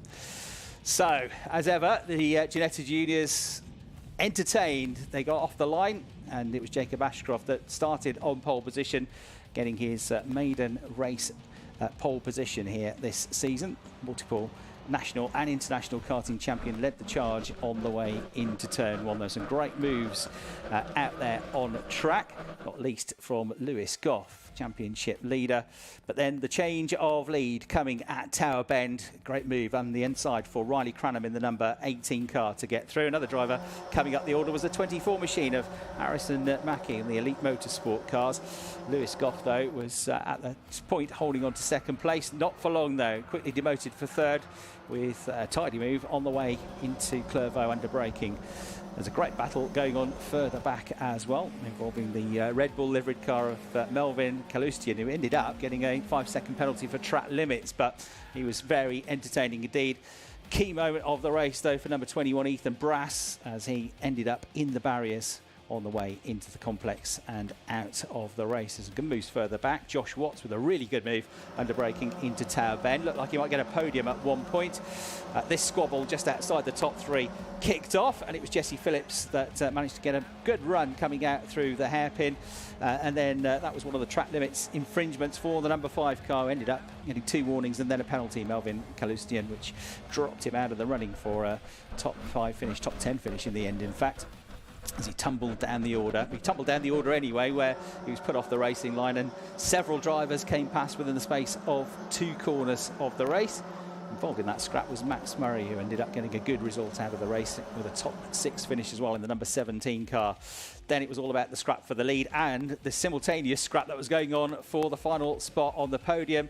This good move at the inside from Daniel Oliver in the number 12 car on Jacob Ashcroft, the pole sitter off the podium, having started and led for the early part of the race. But it was all about this move right at the end of the race, the contact which put off number 24, Harrison Mackie. The win going to Riley Cranham, who you heard from after the race. So lots of drama, lots of excitement, and a bit of controversy as well in Ginetta Juniors, as is normal. We wouldn't have it any other way, and we look forward to their second race of the weekend, which is coming up this afternoon, getting underway at around about 5 to 4. Might be slightly off timetable given the delays that we've had so far, but it will be the penultimate race of the day. So the cars are heading to the grid, ready for our first race of the weekend for the Ginetta GTs. And the cars now heading onto the grid, ready for the formation lap, ready for 20 minutes of racing for what is going to be the first race of the weekend for the Protyre Motorsport Ginetta GT Championship.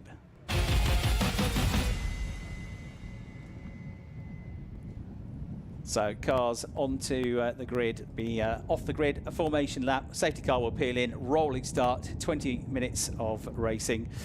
And a great sound there will be as these cars roar into life, with William Antrobus, the driver that has qualified on pole position with a 1:21.985 seconds. Less than 0.2 of a second up on Cameron Pratt-Thompson, who tried and tried and tried in the last couple of minutes of the qualifying session to find just a fraction of time to get himself that pole position point. But in the end, it was William that got it, and the championship leader having to settle for the outside of row 1. So the grid for this one, based on everybody's fastest lap time from qualifying, it's number 57, William Antrobus, that will start the race on pole position for Elite Motorsport. For SVG Motorsport, number 37, Cameron Pratt-Thompson, will start second. He's had a time of 1:22.159. On row 2, starting in third place from the famous Gamble family, his older brothers have already made their mark in Ginetta racing. Harry Gamble from Nottingham for Elite Motorsport, number 23. He starts third, younger brother of former Ginetta Junior champion Tom, and former Porsche Carrera Cup champion George, and British touring car race winner George Gamble. That's Harry Gamble taking his turn in the limelight. He starts third on the grid. Alex Duncan, the best of the AM drivers in qualifying, he starts fourth. He'll actually start third on the grid for the race this afternoon. But number 27 starting fourth for Zentek Motorsport. On row 3, 99, James Nicholas for E3 Sport, and 25, Lewis Darling for Orion SPR. Row number 4, 51, Jamie Cordell for E3 Sport, and 3, Elliot Foster for MDD Motorsport. And then Lucy Hodgson at number 44, starting 9th on the grid for the Orion SPR team, completes the grid ahead of 20 minutes of racing, which is just about to get underway. The cars heading off then onto their formation lap. And they'll be keen to get a bit of airflow into the cockpits of these cars. We've got onboard camera with number 23, Harry Campbell, for the live stream coverage that we're simultaneously covering and coming to you here at the circuit via the tannoys as well. There's some great pictures from that car earlier on today. Let's see what Harry can do from his starting position in that number 23 car. The championship leader though, Cameron Pratt-Thompson, number 37, former front runner in the Junior Sunoco Championship a few years ago, comes from Nantwich. He's in the number 37 car, second in the Junior Sunoco Championship in 2023, raced in the British Endurance Championship in 2024. Got his first ever car race in completely different conditions to this, in a very wet race at Thruxton. His ambition clear for the year. He wants to win the championship title, and he's the driver, as I said, that comes into this weekend, this third weekend of the season, with the most points so far. So they come into the complex ready to go racing for the first time this weekend.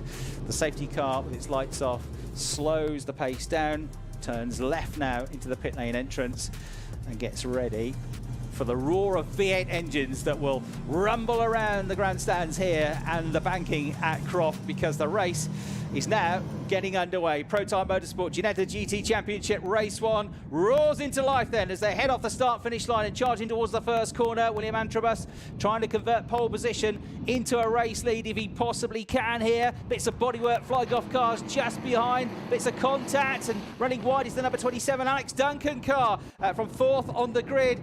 Best of the AM class qualifiers, but he's lost a ton of places there. I think he's emerging about 7th place, unfortunately. Just lost all his momentum coming out through the turn. Great start though at the head of the field for the pole sitter William Antrobus. He's going to lead at that run into Tower Bend for the first time in the race. No dramas for him there, and Harry Gamble with a good start as well in the 23 car. Everybody safely through Tower Bend for the first time in the race, and Gamble in second place, absolutely hanging on to the race leader, having managed to find a way past Cameron Pratt-Thompson off the line and on the run into turn 1. So the championship leader busy trying to hold on to a podium position at the moment. From the live stream we get an onboard picture with the second place car of Harry Gamble, who's looked on it so far this weekend. Great pictures as he makes his way into the complex for the first time. Goes left, goes right, the tight left-hand hairpin coming up. Everybody will concertina up here. It's looking pretty nose to tail just behind this battle for third place as well. The championship leader hanging on to third for now is Cameron Pratt-Thompson, but he's coming under all sorts of scrutiny from the 99 car of James Nicholas. He gets a really good run over the start-finish line. Keep your eye on the background on the cars to the left of the shot. They scramble back across now to the right of your picture and into the first corner, and kicking up the dust is the championship leader. He's going to come under pressure. He's going to lose third place here. Through comes the 99 machine up into third place for James Nicholas, and Cameron Pratt-Thompson having a really troubled start to the race here. Just about closes the door in time to avoid losing another place. Some more battles going on just behind as well, going 2 by 2 on the way into Tower Bend. 27 coming under threat here after his bad start. He's Alex Duncan. I'm afraid he's going to lose another place here, I think, to Elliot Foster in the number 3 car.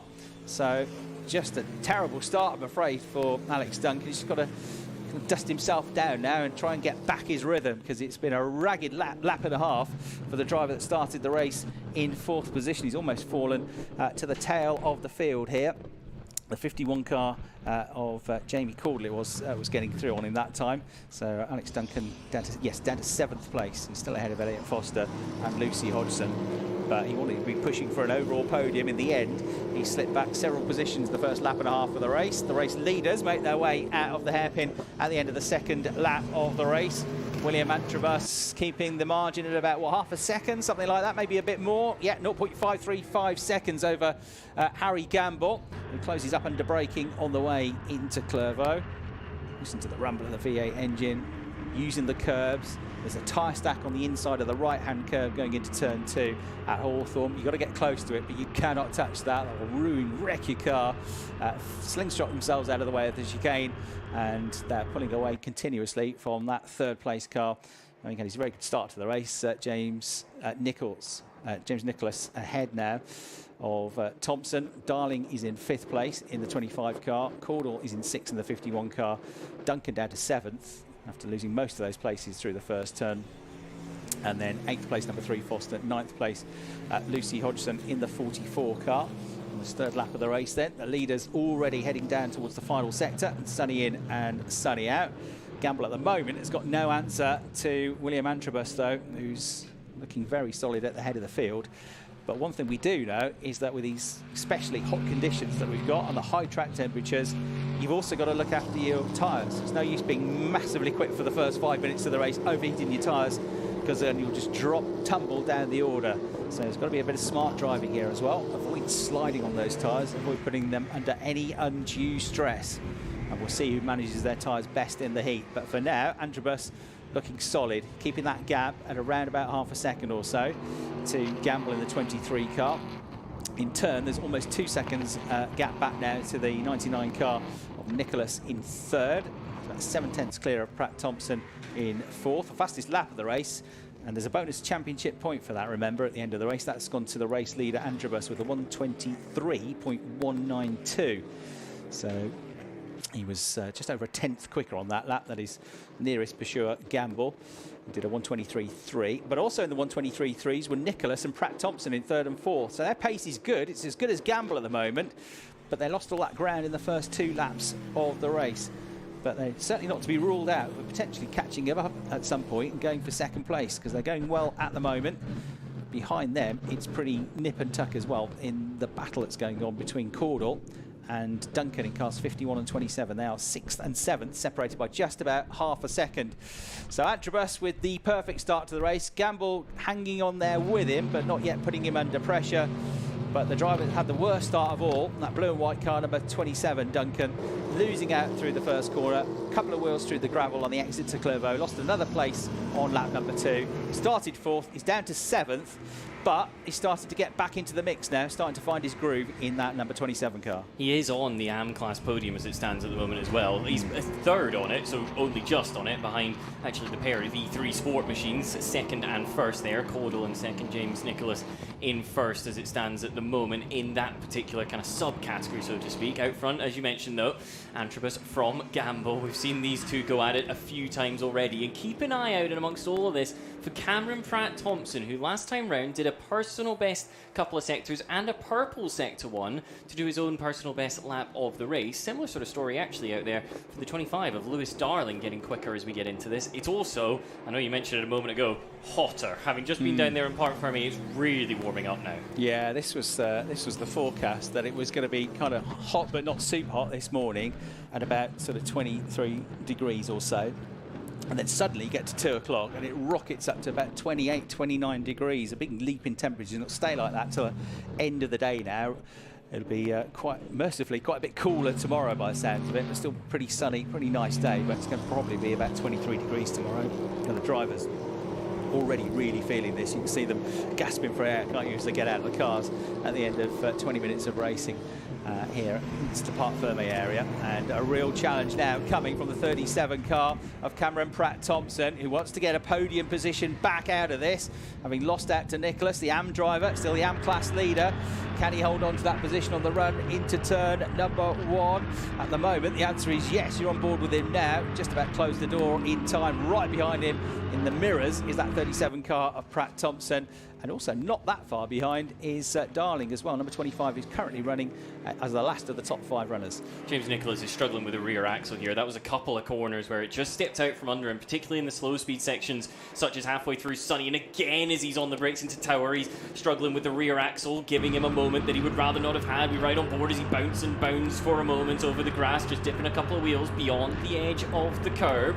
Now it's about sort of spotting your line, spotting the apexes through the S's, because it is flat if you get it right, and it's very easy not to do the second part of that instruction, as once again he's at Sunny. This time less pressure it seems in the car, maybe just a smidge more underneath him than it was 1 lap ago. What's the exit like? The steering seems to have calmed down that wee bit. Yeah, and sometimes smoother, feels slower, but it's quicker, isn't it, than being ragged and on the edge and not being able to get the power laid down as smoothly, as effectively, as efficiently as you would like.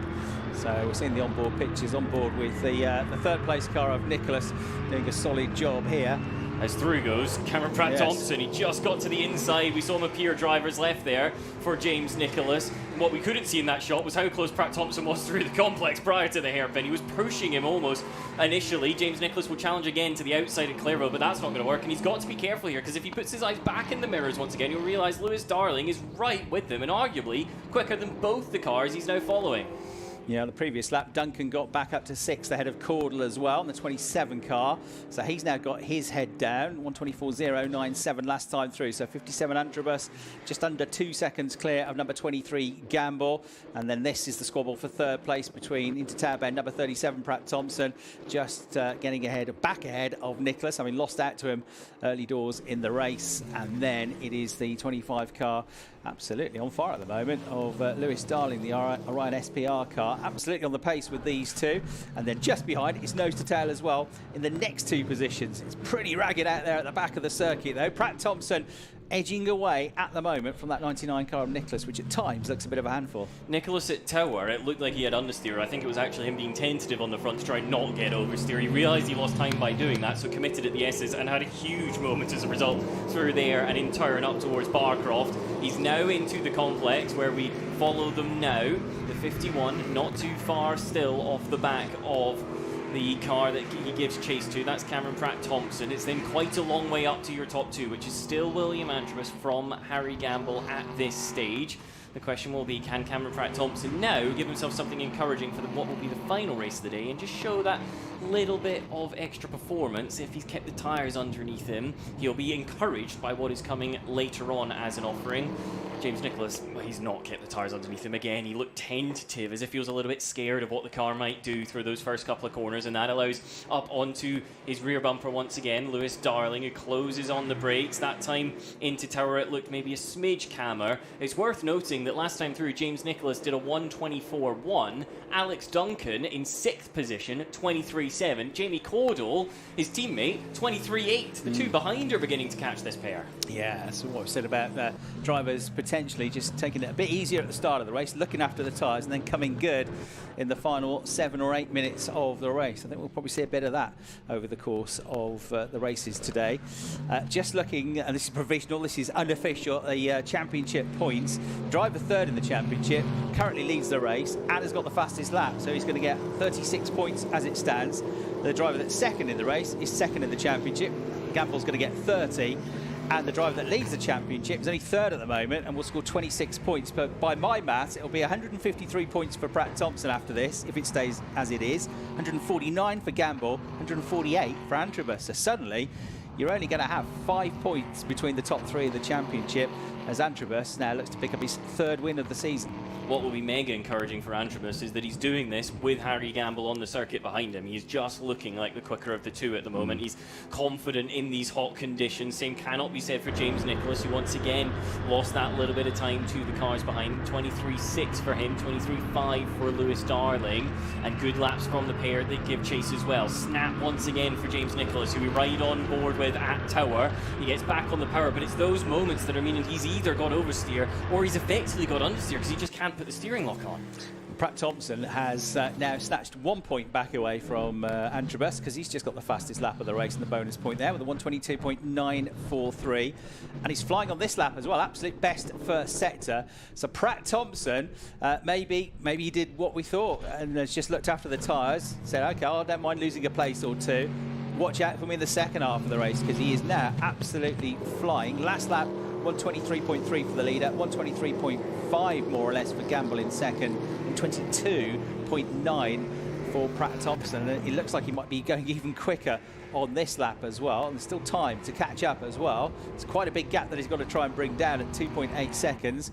It's not quite as quick that lap time, but it is still considerably quicker than Gamble in second place, about half a second quicker than him. So the gap from second to third down now to 2.8. At current rate, he'll get there pretty much at the end of the race, which sounds ridiculous to say when you see the gap at almost 3 seconds, but he is closing quickly on Gamble for what could be second position and would be crucial in the championship battle, of course. Those two running first and second. The driver running third, currently leading the race. He could do with flipping the script a little bit here, Cameron Pratt-Thompson. Get momentum back on his side. On your screen now is Lewis Darling, the 25. Having applied pressure to James Nicholas for a couple of laps, seems to have just dropped far enough away that he's not able to challenge into the next corner. We've got somebody off. That's the number 3 Elliot car, Foster. Elliot Foster.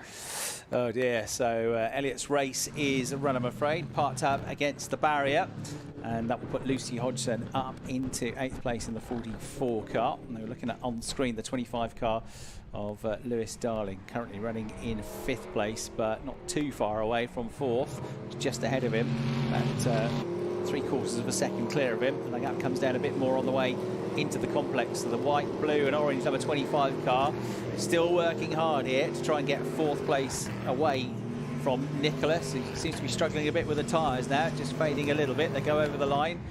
Nicholas's lap time is a 1:23.7. Darling does a 1:23.596, about a 1/10.5 quicker.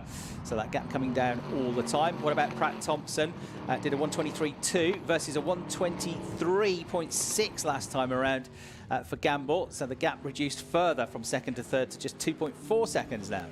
Good to see in the background Elliot Foster was out of the car at what is Hawthorne Bend. It does mean there's yellow flags in that part of the circuit, so you've got to give a little bit more margin, and you obviously can't make an overtake under those conditions. Not that I'm sure Lewis Darling would have been able to, because James Nicholas still looks strong on this next lap. He was doing 23.7 last time through, which when you consider Harry Gamble only did a 23.6 is actually pretty good pace.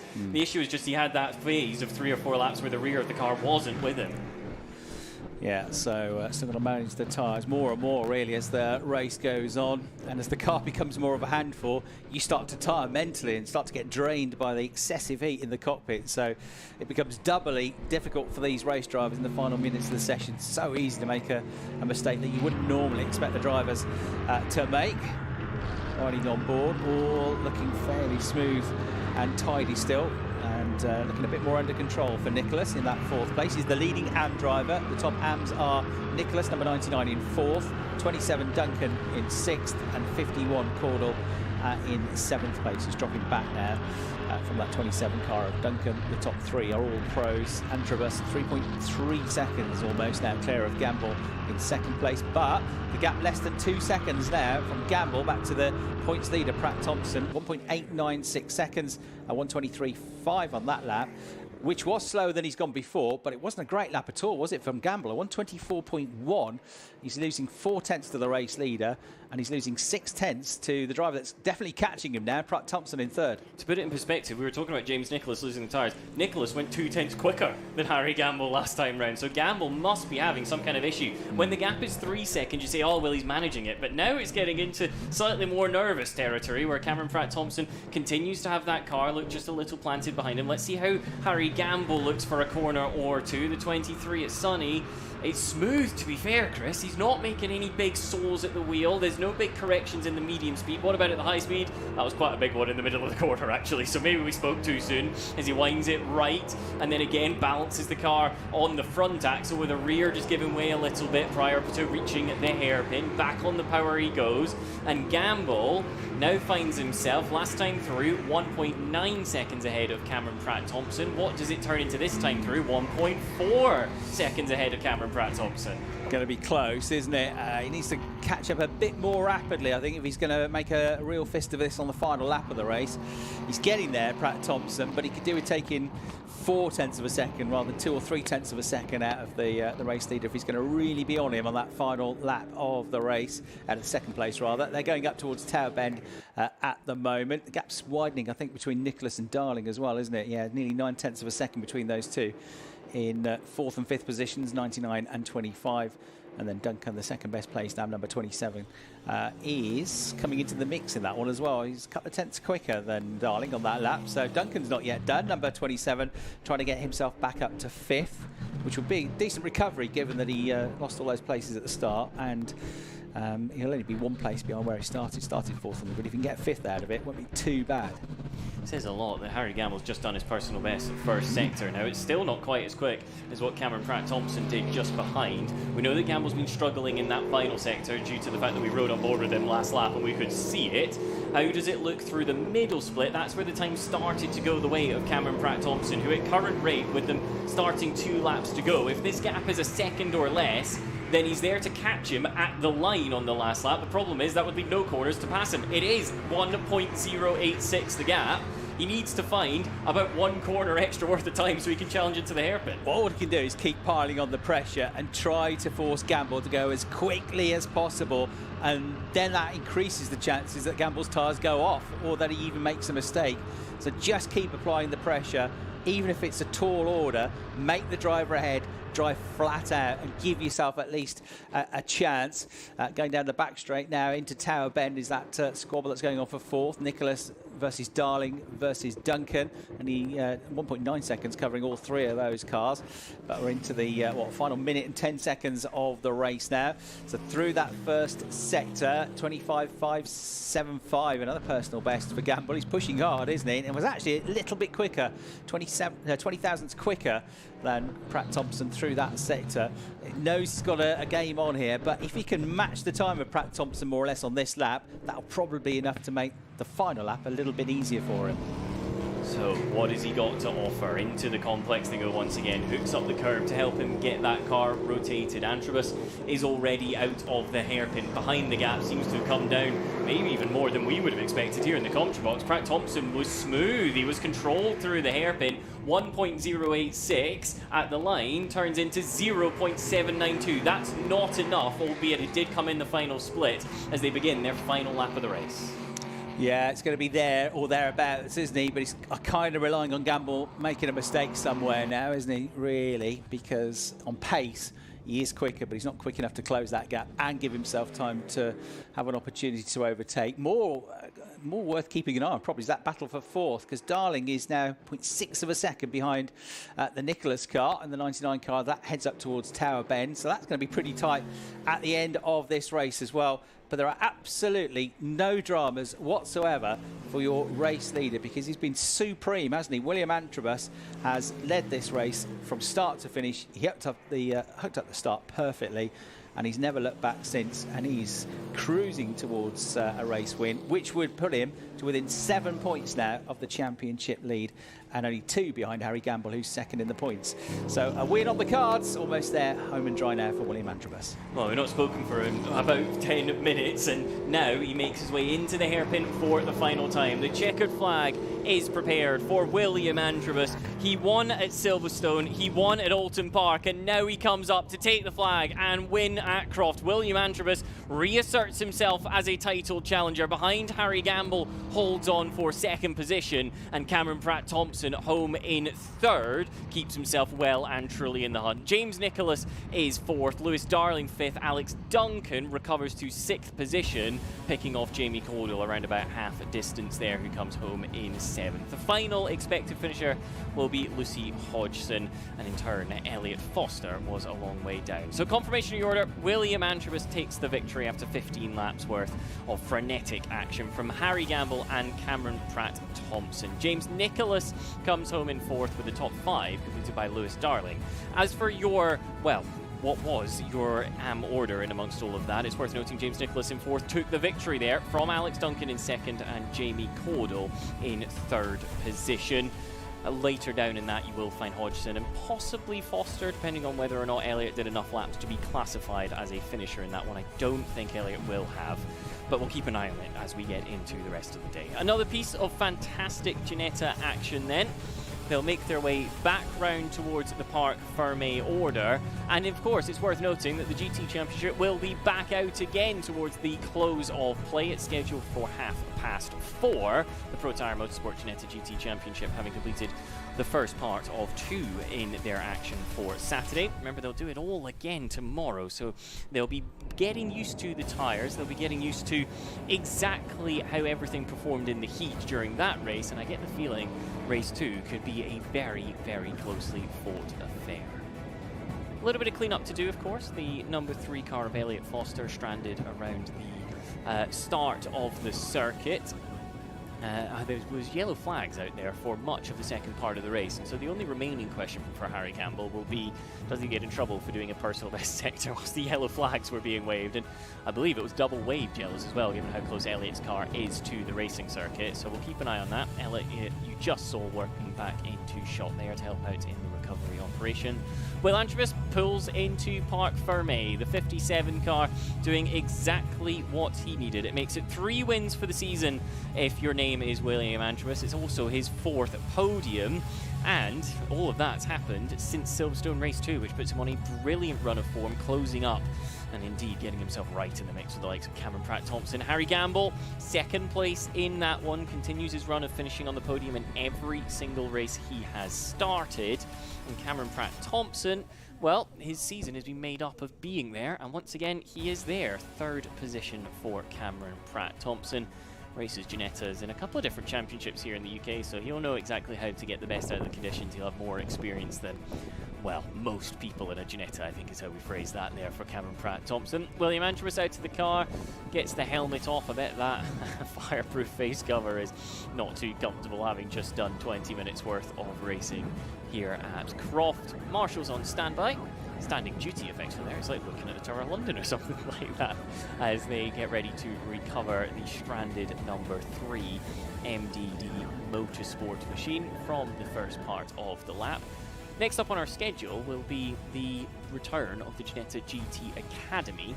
And obviously that won't be able to get underway until we've got our brilliant marshals out there onto the circuit. This is how the schedule looks. So we've done race 1, 2 and 3 of the day. In turn, as we get into races 3, 4 and 5, that's where you see race 2 on the graphic because it's their 2nd race of the weekend in each case. So it'll be the GT Academy up at 3:20. In turn, the return of the Ginetta Junior Championship at what will be almost 4 p.m. and then 4:30 for the Ginetta GT Championship to round out the proceedings of day 1 of 2 here at the Ginetta Festival. Of course, you can keep tuning in all the way over the course of the weekend. You will have to put up with me over the course of the weekend, I'm afraid, but you've got Chris helping us out as well. A much more dulcet tone, shall we say, keeping us straight here at Croft as the weather continues to heat up. The track may be looking a little bit more yellow in places where the sun's been on it, a little bit more brown in places where the cars have been off the edge of the circuit, but nonetheless, they will be ready and raring to go. The marshals, is sunbathing a good idea in a fireproof suit? They clearly think so. I'm not so convinced. I think I'd be inside the shed, to be honest. If it's got glass windows, I'm not sure greenhouse is the best idea. That said, whoa, with the marshals relaxing down in Parc Fermé, Chris has found one of our drivers. Well, in the searing heat, I can't complain because it's 30 degrees hotter in the car. That was hard work, William Antrobus. But what a great drive. You had the perfect start and you never looked back, really. It looked a smooth drive. It looked easy, but I bet it wasn't. Yeah, it was a difficult drive because of the tyre, but I managed it, and that's what I've got to do as a racing driver. If I want to progress, I've got to manage tyres. So this is the perfect time and the perfect place for managing tyres. It's a tough track, and it's a very tyre degrading track as well. So what I've done today at the moment in my books has gone all sweet and sound. What do you do in the test yesterday and the free practice to try and get used to the fact that the tyres are going to go off? Do you do the longer runs? Do you work and play with tyre pressures? What can you do to set up for the race? We just really, when we set up for the race, we just go off the feeling of the car, and then when we get a new tyre run, we have like the car prepped and ready. But that's really what it is. It's just about knowing what you like as a driver, and it's just about finding that setup in the right place at the right time as well. Because if it's wrong for the races, then you've got to go back to the drawing board, really. But we've done an amazing job. The team's done an amazing job with the car. They've helped me so much the last week or two, and it's been a pleasure pretty much driving it. It's just every lap is just smooth, and we're getting every apex bang on, bang on, bang on, and we're just driving. It's all about rhythm, isn't it, when you're in that groove? Yeah, it's just all about the flow of just being in that flow state moment. It's pretty much what I've been doing the last few days. Once the first few laps are gone, I then just settle into a rhythm, and then if I want to save the tyre, I just lift off a little bit. That's why near the end I was going a bit slower. I was just reeling it back a bit, nothing too sketchy at all, just a nice calm race and just get to the line. So it's very under control. Third win. I reckon you're only 7 points off the championship lead now as well. Nice. Yeah, considering we've got the DSQ to carry on as well, it could play into someone else's hands, but it's going to be a difficult championship. But at the moment, it's looking quite well, and we're coming back very good, considering. But I think going into this weekend, it could be a title changer for me. I could come away with the championship title lead at the end of this weekend if I keep on going as it is, but it's debatable. It's whenever anything happens, you've just got to drive and hope for the best, really. It's a good weekend to be on form when you got 4 races. Perfect start. Well done, Will, and good luck for races 2, 3 and 4. Thank you. Cheers. So William Antrobus, your race winner, looking cool and calm and collected and looking far less hot than I am. Thank you very much, Chris. The wind, I'm sure, doing a little bit to help, but having been down there a moment ago, I completely agree with you. It is scorching out there on the circuit at the moment. You can see the wind on those lovely Pirelli flags. But having done that, let's take a look back at how that previous event from the Ginetta GT Championship played out. It was exciting from start to finish. And it all started, well, at the start. We saw Cameron Pratt-Thompson on the outside of William Antrobus. He was thinking about whether or not he could go forwards into turn number 1, swept to that outside line, and here comes Harry Gamble. Some bodywork in the background that you can see there showing just how ferocious it was, and that's where Alex Duncan lost plenty of positions. He was on the outside and simply couldn't tuck back in line. That set us up for what was due to be a fantastic comeback from Alex Duncan, and a race at the front between Gamble and Antrobus where it was about who could be most consistent, who could keep the tyres in check. Further back in the pack, Alex Duncan was on that recovery drive, found himself onto the back of the likes of Jamie Caudle, and the other E3 Sport car had plenty of pressure as well, with Nicholas under pressure from Cameron Pratt-Thompson. Caudle could only hold on for so long. Nicholas, whilst he couldn't keep Pratt-Thompson behind, he did manage to hold off Lewis Darling a little bit more successfully. Into the wall, we found Elliot Foster. He's got most of his car there with the tyre coming off into the apex, deciding to make a break for freedom. That left the yellow flags out at that corner all the way to the finish. A finish in which William Antrobus just seemed to have that little bit over the rest of the field. Behind him, there was plenty of action still occurring. The 99 of James Nicholas had the rear step out a few times, but managed the gap. The same cannot be said for Harry Gamble, who looked comfortable, then not quite so comfortable, and then realised he had Cameron Pratt-Thompson right on him in the final 2 laps of the race. William Antrobus, however, it was that took the flag. He managed the tyres best and found himself the victor from Harry Gamble and Cameron Pratt-Thompson. So that brings us to where we are now. We've got recovery operation for Elliot Foster. The next Ginetta race is going to be a little bit delayed. The academy, of course, will be assembled beforehand, which means that it's time to just keep an eye on what our brilliant marshals are doing out there on the circuit. It's worth noting that your man up there on the flatbed, whilst he might not be dressed head to toe in bright orange, he's still got plenty of layers on, as is required by the safety. So thank you very much not only to the marshals, but also to all of the recovery crews, medical crews, and everybody else involved. For now, however, we'll go back down to Parc Ferme, where Chris, I believe, has found another friend. Thanks very much indeed, Tom. And Harry Gamble, second place, is with me now. Harry, you had to work hard for that one. That was a tough final few laps, wasn't it? Yeah, Cameron was coming quite fast behind.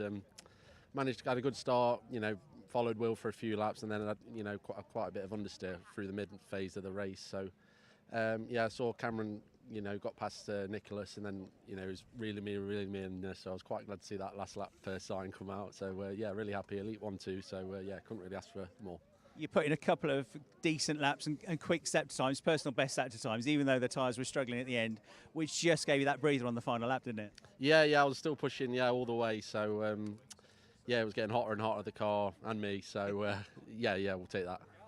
And what can you do to change the car? Because it's going to be probably as hot for race 2. What sorts of things can you change? Because there's not much time, really, is there? No, there's not much time between races. So, we'll have to make a plan and make a few changes to the car. And see where we go from there.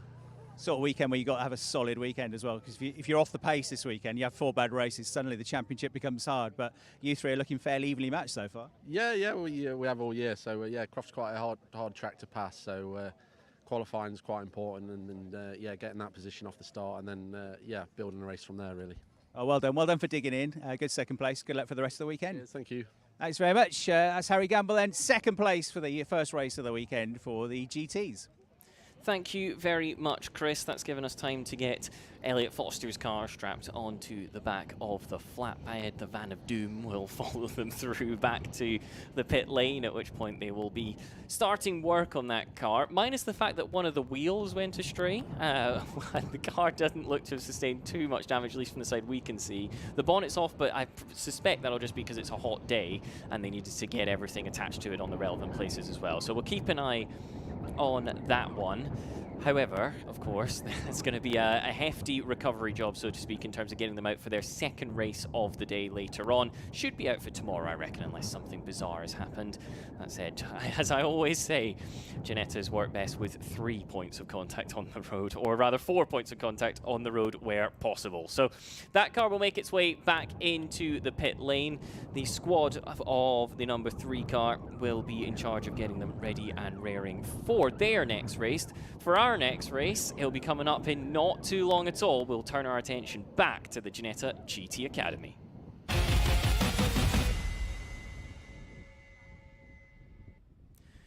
So, next up is going to be the Ginetta GT Academy. A little bit of recovery work happening out on the circuit, just cleaning up some gravel for Clairvaux, where the GT Championship and Alex Duncan in particular found himself a little bit beyond the fringes of the circuit earlier than he would have been. But in the GT Academy, well, we've already had qualifying and of course one race. That earlier race in the day was an affair that was both exciting and familiar. Lewis, by Leak 8, found himself at the head of the order with a healthy margin over Tom Walker. Walker's margin, however, not quite so comfortable because Joseph Ostelhoff, the American, was very, very quick in the closing stages of that time. We also got the chance to talk to Joe during the lunch break, and he was in good spirits, said, "I'll just stay out of trouble." It's worth noting, that's exactly what he did. He wasn't lying to us. He stayed out of trouble, had the tyres underneath him towards the closing stage of race number 1. A skill that will be all the more important, given that the conditions are getting hotter still. Off of the overall podium, but on the rookie podium, I should say, is Ian Beaumont in race number 1. Ian found himself with another podium finish. He finished second at Silverstone race 1, and then at Alton Park was second, first. Maybe he's looking to repeat a similar sort of pattern over the course of this weekend. Beaumont certainly looking quick enough to show that sort of performance. Then you found the final GT Academy class car. The Connor Blackburn machine, number 66, was on the podium. And in 5th overall, ahead of Will Fallon. And then, rookie podium for Ash Young. Really good race earlier on for the 53 machine. Keep an eye out for the Performance 1, number 53, as that car has been building. Looks solid in qualifying, looks solid in the race, and it's those drivers who look solid that are then able to repeat the lines, and when the temperatures come up, they're maybe not sliding or fighting the car quite so much. Ash Young set to be a dark horse in this one, is my suspicion. That 53 car getting quicker still, and it's a similar story actually when you look at Ash Young's season. He got a podium in class at the final round of Alton. He got a podium in this previous race as well, which puts him right into the mix, does the number 53. His track experience, as far as noting, relatively limited before coming here. He'd done the odd track day or two before joining the GT Academy, but the first time in years that he was on the circuit was when he was getting his ARDS license to come racing in the GT Academy, having of course supported his son Noah last year in the Ginetta Junior Championship, and so now they're doing it together. And as we commented on earlier, have noted each other down as their racing heroes, which is always quite an interesting one in that. As for the remainder of your order, in race number 1, Ben Wiseman was right in the mix. The 8 car, rather happily for us in the commentary box, the 8 car finished in 8th. Robin Grimwood was in 9th, the top 10 completed by Alan Wright. Final finisher was Damien Duffy, with Fagoff not being classified. Lucas Theo didn't start after pulling off the road during qualifying, off of the start-finish straight, in fact, which led to a red flag during that rather staccato session, it should be said. The lap record around Croft, well, we didn't come here before this weekend, so that means that Lewis Bleak, having set the fastest lap earlier on today with a 1:29.243, holds the lap record. He's the 17 car you can see in your shot now. Parked up next to him is the number 21 of Tom Walker, one of the E3 Sport cars that, well, they're running throughout the course of the weekend's action, and I'm sure we'll be gathering all of the data they can in order to make their drivers as quick as possible. Tom Walker has not been without strife, and off early on in free practice meant that the E3 Sport team had plenty of work to do. Their garage floor looked more like the back of Dobby's. Other garden centres are available, and so they found themselves with what seemed to be quite a big effort. When he did get out in qualifying, however, albeit a bit later than those around him, he was straight on the pace, so keep an eye out for Tom Walker, possibly being the driver to challenge Lewis by Lique over the course of race number 2 of the weekend for the Ginetta GT Academy. All of that had an effect on the championship, of course. In the Academy class, Tom Walker leads the way. He's got 41 points in his advantage over Joseph Ostelhoff, who was quick in the previous race, but will need to turn that into points if he wants to make something of the championship. Connor Blackburn is actually a very similar difference back from Joseph Ostelhoff. It's 41 between first and second, 42 between second and third, and we came into this weekend with third, fourth and fifth all on 100 points. They're now ever so slightly more spread out. It's a whopping 6 points back to Robin Grimewood in fourth of the GT Academy Class Championship. Not too far behind that, only 2 points further back, in fact, you will find Alan Wright. Will Fallon, with a good performance, has found himself just 4 points behind Alan Wright. So that is an amazingly large 12 points between 4 drivers fighting over third, make that fourth position, sorry, in the championship. In turn, we've got the Rookie Class Drivers' Championship as well. Lewis Bleak still leads the way by just 15 points, because whilst he's been the dominant force in the rookie class, it does mean that he's cost himself points, because not only did he fail to win at one of the races at Alton Park, shock and awe, he actually also, of course, scored no points. Well, technically he scored 1 because he got the fastest lap, but otherwise he scored no points for finishing. And that put Ian Beaumont right onto his tail. Beaumont, with a good performance earlier on, stays just 15 points back of Lewis Bleak. Ben Wiseman and Ash Young are close to each other in third position, but you've got to say, based on form so far, they've had very little to answer the questions that Bleak and Beaumont have been asking. Still, it continues to get warmer here at Croft. Marshall's continuing to... it's a combination of sunbathing and I suspect shielding the screen so they can actually see it, given how bright it is on the circuit at the moment. They'll just be having a look, maybe at the times from the previous race, they're looking at the championship standings, or maybe they're keeping an eye on what's happening over at Spa. Of course, SRO running the Spa 24-hour this weekend, where there will be various Ginetta graduates competing over there. I like the approach of the Marshall on the right of that shot, hidden just a little bit more in the shade. That's more my style, let's put it that way. I think, being from Scotland, I would turn to a lobster if I lied in the sun like that, so we'll stay as far away from that as is possible. They are positioned at a rather nice point on what is a rather nice circuit here at Croft as well. We're looking at a 2.1 mile lap. That's 3.4 kilometers if you'd rather work in new money. The sectors, the middle one is the longest at 1.5 kilometers. And the two either side ever so slightly smaller, so expect to see Sector 2 where a lot of the lap time is found. That said, Sector 3, you spend a long time in it. It's got plenty of slow corners there, and so that will be a factor, particularly when it comes to tyre wear. If you're sliding the car around through the complex and into the hairpin, you're going to begin to struggle that little bit to have the rubber underneath you. The rubber supplied by Pirelli, of course, a tyre that's been running very well all season, and despite the incredibly hot temperatures over the course of the test leading up to this weekend and today's action, it has been performing very well once again. And case in point, James Nicholas, who maybe worked a bit too hard in the early stage of the race but was able to get the temperatures down and then looked properly settled in the last few laps to James Nicholas in the previous event. Tom Walker, running out of the same E3 Sport stable, will be hoping to do exactly the same but without the strife in the middle.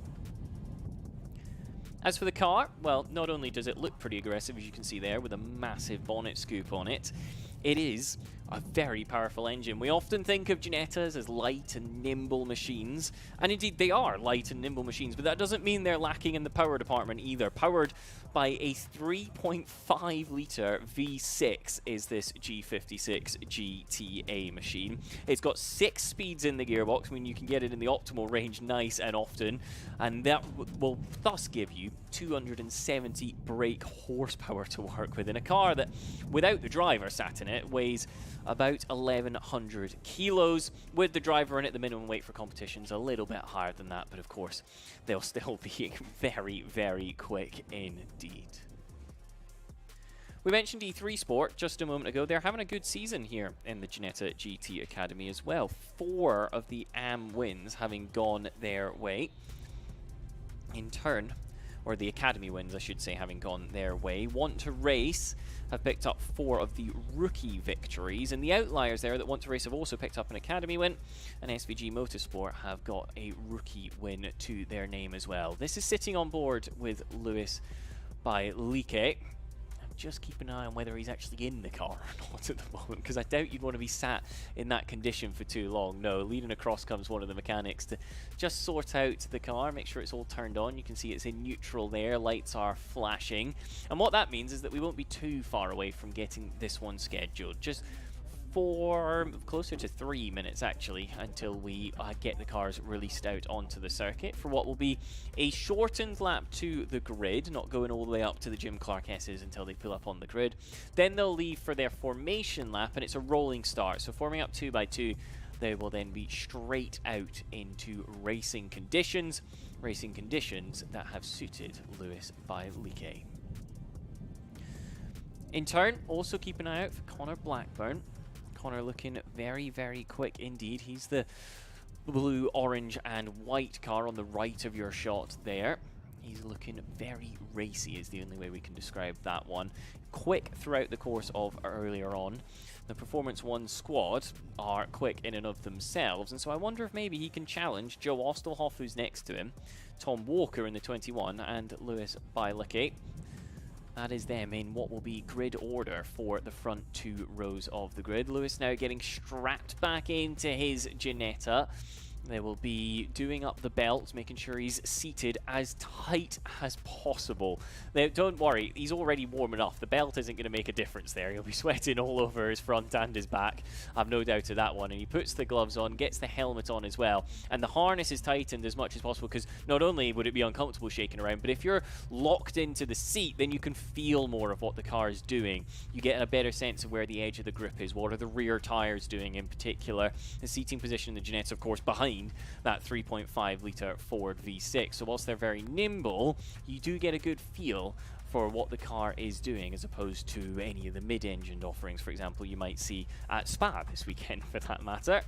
A very similar style of GT machinery. So, Balik scrapped in now. Last little adjustments going on. He seems to me as if he maybe wants it a little bit tighter again. I'm sure his the white parts of his car are helping deflect the heat just a little bit. In turn, we'll cut over to what is I was going to say very happy looking mechanic. He looks quite serious actually, doesn't he? There, stepping into the E3 Sport car comes Tom Walker. He'll get himself sat down into position. Tom is very tall, and you can see the difference there between himself and Lewis, with just how high up in the car Tom is positioned. I doubt he gets a very good view, actually, underneath what is the GT Academy banner that he'll have to be looking out beyond to see out the front of the number 21 car. They've got the gloves ready and raring for him. I'm sure he'll wait for as long as possible before putting those on. And just sat in the middle of the car, because of course there's no gear stick there. We're operating with the paddle shift, as we are in all of the championships and indeed most race cars these days, but that gives just a little indication of how things have changed over the time. Of course, the Ginetta Junior Championship, when it first started, did have a H shift, and that was very different indeed. You saw some of the brilliant drivers there balancing the cars with one hand, going flat out through the corner, using their right foot to keep the pedal pinned, and their left hand often then controlling exactly what the car was doing. Yeah, it's pretty rare, isn't it, these days, that you get any racing cars, even at sort of club level, that have not got sequential gearboxes. There's the sport division of the Mini Challenge that has H-pattern gearboxes, but otherwise can't think of too many examples really at the top level of club and national motorsport. So it's become the norm these days to have those sequential gearboxes. Still lots of racing to come this afternoon then. So we've had 3 races done. We've got 3 races to go, one more for each of the classes, and GT Academy, as we've been saying, coming up next. We are around about 25 minutes behind that schedule due to the various red flags and delays that we've had. So current time here is 3:40. It'll probably be 3:45 or so before we get the race underway. Juniors come after that. And then we've got the GT Championship that we've just seen in action to round out the day. That'll be around about 4:30 or so. We'll try and close up some of those gaps. And then tomorrow, it's an action-packed afternoon. No racing in the morning because of local noise restrictions. So 12:30, qualifying, second qualifying of the weekend for the juniors. Same as today, sets the grid for the 2 races in the afternoon. Fastest lap time and second best lap time sets the grid. Qualifying for the GT Championship at 1 o'clock, and then at 1:30 the GT Academy. And then we'll be pretty much straight into racing off the back of that. No lunch tomorrow, straight into racing with the juniors at 2:05 with their 3rd race of the weekend. The GT Championship at 2:40, at 3:15 GT Academy, and then the final 3 races of the day from 4:05 with the juniors, 4:40 tomorrow for the GT Championship. And all being well, if all goes according to plan, that final race of the day will be the 100th ever race for the GT Academy as our final race of the weekend, set to kick off at 5:15 tomorrow afternoon. So lots to come. Marshals, where they can, trying to stay shaded or catch the sun rays, lying down in the sun. I hope they've got the sun cream on because it is raging hot out there now as well. Let me tell you, as a bald man, you can feel the sun coming down. It is pretty, even with the wind, you can feel the strength of that sun. It's very powerful out there. They can't be very comfortable because we've seen them 3 times. They've changed position every time we've seen them. They obviously keep getting hot spots and they're rolling around to try and spread it out a bit more. Yeah, they're going to be well hot with those overalls on, aren't they? But as ever, thanks to the marshals for endeavouring the heat. It never seems to be normal weather, does it, when you're a marshal? It's either chucking it down with rain, hailing, breezy or boiling hot. You never just have a normal warm day, can you? But it really has picked up that wind today, hasn't it? You can see the trees there in the background. Well done to you spectators here at the circuit as well. Lots of you here bright and early this morning. You've been on the banking all day long, chilling out, enjoying the racing hopefully, and good to see lots of you supporting the racing here at Croft. So lots of people here enjoying the sunshine or enduring the sunshine. I'm not sure which. You know what we're like here in Britain. We can't ever be happy with the weather, can we? It's either too hot, too cold, too wet or too dry.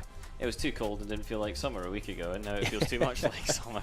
What I will say is one of those spectators had white trousers on. I was sitting on the grass all day. That is quite bold, I will put it that way. The marshals sit there once again. They've got far more layers on. I think for them, if we could get them a paddling pool out. We did see one in the paddock the other day, actually. Have you spotted it? Is it still out there? It's still there, yeah. It's still there. It was fuller than it was to start with because we had that big downpour about 4:30 yesterday. So, yeah, I arrived here with the paddling pool out. Nobody was in it, though, because it was absolutely chucking it down for about 45 minutes yesterday. That, thankfully, has gone away. There was a bit of a threat that we might get some rain this morning, but it skirted around us, never happened. In the background on the TV pictures that we're getting, we can see the ice cream van is there. Must be making an absolute killing this week, the ice cream industry. I might have to stop there after we do the podiums after this race. They'll run out by then. Looks very tempting, that one. You can see the heat shimmer off the circuit here as well. That is very, very hot. And it's exactly what the drivers will have in mind for the beginning of this next race, you've got to feel. The Alex Duncan approach wasn't intentional dropping down the order, but it was for Cameron Pratt-Thompson. He came on strong, and I wonder if a few drivers will have taken note of that. Yeah, and so not that much time to sort the cars out. If you weren't happy with them in the first race, spoke to Tom Walker after that first race, and he said, look, the car it doesn't feel as good as it did in qualifying this morning. We've got to have a look at that because he wasn't particularly happy with the car, and it was a bit of a struggle at the end of the race. Lewis Bylicker, by the way, very cool, wasn't he, with his race win? He was just very relaxed, very on top of it, doesn't seem phased by anything, and he's in a real good spot at the moment. It's all about being in the zone, I think, for a racing driver. for any sports person, really, having that confidence. It's not arrogance, it's confidence in that you know what you're doing, you know what the team's doing, and you've got to go into it feeling positive, feeling that you can win the race, you can beat everybody, because if you don't, and you're not feeling 100% confident, everybody around you, they will be, and they'll pounce upon you. So yeah, it's a bit of a confidence game as well, this. You've got to be pretty confident to drive a car at 140 odd miles an hour, haven't you? I will say, for Lewis, it must help having won every race he's finished. Yeah, it's that true. does play into the... It's I don't think it's going quite ego well. or arrogance. I think that's just acknowledgement of the circumstances. They make their way out of the assembly area and onto circuit. You'll see the cars pull onto the grid to make sure we've got the order all correct. The marshal's helping us out with that one, and then it'll be the formation lap towards the rolling start. Yes, yeah, it's got a better record than the German football team at the moment, hasn't it? We managed to lose to Ecuador the other night somehow, but I won't get too carried away because England are playing tonight, and it's Panama, and I'm not actually feeling 100% confident about that, given the way we played against Ghana the other night. So, yeah, quite handy having this this line tomorrow morning, isn't it? Because we've got a late night tonight if you want to watch the England football match. It's rare to support the German football team in any part of the UK, but what I will say is that them losing didn't do Scotland any favours in what now seems to be a done and dusted tournament for us. So there's still I was going to say half a chance, but it's about 0.5% chance, isn't it? But no, a real shame. But you know, great that they got there, wasn't it? Because a great campaign to get there to the World Cup. But it'd be nice if they could kick on next time, wouldn't it, and get out of that group. Thought it might happen this year, but it wasn't quite to be, I'm afraid. It's all right. Cape Verde are going to win the championship anyway now after yesterday. That will be salt in the wounds. I tell you what, if a small nation wins it. No. Who's going to be kicking on? Lewis Bolit's going to be kicking on as they pull up onto the grid. This is on board with Tom Walker, who's going to pull onto the outside of row number 1. The car you can just about make in the top right of his windscreen is Lewis Bolit. They will be ready and raring to go. In fact, actually, I think that's the safety car. There's Lewis Bolit looking at the safety car as well. He'll have the advantage of the inside line. And in race 1 earlier on, yes, his indomitable pace made for an easy work, but it was only easy work because he was at the front. Track position does matter. He made a good getaway, and Tom Walker will be aware of that. If you can just get that launch off the line, there's a good chance you can hold on to it here with tyres and heat being a factor. Yeah, but equally, you know, you have to, if you are at the front, it's so hard to stay focused, stay concentrated. You've got nobody to follow, you've got no reference point, you're just dealing with the track on your own, and just try to stay in a rhythm, and yeah, try not to look in the mirrors too much either. Just do your own job. Feel like you're within your own limits, just about looking after the car, looking after the tyres, but being as quick as you possibly can in the context of the race. Right, we have got the cars on the grid. They'll do one formation lap like before, and then it will be a rolling start for these cars in the Ginetta GT Academy. These V6s, which can do 140 miles an hour. It'll be a great sight and spectacle and sound as they head off into the first corner in about a lap's time. Right, onto the formation lap they go. This is how they shape up then. It is the points leader in the rookie standings, who, as Tom said, has finished. Every race he's finished, he's won.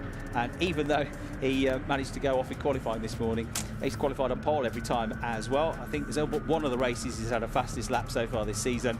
He's taken some beating, the German driver, Lewis Bolit, starting on pole position for the second time today in the number 17 car for the 1-2 race squad, with his nearest rival once again being number 21, Tom Walker, who would dearly love to win a race outright this weekend if he can. Their second best lap times from qualifying is what set the grid for this one. So 129.439 for Bolit and 129.806 for Walker. It's only 4/10 between them. On row 2, we're going to have Joe Ostelhoff, who was phenomenal, wasn't he, in the final 5 or 6 laps of that first race. Went charging after Tom Walker and very nearly got a second place finish outright. So he starts third in the number 19 car for 1-2 Racing, right behind his teammate Bolit. And Connor Blackburn, number 66 for the Performance 1 team. That's the team with the paddling pool in the paddock. He starts fourth. On row 3, 13, Ian Beaumont for SVG Motorsport, and number 30, Will Fallon, who's a privateer entry. Row 4, 53, Ash Young for Performance 1, and that would be then where Fake Goff's car should be. Is it there? 33 had a big problem this morning, didn't it? This afternoon rather, in the first race. Should be 8th on the grid. Confirm if it's there when they come back around. On row 5, 8, Ben Wiseman, and 77, Alan Wright. Row 6, 50, Robin Grimwood, and 4, Damien Duffy. And then the car had a problem in qualifying this morning. It didn't actually start race number 1. Lucas Theo, number 7, due to start 13th on the grid.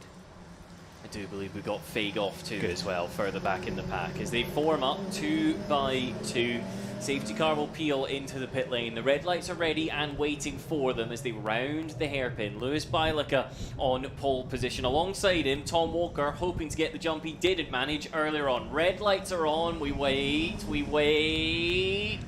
The revs build that little bit more. Red lights out and we go racing once again at Croft. It's an even getaway at the front, and possibly coming to challenge them all is going to be Cameron Pratt-Thompson. No, sorry, Joe Ostelhoff trying to get involved. Ostelhoff will squeeze his way up the inside of Walker. Willie, he makes a gap. Walker is forced to yield just a little bit further back. Alan Wright's off the road. Can he dig it out of the gravel? Yes, he can. Ostelhoff didn't manage to complete the move on Tom Walker towards the head of the field, and so despite all of that, they're as they were. Definitely a bit of contact, wasn't there, on the way through turn 1? If we get to see a replay of that between those two squabbling over second place. Walker, I thought he was going to have to concede the position there to Ostelhoff in that white car. There was rubbing of paintwork, but in the end, he stood tall. He held on to his second place, and Ostelhoff had to tuck in behind him in third position. Then, as you say, further back, Alan Wright, the 77 car, had a spin in race 1, but recovered to finish in the top 10 in the end. He had a couple of wheels through the gravel trap, through Clervaux and into Hawthorne as well. Right, so the car's heading around this first lap. I think we can get a look at a replay now on the live stream of that hustle and bustle on the way through turn 1, Tom. It was Joe Ostelhoff who triggered it. Further back, it all concertinaed, and Alan Wright with a little bit of contact with Faye Goff. Didn't look like anything more than 2 into 1 there, to be honest. Yeah, I think off the start, the drivers on the sort of 3rd and 4th and 5th rows of the grid, they went a bit early and then had to back off the throttle a bit because the leaders hadn't actually gone and pulled the trigger, because it was quite a long hold, wasn't it, on the red light. And that then, I think, squeezed everybody together on the way through turn 1.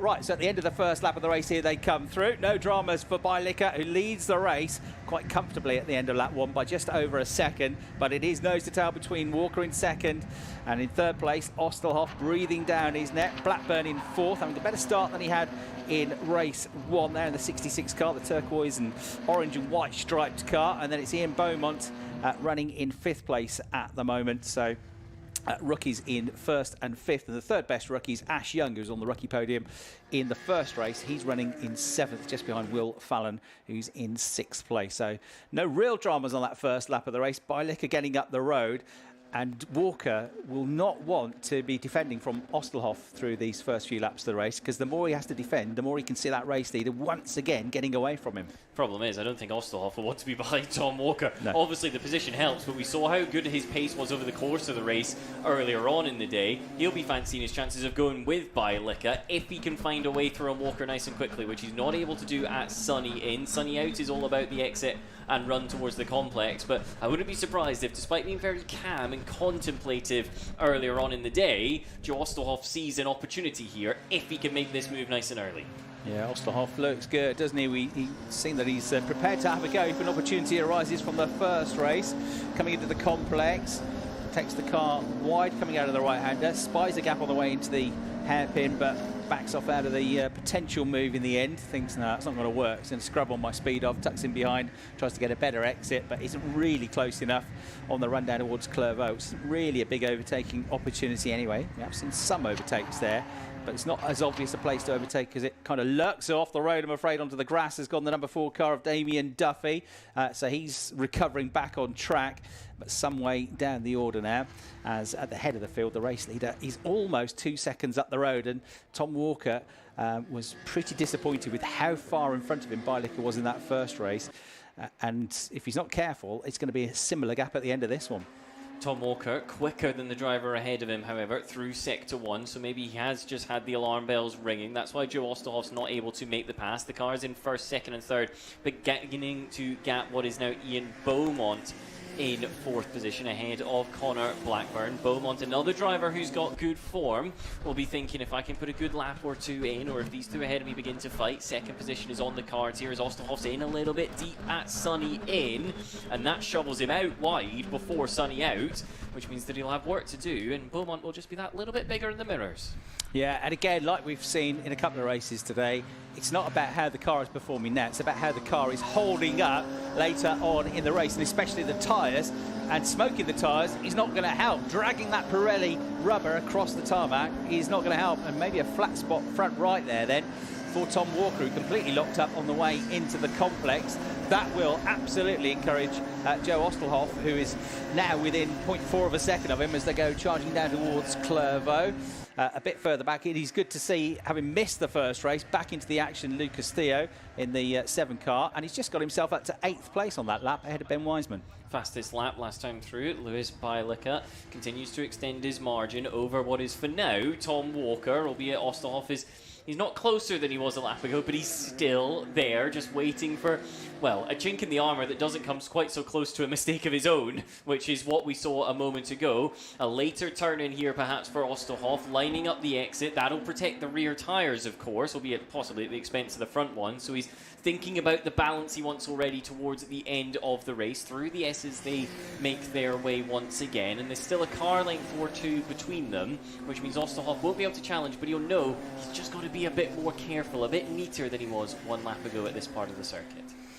Yeah, so fastest lap of the race last time around for you-know-who, the race leader, Bielica, with a 1:29.990. That's half a second quicker than Walker and Ostelhoff are going at the moment.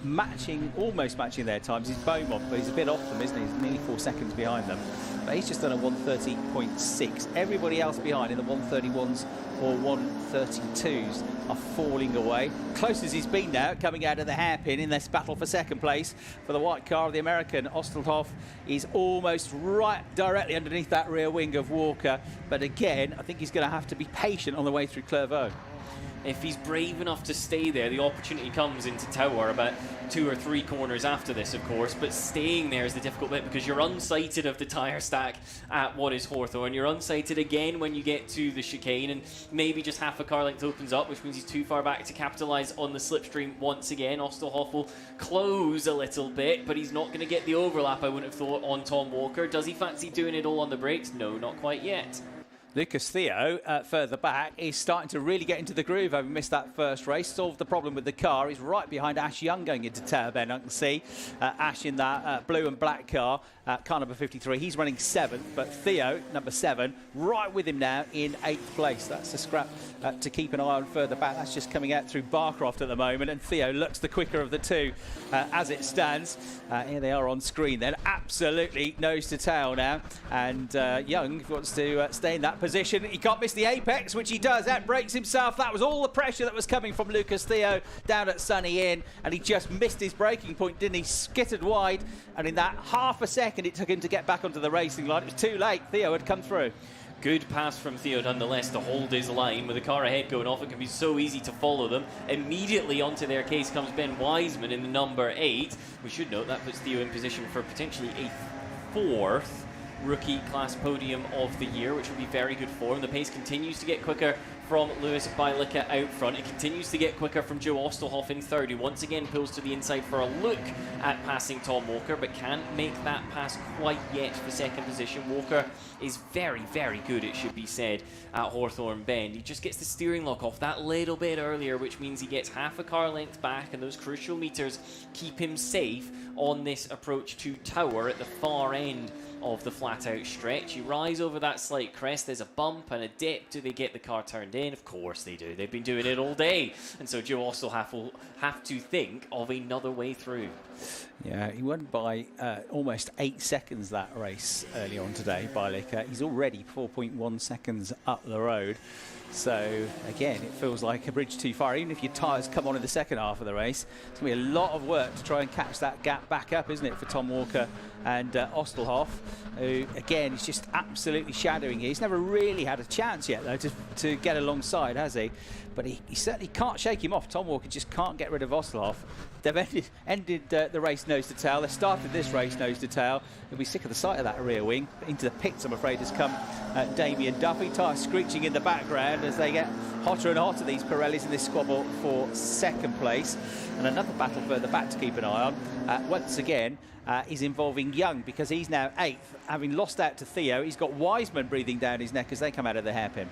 Having had a slide at Sunny in all the way into Sunny out, actually, Tom Walker seemed to struggle with the rear tyres through the complex and the hairpin. That put Joe Ostelhoff right onto him. There was the smallest of overlaps, a little rub front to rear from Joe Ostelhoff to Tom Walker, but couldn't quite keep that overlap by the time they reached Clairvaux. And so once again, it is situation normal for these two as they make their way towards Tower. Is there going to be a lunge on the brakes? There's still 10.5 minutes remaining in this one, which gives them time to try and figure it out. Behind Beaumont is comfortable. Same cannot be said for Connor Blackburn as the number 30 Will Fallon closes up on him on the brakes into Tower. Again, that's a similar situation actually, isn't it, Chris, to what we're seeing out front, where they get to the back, but making that last little car length can be so difficult. Osterhoff closer than he has been for a number of laps on the approach to Sunny End.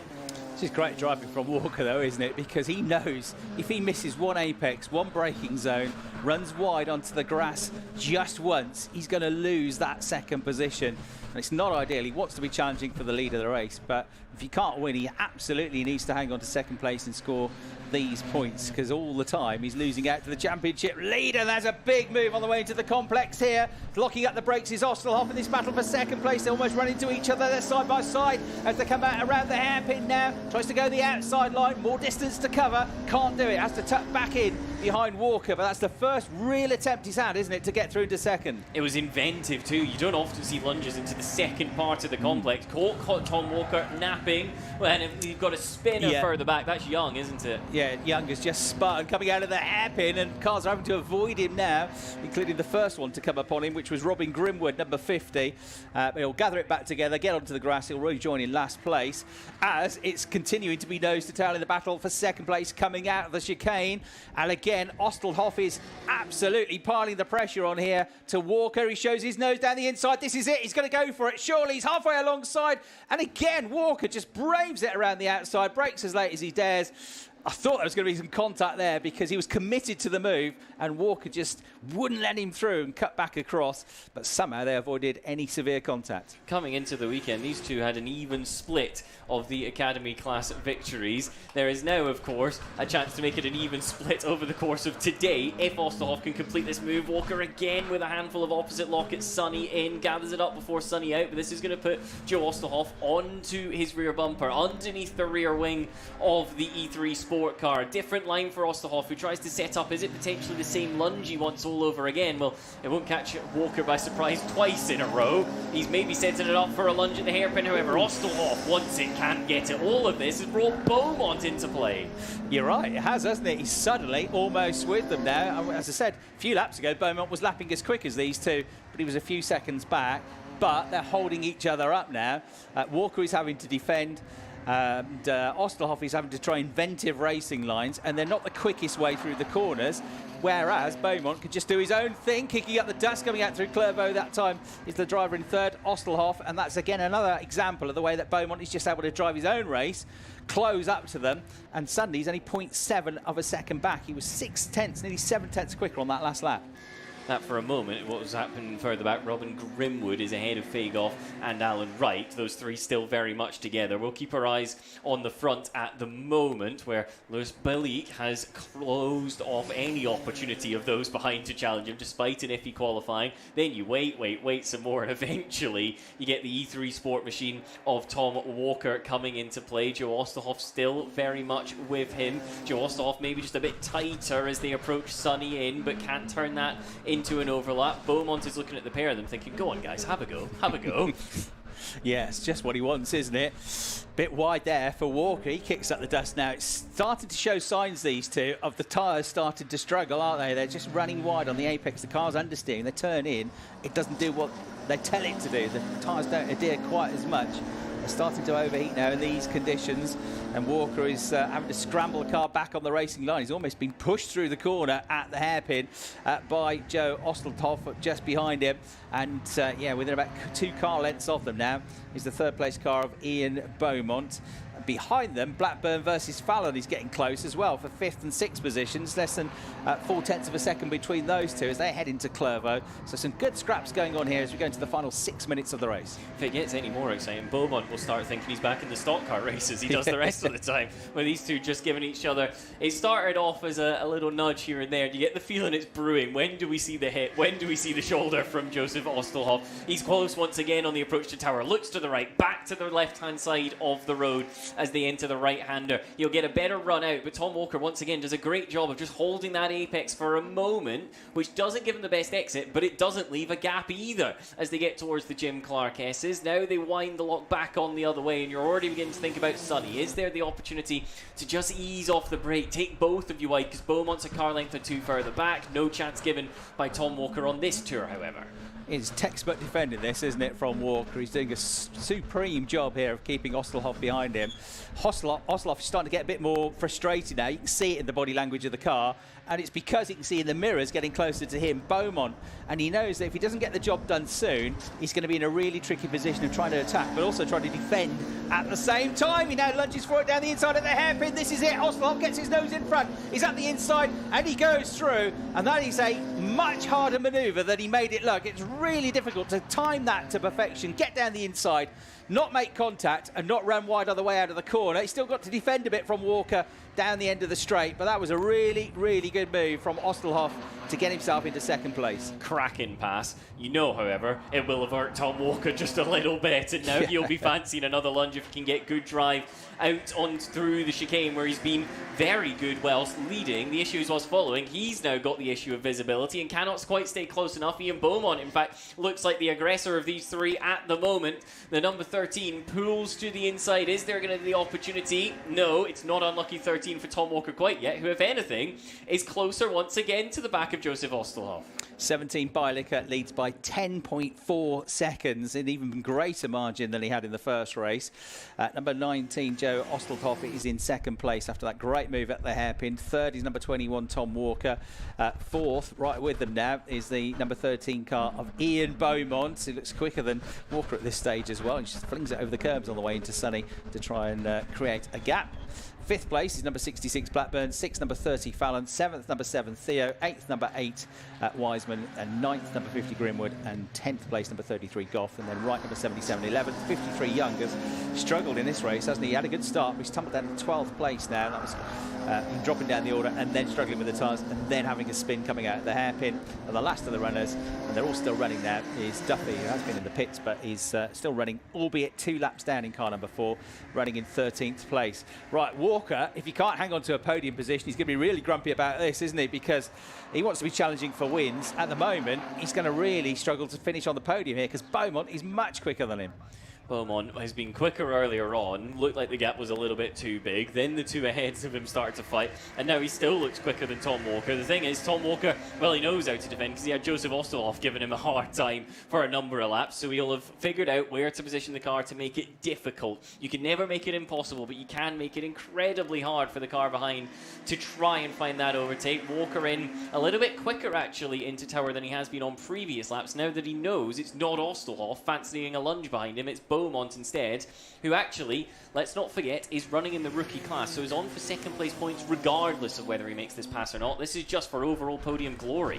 Well done, Lucas Theo. He's just got himself into 6th place with a tidy move up at Tower Bend to get up the inside of Will Fallon. He showed his nose, he got a really good run out of the chicane, showed his nose on the way into Tower Bend, kind of got halfway alongside, then backed off out of the move because he knew he couldn't get through.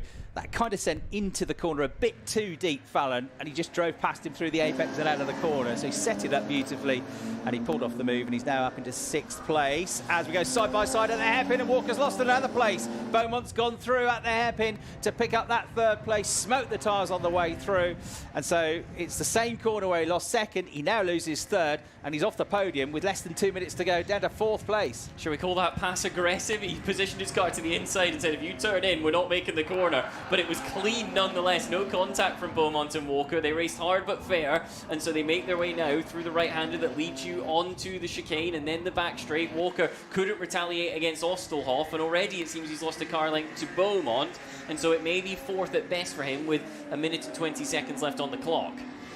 Yeah, so it's the high-speed corners where you think you struggle if your tyres are struggling, but it's in the slowest corner where Walker has ended up losing those 2 significant positions. Don't forget a chance to see that again, but it was another really good move under braking into the hairpin, this time from Beaumont, number 13, who therefore gets himself up into 3rd place overall. 2 rookies, 1st and 3rd now at Bielicker, who keeps on winning the rookies and getting these overall race victories.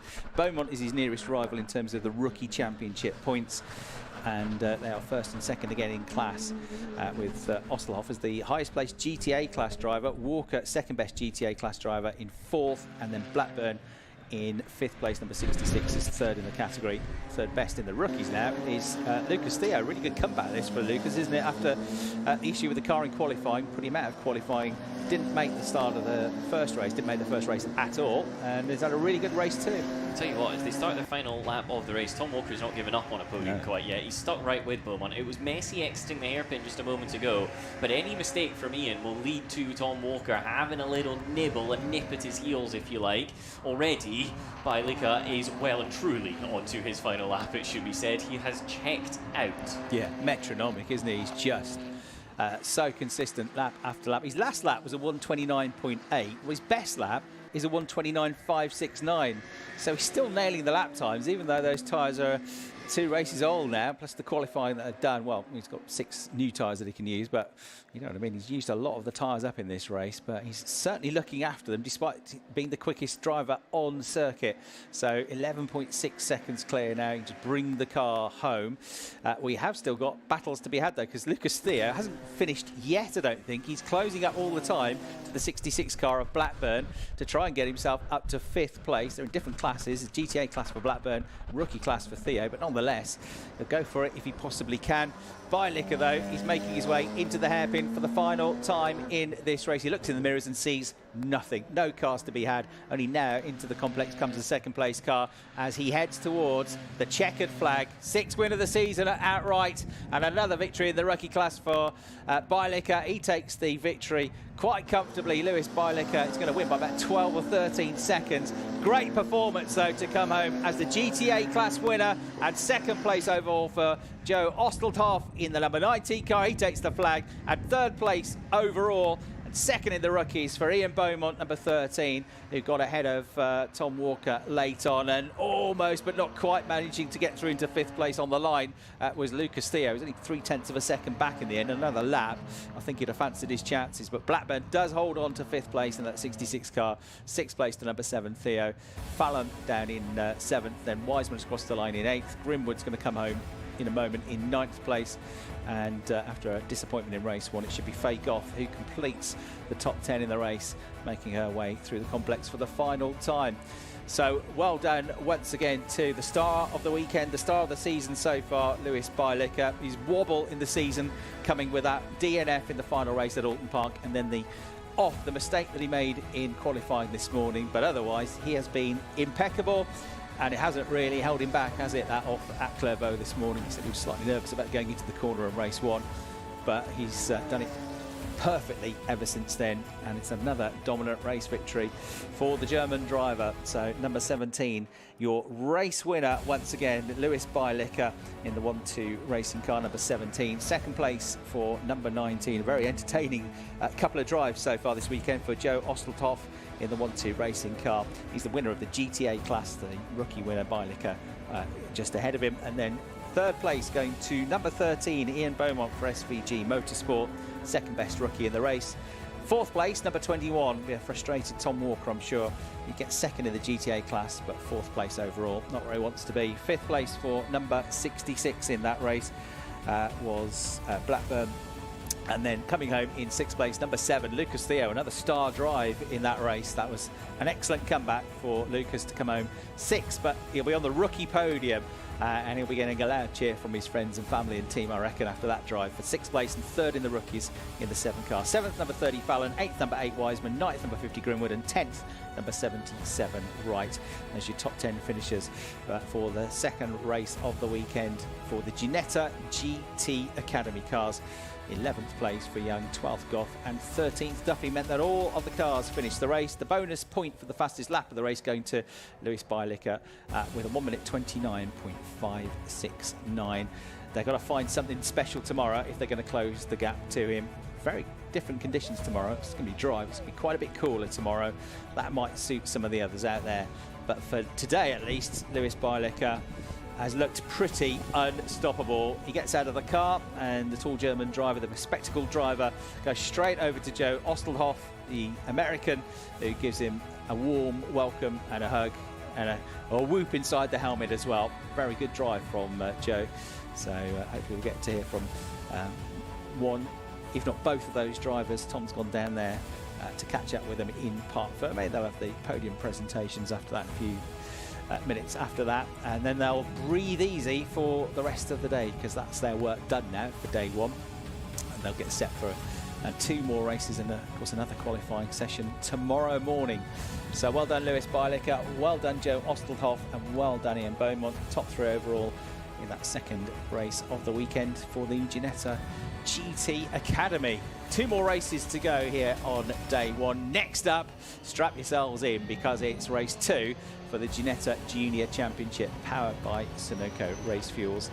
And once again, the grid for this next race based on second best lap times from the qualifying session this morning. It's actually going to be the race 1 winner, Riley Cranham, who gets to start this one from pole position as well. So his day could get even better to try and make up for the delays that we've had. Those cars, like I say, have been released straight out onto the circuit. The race mechanics and engineers from the teams are onto the grid, ready to welcome those drivers. And I think it'll be a pretty quick turnaround, and then we'll get the cars straight out and ready to go for that second race. So a reminder that the first race, it was Riley Cranham that took the victory in the number 18 car, with number 46 Jacob Ashcroft, who started from pole, ending up in second place. Jesse Phillips, number 26, coming home in third position, and all 3 of them rookies as well, taking the top 3 rookie places. But there was drama on the last lap. Harrison Mackie was battling for the lead of the race with Riley Cranham. He got the lead of the race down at Sunny. He was with his nose in front, but there'd been a couple of bits of contact between the 2 drivers in the race, and as Riley Cranham went for the move, he went through, and there was some contact, and there was a spin down to 10th place for Harrison Mackie. So we'll see if he can come back. So the Ginetta Juniors are on the grid, and Tom Davis is down in Parc Ferme, ready to catch up with some drivers from the Academy race that we've just enjoyed. I am indeed. Thank you very much, Chris. I've joined Lewis Bielicker. Lewis, we're running out of adjective to describe ways in which you're running race wins. Do you want to give us some? Yeah, I think it was mostly built on the qualifying and race. Obviously, my kind of disadvantage was in the qualifying, that I went out of the race or out of the qualifying red flag session. But my advantage was that my tires weren't used for 5 extra laps. So I think this really came to play, especially also in race 1, where I just had a comfortable gap and could just sort of manage it, while Tom was really under pressure from Joe behind. So I think their tires were a lot worse. So I think this one was just a bit easier with my tires just to manage. And yeah, that's pretty much how the race went for me. And how does that affect going into tomorrow, for example, those tyre factors? Yeah, I mean, it's going to be interesting with 1 tire set for the entire weekend. We can use extra tires. We're still thinking about what we're going to do with them. So maybe we'll just hop on 4 tires, new tires for qualifying tomorrow, just to make sure we can get out on the top field. And so we'll see how it goes. Well, congratulations. Thank you very much for talking to us. Thank you. With that, the Ginetta Juniors are already out there, so we'll get ready for what is set to be race 2 of the weekend for the Ginetta Junior Championship. Thanks very much indeed, Tom. And as you can see, the car's ready to go off very shortly onto the formation lap for this second of 4 races this weekend at the Ginetta Festival for the junior drivers, the 14 to 17-year-olds in these identical Ginetta G40 cars. But some pretty spectacular drivers come through this championship. Successful alumni from Ginetta Juniors include current Formula 1 world champion Lando Norris, who raced to the junior rookie title in Ginetta Juniors back in 2014. Isaac Hadjar, who is teammates to Max Verstappen this year, and his second season of Formula 1 at the Red Bull team. And he is a driver that made his debut in the junior winter series in Ginetta's back in 2018. Jamie Chadwick, 3-time W Series champion, raced in Ginetta Juniors. And British Touring Car Championship stars and champions Tom Ingram and Jake Hill amongst the other drivers that have found their formative years in this championship. The Ginetta Junior Championship, powered by Sunoco Race Fuels, are a new title sponsor for 2026. They're the official fuel partner for the championship. We've got the overall championship. We've got the rookie drivers fighting for the rookie championship as well. Drivers who prior to the start of the season hadn't done more than 3 race weekends in any junior championship. And there's the freshman drivers, who are drivers who haven't previously competed in any national karting championships. and are new to motorsport. We have had 3 weekends so far: Donington, Silverstone and Alton Park. This is the 4th weekend of the season. After this, they go to Zandvoort, the wonderful Zandvoort in the Netherlands, in just a couple of weeks' time. Then Snetterton, Donington and Brands Hatch round out the season for what will be a 25-race championship. The grid for this one then, based on second best lap times. And on pole position is your winner of the race earlier on today, Riley Cranham for our racing. Number 18 starts on pole. Lewis Goff, number 4, starting second. Not having things all his own way for once in race number 1 of the weekend. Harrison Mackie, with a point to prove, starts in 3rd place in the 24 car with pole sitter from race 1. Jacob Ashcroft on the 2nd row of the grid for this one, starting 4th in car 46. Row 3, 12, Daniel Oliver, and 26, Jesse Phillips. Row 4, 17, Max Murray, and 11, Henry Cameron, who is the son of Duncan Cameron, 6-time British GT race winner. And then on row 5, 73, Harry Bartle, and 36, Sebastian Leusch, completing the top 10. The cars making their way back into the complex then, ready to go racing once again for what's going to be another 20-minute race here. And it should be a pretty explosive start to the race. Unlike the other competitors who race in the Academy and the GT Championship, it will be a standing start for these Ginetta Junior drivers. And the last car making its way through the complex is number 20, Luca Lewin, which means that it's going to be pretty quickly underway. I think it's not going to be a case of the driver sits on pole position and has to wait and wait and wait for everybody to form up on the grid. They've all been pretty tightly packed together, so the last thing you want to do is sit on the grid for ages waiting for that start procedure to get underway. Last few rows then forming up. See the pink car, the Brazilian driver, Vicky Farfus, daughter of Augusto Farfus, tremendous GT racer, Macau superstar, DTM Championship runner-up, and a driver with a great GT pedigree as well. She is here racing as one of the overseas drivers racing in the championship. Vicky Farfus in the number 2 car for Paradigm competition. The green flag is waved at that end of the grid, the back of the grid, and we are about to go racing for the 2nd time this weekend with the Ginetta Junior Championship powered by Sunoco Race Fuels. Red lights then about to come on. They do now. The revs rise into a crescendo. They drop the clutches, they go up through the gears, and the race gets underway then. And Riley Cranham looks like he's made a pretty good start from the head of the field. Lewis Goff, though, he's kind of going with him here. And then Harrison Mackie just behind is trying to find a gap, not one coming. Jacob Ashcroft in 4th place isn't quite close enough to attack, so he stays behind that top 3 as they make their way through Clervaux and into the right-hander at Hawthorne for the first time. That directly leads into this chicane. Right then, left then onto the back straight. And a couple of the cars at the front of the field missing the apex of the corner then and rejoining. And try not to gain an advantage from that. One of them was the race leader, number 18, Riley Cranham, who does get back out up front, but they will argue that it couldn't turn into the corner because there was another car there. But you've got to be careful doing that, not to gain an advantage, else you might get penalised. They safely make their way through Tower Bend. 1 or 2 cars running slightly wide on the exit, but nothing too dramatic as they go through the Jim Clark S. is now at the head of the field. And through all of that shuffling through the chicane, it was the number 24 car of Harrison Mackie that managed to come up through into 2nd place. Lewis Goff, though, has not had a great start to the race, the number 4 car. He's just gone a bit wide coming out through Barcroft. So the 4 car dropping down the order somewhat from that front pack that he was in. He was up there on the grid, wasn't he? In the second on the grid on the outside of row 1, but he's tumbled down the order. The points leader in the number 4 car had to fight back after a disappointing qualifying at Alton Park, but still ended up getting more points than anybody across the course of the weekend, charging up into the top 5 in 2 races and winning the 3rd. But hasn't gone according to plan so far today for the driver of the number 4 car. Jacob Ashcroft is in 3rd as they come out of the hairpin, having started 4th, and behind him in 4th place is Daniel Oliver. Dan Oliver, who made a pretty impressive drive in that first race, going to be 5th place over the line for the number 17 car of Max Murray. Goff tumbling down to 8th place in the end, so down from 3rd place to 8th, but still plenty of time to work his way back through in that number 4 car.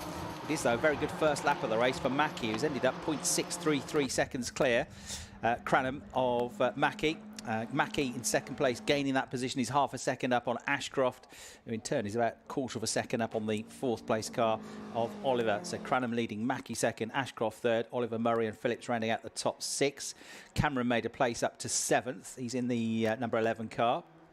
And the best starter on that lap, 4 places gained for the number 8 car, which is driven by Devon Harglen, who had a very good start, made 4 places up and is into 15th place now.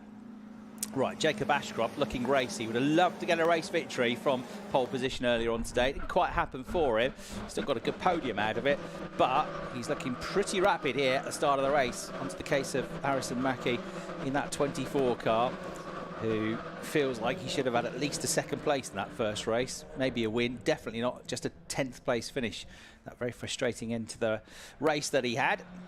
Mackie's had a couple of frustrations so far this year, but let's see what he's made of now. He's going to have to work hard to keep Jacob Ashcroft behind him, that's for sure. It's all concertinaing up on the way into the left-hander at the hairpin. There are 1, 2, 3, 4, 5, 6 cars in that lead group now, because Oliver and Murray have joined the party. Then you got a bit of a gap back, and then another tussle going on behind in 8th place. Number 36 car getting stuck in the background there is Sebastian Lausch, who's trying to find a way through in his silver machine to break up into the top 7 if he can. The lead 6 come through into Clairvaux then at the start of the 3rd lap of the race. And the second group of cars features the number 73 car of Harry Bartle, who is another driver that had a disappointing first race of the day, finishing all the way down in 17th place. Harry Bartle, a driver that arrived at Croft second in the championship. So we'll see what he can do in that white and green number 73 car. Lost a place on that last lap, actually, down to 10th position. Showing his nose in 4th place, having already pulled off some good moves in race 1 is Oliver, trying to get 3rd place away. Bartle gets down the inside of the number 11 car of Henry Cameron. That's at Tower Bend to get a place back. So he's clawing his way back up in the top 10 at the moment. That should be back up to 9th, if not 8th place for the 73 car. And the head of that group, that second group of cars, we've got Goff as well. Lewis Goff starting to come back up the order. He's 7th now in the 4 car. Right bit of contact between the top 2, and not for the first time today, Riley Cranham and Harrison Mackie coming together down at Sunny In and Sunny Out. Mackie trying to give him a bit back after the first race, I suppose, but a couple of times where they came together. In the end, it was Mackie who ended up spinning out of the race on that final half lap of the race. Jacob Ashcroft just about hanging on to 3rd place. It's side by side for 4th position, though. Up the inside and hanging on to that 4th place is going to be Max Murray, number 17, potentially trying to get ahead of Oliver in that yellow and black car. Still side by side. He's got his nose in front, but he will be on the outside line when they get down towards Clairvaux. So they're going to be dead level as they go across the start-finish line. But the 12 car of Oliver should have the inside line, should hold on to the position just about, and will stay 4th down at Clairvaux. It wasn't for the want of trying, because Murray gave it everything there in the number 17 car. He's done well to defend from Jesse Phillips in the 26 car, and with the purple and turquoise flashes on his silver and black machine, number 4, Lewis Goff for our racing, absolutely back in the mix now, having tumbled down the order a bit at the start of the race. And going a bit backwards, coming out of the chicane, is number 26, which means that Jesse Phillips, I think he's going to lose a place at Tower Bend to Goff. Goff in the 4 car, down the inside in the background, gets through, gets a place back. So Goff on a bit of a mission here. I think he's a bit disgruntled with the way things went in race number 1, but it's going much better for him in race 2. Only 25th place in the end. Not what he's used to after what's been a sterling season so far for Goff. And he's showing some fighting spirit now. Definitely showing some fighting spirit in Harrison Mackie. Pulls out of the toe, coming out of Barcroft. Clips the back end of the 18 car of Riley Cranham. I don't think there's much love lost between these two, is there? And all the time, with the best seat in the house, Jacob Ashcroft watches it all go on in that orange and black number 46 car, trying to pounce if they make a mistake, but also aware of the fact there are about 4 cars queued up behind him that will happily steal his 3rd place if he gets off the racing line. Tyres screech in protest as they come back behind the commentary box into the complex. Lewis Goff is looking to go out the inside of 2 cars on the way into the hairpin. He's going to get one of them. He's going to get back up into 5th place, getting ahead of the 17 car of Murray, which now comes under fire from the 26 sister car of Jesse Phillips, although Jesse Again, he's going to end up on the outside line into Clairvaux, so he's going to have to be super brave if he's going to get through there. Will he do it? No, he won't. And in fact, he'll lose a place himself to number 73, who dives down the inside. Bartle then. So Bartle and Goff both on recovery drives here, the top two of the championship at the top of the weekend. Goff in the 4 car, the grey and black car with the purple and pink stripes and flashes on it. That's the R Racing car. And then the white and green car of Harry Bartle. Into the gravel trap, though, I'm afraid that Clairvaux has got the number 9 machine of Bailey Doughty. I doubt that car is going to get out of the gravel trap, so that potentially is a hazard and potentially could be a safety car. We shall see, but for now they carry on racing down through the Jim Clark S's. Fantastic battle this is from these young Ginetta Junior drivers. They're fearless, aren't they? Which is why they're so good to watch, and they're really trying to make a name for themselves. It's brilliant, brilliant racing, and it's brilliant racing for the lead of the race again, and over the curbs and onto the grass goes Mackie, forces his way through into the lead of the race just in time as the safety car is announced. So he's just got through, safety car is announced, and he'll get to breathe a sigh of relief now for a moment or two. While the safety car picks them all up. He's got the message, he's seen the board, but he did that perfectly with that run out through Barcroft. It wasn't without going onto the grass, though, was it? So definitely no love lost between these two after race 1. At the moment, though, it's going in favour of Mackie, just getting through at the last possible moment. Number 24 leads, number 18, Cranham, the race 1 winner, down to second. Jacob Ashcroft has enjoyed watching this battle from just behind. He remains in 3rd place in the 46 car. 4th, number 12, Oliver, who's had to defend hard. 5th, coming back up the order after tumbling down to 9th on lap 1, is Goff. So he's back, and he got 2 places on that lap, so he's 5th now. 6th, number 17, Murray. 7th, number 26, Phillips. And then 8th, number 73, Bartle, who's also trying to recover from a bad race 1 and a bad start to race 2. 9th, number 5, Calistian. And 10th place, number 36, Loish. Safety car then picks them up.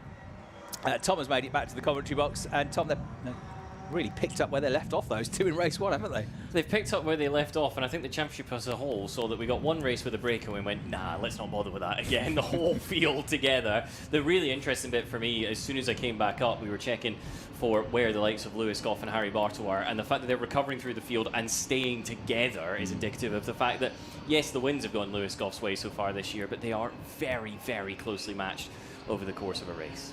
Yeah, exactly. As we said, it's only 5 more points for getting a win than for 2nd place, and then the points differences between positions after that. There's only a couple of points per position from 3rd downwards, and then it gets down to single points. So there's not a massive advantage in scoring the race wins in terms of the points. You have to be consistent as well. Arrived here with 64 points between them, but neither are having a great start to the weekend. This has allowed Jesse Phillips, Jacob Ashcroft and Harrison Mackie to a point to close up, even though things didn't go the way he wanted at the end of race 1. They've all outscored the top 2 in that first race of the weekend. So it could be a very different look to the championship picture after 4 races this weekend. It's a big, big weekend in the championship for these drivers. Looking left out of the commentary box, it looks like it's been cleared down at Clairvaux. So well done to the marshals, well done to the recovery team. Safety car lights are on at the moment. When they are extinguished, when the lights stop flashing, that's the signal to the drivers and to us that we're going to get the safety car in and we're going to get back up to full racing speed. There's 9.5 minutes left on the clock, so into the second half of the race. My feeling is that we're probably going to get restarted at the end of this lap, and yet right as I say that, the safety car lights are extinguished, so we're going to go racing at full speed once again. They're down at Sunny at the moment. The safety car peels away from them, and effectively Mackie becomes the safety car now. They can't overtake him until you get to the start finish line. He controls the pace. It's difficult here as a driver in 2nd place, Tom, because what you want to do is kind of give yourself a bit of a gap. If you're right behind the driver ahead, you can't accelerate until after they accelerate. You're always going to be behind them. If you leave a gap, you can accelerate a bit earlier, time it right, have a run, and maybe get past them. But if you drop back too much, the driver behind you will give you pressure into the first corner. So it's all about timing it to perfection. Let's see how it goes on. But it could be a bite your nails moment between these two. The way they've driven against each other so far this weekend, it could be a pretty entertaining rerun into turn 1. Cranham's not giving Mackie much space, let's put it that way. He's almost pushing him on as they make their way into the hairpin. When does Mackie drop the hammer? About halfway through the corner, and Cranham is right with him. So too is Ashcroft for that matter. This is not a great restart from Harrison Mackie. He is going to be under pressure as they make their way down to Clairvaux with 8 minutes remaining on the clock. Mackie looks across to the inside of the road, then returns to the outside. Here comes Cranham with a late little peek, but he ducks back in line once again. They flatten the bollard for good measure. Ashcroft is in the hunt too, and no changes at the front of the order, albeit you sense one is coming in a couple of corners' time. Yeah. If you are Jacob Ashcroft, knowing what you know about the way these two went at each other in race one, I would say for as long as possible, you just sit there, don't you, in third place and wait for the moment to come, knowing that there's probably going to be another overtaking attempt, maybe a bit more contact, and maybe you can just drive past the pair of them and go from third to first without working too hard for it.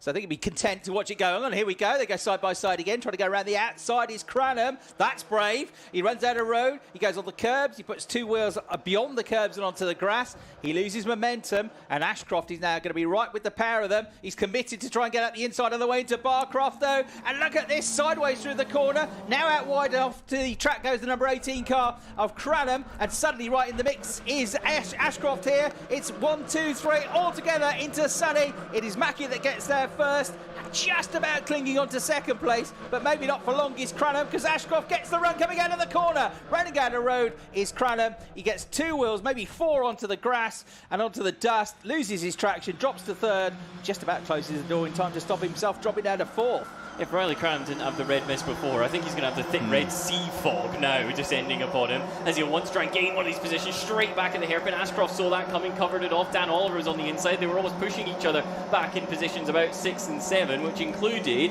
Lewis Goff in the hunt there. One of the R Racing cars is well off onto the grass. The track is but a guide as to where you need to be in the form of Ginetta Junior Championship racing. The big winner, however, Harrison Mackie. Not only is he at the front, he's got 0.8 of a second over Jacob Ashcroft, which will buy him a little bit of time just to catch his breath.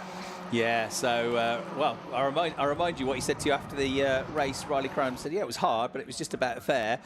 So, you know, it's kind of been a similar story. This time he's on the receiving end of it, and he drops down the order. But actually, Ginetta Junior Racing, it is hard, it is fair, but it's on the line, isn't it? That's for sure. But you have to be, because it's so close. You know, you can't just breeze past people in this championship. You've got to fight for it, and they're certainly doing that. Lewis Goff in the background thinks about a move. I think it's probably more defending his line actually on the way into the corner, because he's got Bartle right behind him. So first and second of the championship are together. Running out wide and losing a place through the Tower Bend circuit corner is Addison Smith in that 15 car. But yeah, Goff and Bartle together, 6th and 7th. And then third of the championship, sorry, they're 5th and 6th. 7th is Phillips. First, second and third of the championship, all together, 5th, 6th and 7th in the race. For Lewis Goff, this is all about trying to preserve his championship lead. The guys ahead of him are not his main rival. It's Harry Bartels thus far in the season. And so if they finish 5th and 6th, that's good enough because he's ahead of him. Jacob Ashcroft fancies a challenge for the race lead.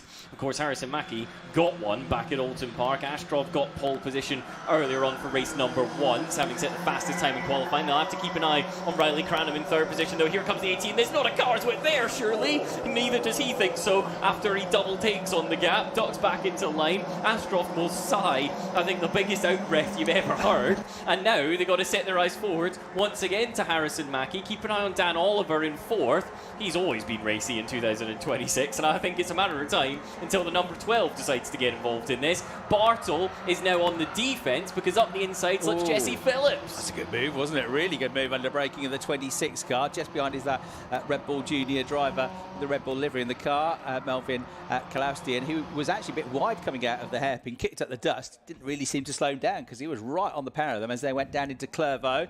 I'm now keeping my eye going down towards Tower Bend on number 18. Riley Cranham has got a really good run here, and he's trying to get the outside line on the 46 car of Jacob Ashcroft. Can't get through there. Will try and cut back on the exit. That won't happen either, so he'll stay in 3rd place with Oliver and Goff behind him in 4th and 5th position, starting to close that gap a little bit as well. But Mackie's just got a slight breathing space at the moment. It's half a second, which is a country mile in Ginetta Junior Racing. Off the track, off the road again goes number 18, Riley Cranham. He's desperate to get through. I think he's desperate to get through because you can see the leader getting away, but he's made a bit of a mess of that corner. He scrubs the speed, runs wide, and number 4 gifted a position. That puts Goff up to 4th place.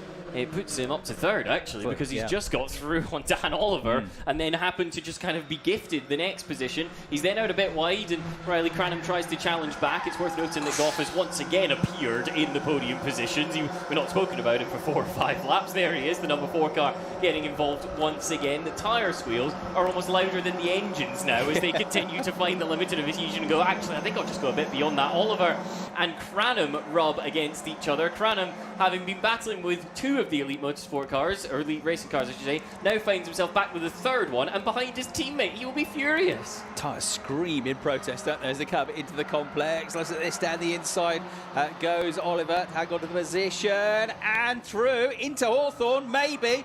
Comes the 26 car of Phillips, but they're both run wide and Bartle says cheers, thanks very much, gets past the pair of them. There's like the parting of the waves there, just drove past the pair of them, off the road again, coming out through the chicane goes the number 18 car as he tries to scramble back on the road. Riley Cranham is having a proper humdinger of a fight out there. It's like watching a boxing match, isn't it? He's going off the road, he's come back on the road, he's overtaking, he's losing places. Bartle's got the inside line on the way into Tower Bend. He's so quick coming out of the chicane, but he can't find a way past anybody at Tower Bend, so he keeps trying to the outside line, but it hasn't worked for him yet.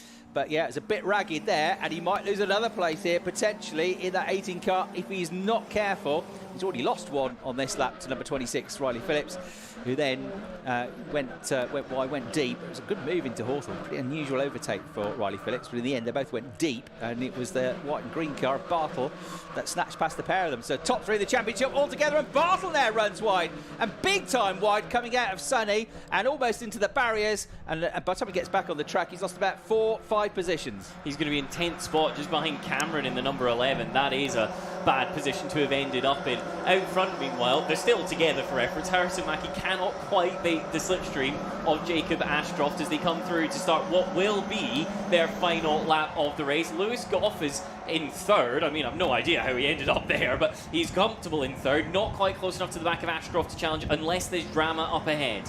Don't want this one to end, do we? It's brilliant racing, absolutely astonishing to watch these overtakes, how close they're getting, where they're trying the moves, places you wouldn't think they'd have a go, but showing great confidence and pretty steely determination at times as well. But Harrison Mackie, after the huge frustration of that final lap on race 1, he should have a comfortable run home here because he's nearly a second up the road now. Jacob Ashcroft in 2nd place. In turn, he's about a second clear of Goff in 3rd, and then it's Oliver, Phillips, Cranham rounding out the top 6. Kalaustian up to 7th place, and then again side by side, again trying the outside line here is Cranham at Tower Bend. Tries to cut back on the exit, doesn't work again for him. He's got the speed there, but there's no way of getting through, and so for the time being, with half a lap to go, Phillips hangs on to 5th.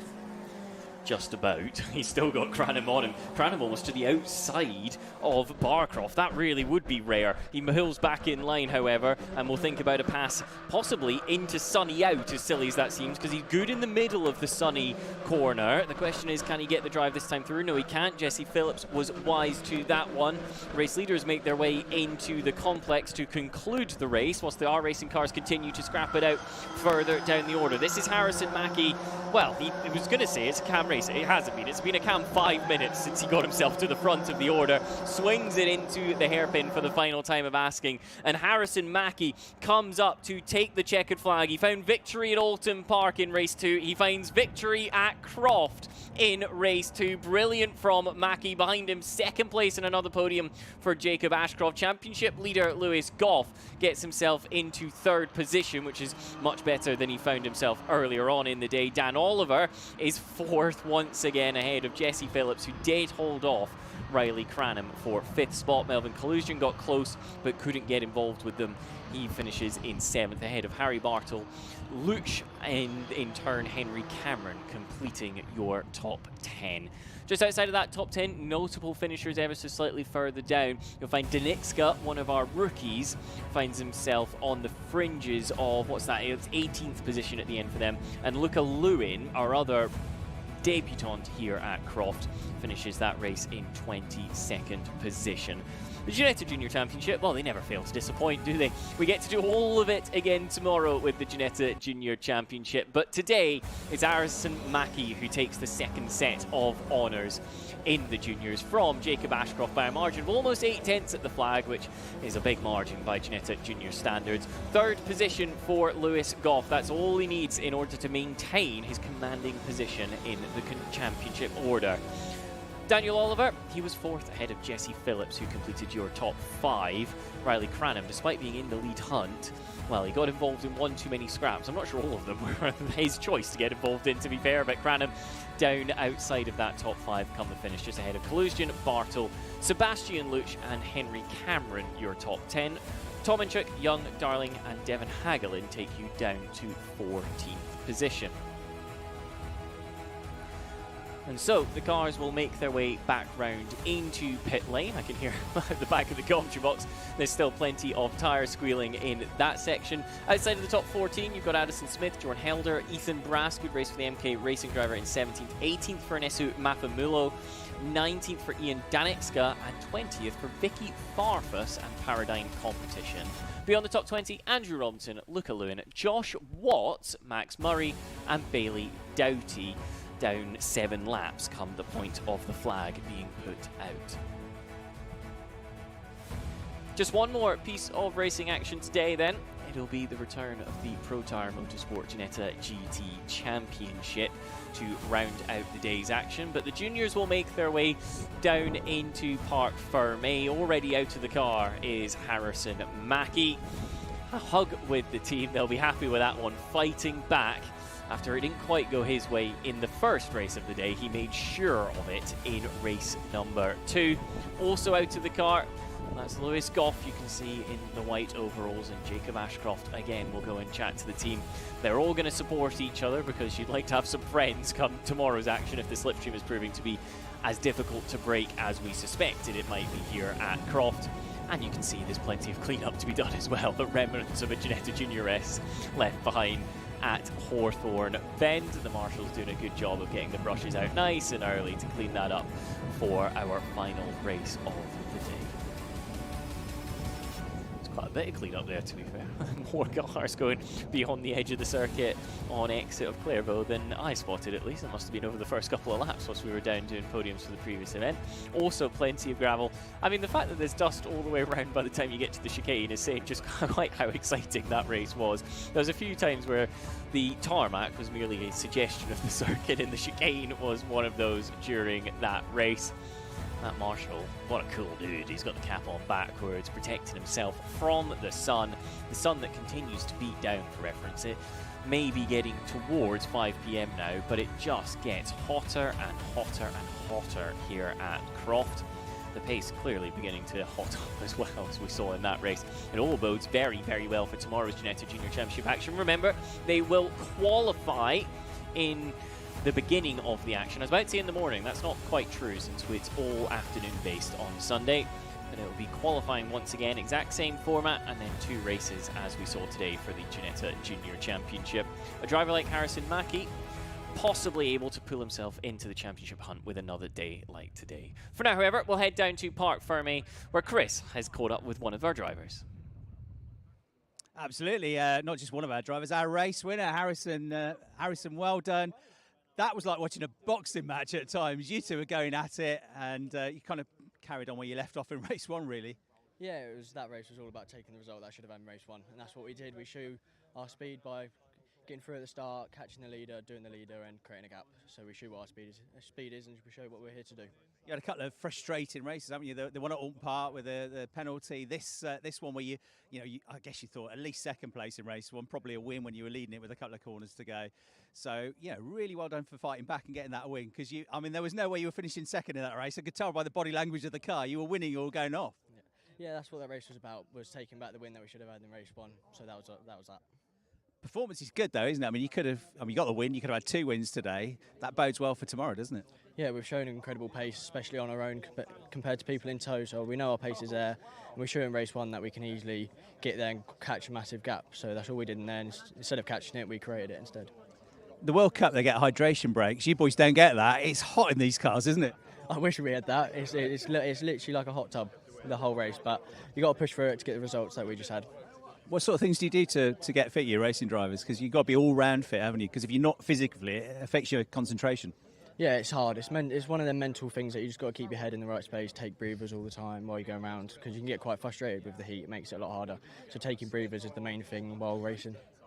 And you're taking some points out of the championship frontrunners today, even though it didn't quite go according to plan in race one. So, you know, if you have a good weekend at Croft with 4 races in a weekend, it can really kick you off for the second half of the season, can't it? Yeah, we knew coming to Croft you get a little bit extra, you get 1 extra race. So it's all about taking advantage of that. Obviously we tried in race 1, but it didn't go to plan. But that's all it's about. The championship fight's obviously going to be hard as he's got quite a bit of a gap, but nothing says we can't try. Well done. I enjoyed watching some of those moves. It was right on the ragged edge, but it's fun to watch. Well done. Thank you very much. Thanks very much. That's your race winner, Harrison Mackie, winner of race 2 for Ginetta Juniors.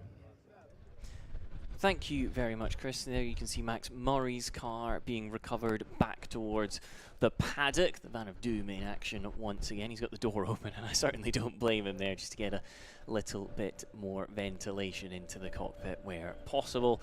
It was a fantastic Ginetta Junior Championship race. We're not too far away now from getting our final race of the day underway. It'll be the Ginetta GT Championship back out there. Marshall's doing a sterling job with the work required to get the circuit into operating order effectively for the event that we are about to consume. For now, however, we'll just keep an eye out of the window, see where the intention is. I think there was a lot of sweeping, effectively, but with Max Murray's car being pulled in, that'll do it. You can see the Ginetta GT Championship cars ready and raring to go down in the assembly area. They've produced plenty of good action over the course of the day, both in qualifying and in turn in their race earlier on. Worth noting that these are the most powerful cars you will see out there over the course of the weekend. It's a new car for 2026, still based on that GTP8, and it's got a top speed of 165 mile an hour. That possible because of a 6.2 litre V8 underneath the hood of these Ginettas. Plenty of power as a result as well. They're almost up at 400 brake horsepower. I think 390 is the official figure. And they do have ABS, which will help just a little bit in getting slowed back down once again from what will easily be 140 to 150 miles an hour at the quickest point on the circuit. So, just not long away. Remember, plenty of action coming up tomorrow as well. The first qualifying session due for around about 12:30. As we get a later start than I know myself and Chris here in the commentary box are certainly fond of. It gives us a chance to get the notes in order and also sleep a little bit longer, which I think after this evening's, well, the festivities at the Ginetta Festival, let's put it that way, will be much appreciated. In turn, it's all of the same once again. We can see that the cars aren't quite going to be released out onto circuit yet because there is a tractor in the way, so we'll get the tractor reversed back into the appropriate position should it be needed to assist with any recovery jobs throughout the course of our final 20-minute offering when we get this one underway in just a few moments. Doors being closed for William Antrobus is an encouraging factor, and it's worth noting that coming into this weekend, he was keeping himself in the hunt, is the way to describe it for William Antrobus. Of course, it then went all his way in race number 1, which means that at the front in the championship, it is astonishingly close between your 3 protagonists. Cameron Pratt-Thompson heads the order with 154 points. That's only 5 ahead of Harry Gumbel, and just 2 more ahead of William Antrobus. For now, however, let's take this opportunity to catch up with a further contingent from our Ginetta Junior Championship. Thanks very much, Tom. Yes, Jacob Ashcroft. It's a pretty good day so far. 2 podiums, pole position. Happy with that, or did you want just one more step on the podium? Obviously, I want another step on the podium, but I wanted 1 place and 2 is really good, so I'm quite pleased with that. And 1-2 for the team as well, which is even better. You can't win them all in Ginetta Juniors, can you? So when you can't, you've got to keep picking up the points because it's too competitive to be able to win all the time. So get the points. There's not many points difference between winning and second anyway. And you've got to think of the long game, haven't you, with the championship? Yeah, I mean, the long game, we're halfway through the season now. There's still a lot to play for. Zandvoort's going to be very fun, I think. The track's super long and it's just going to provide some great racing. And yeah, I'm looking forward to that. I mean, 2 more races tomorrow. Hopefully I can get some very good points again. I'd like to have my pole again and win a race and win maybe another race. But I just want to get some good points, to be honest, because the DNF is very crucial in this championship, having a bit of a bad round 1 at Donington. But other than that, everything's been pretty good. You had a pretty spectacular career in karts, nationally and internationally. How does that set you up for coming into car racing? You learn a lot of racecraft in karts, don't you? Yeah, I mean, it gives me a lot of confidence. I mean, I've raced a couple of these people in go-karts themselves, and yeah, I mean, obviously having a lot of titles won under your belt is a very good confidence booster, knowing that you are capable of doing what you want to achieve. So yeah, it's just a very nice thing to know. And your Western Supermare Somerset boy, Jenson Button, is your hero, isn't it? Yeah, definitely. When I was first starting in karting, 22 was my number, and that was just purely from Jenson. Fantastic. Well done. Great day so far. Tomorrow's going to be a little bit cooler. Will that suit you better, do you think? Suit the car better, or makes no difference to you? I mean, I prefer the cool. It's just super hot in these cars. I mean, no ventilation or windows. It just gets super hot in here. But yeah, the cooler, I think it will suit the track a bit more, suit the tyres. The car won't get as hot as quickly, and I think we'll just have a bit more grip around, to be honest. Well done. Solid day. You're catching up to the top 3 in the championship as well. Good luck for tomorrow. Thank you very much. Thank you very much. Right, that's Jacob Ashcroft. That's Ginetta Junior's done and dusted. We have got one more race to come, though, as we move now into the final race of the day, and it's the GTs.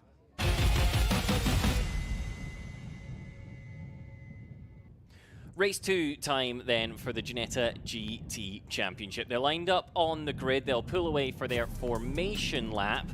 And in turn, it'll be a rolling start, so we won't have long until this one gets underway. Lights are ablaze on the safety car. Safety car rolls forwards, and everybody else follows suit in behind. William Antrobus looking racy straight away. You can see him getting immediately into the weaving. It may be hot here, but any sort of temperature you can generate in the tires will go a long way to helping you out for the event that is on its way, with the field winding their way into that first set of corners, just feeling out the conditions where the Ginetta Juniors were kicking up plenty of dust moments ago, making sure that there's just as much grip as the last time they were out on circuit. It's worth noting that these guys' race 1 was the first race where it was properly hot, and thus they'll be used to the fact that the temperature has been rising all the way. So they make their way up towards Tower Corner.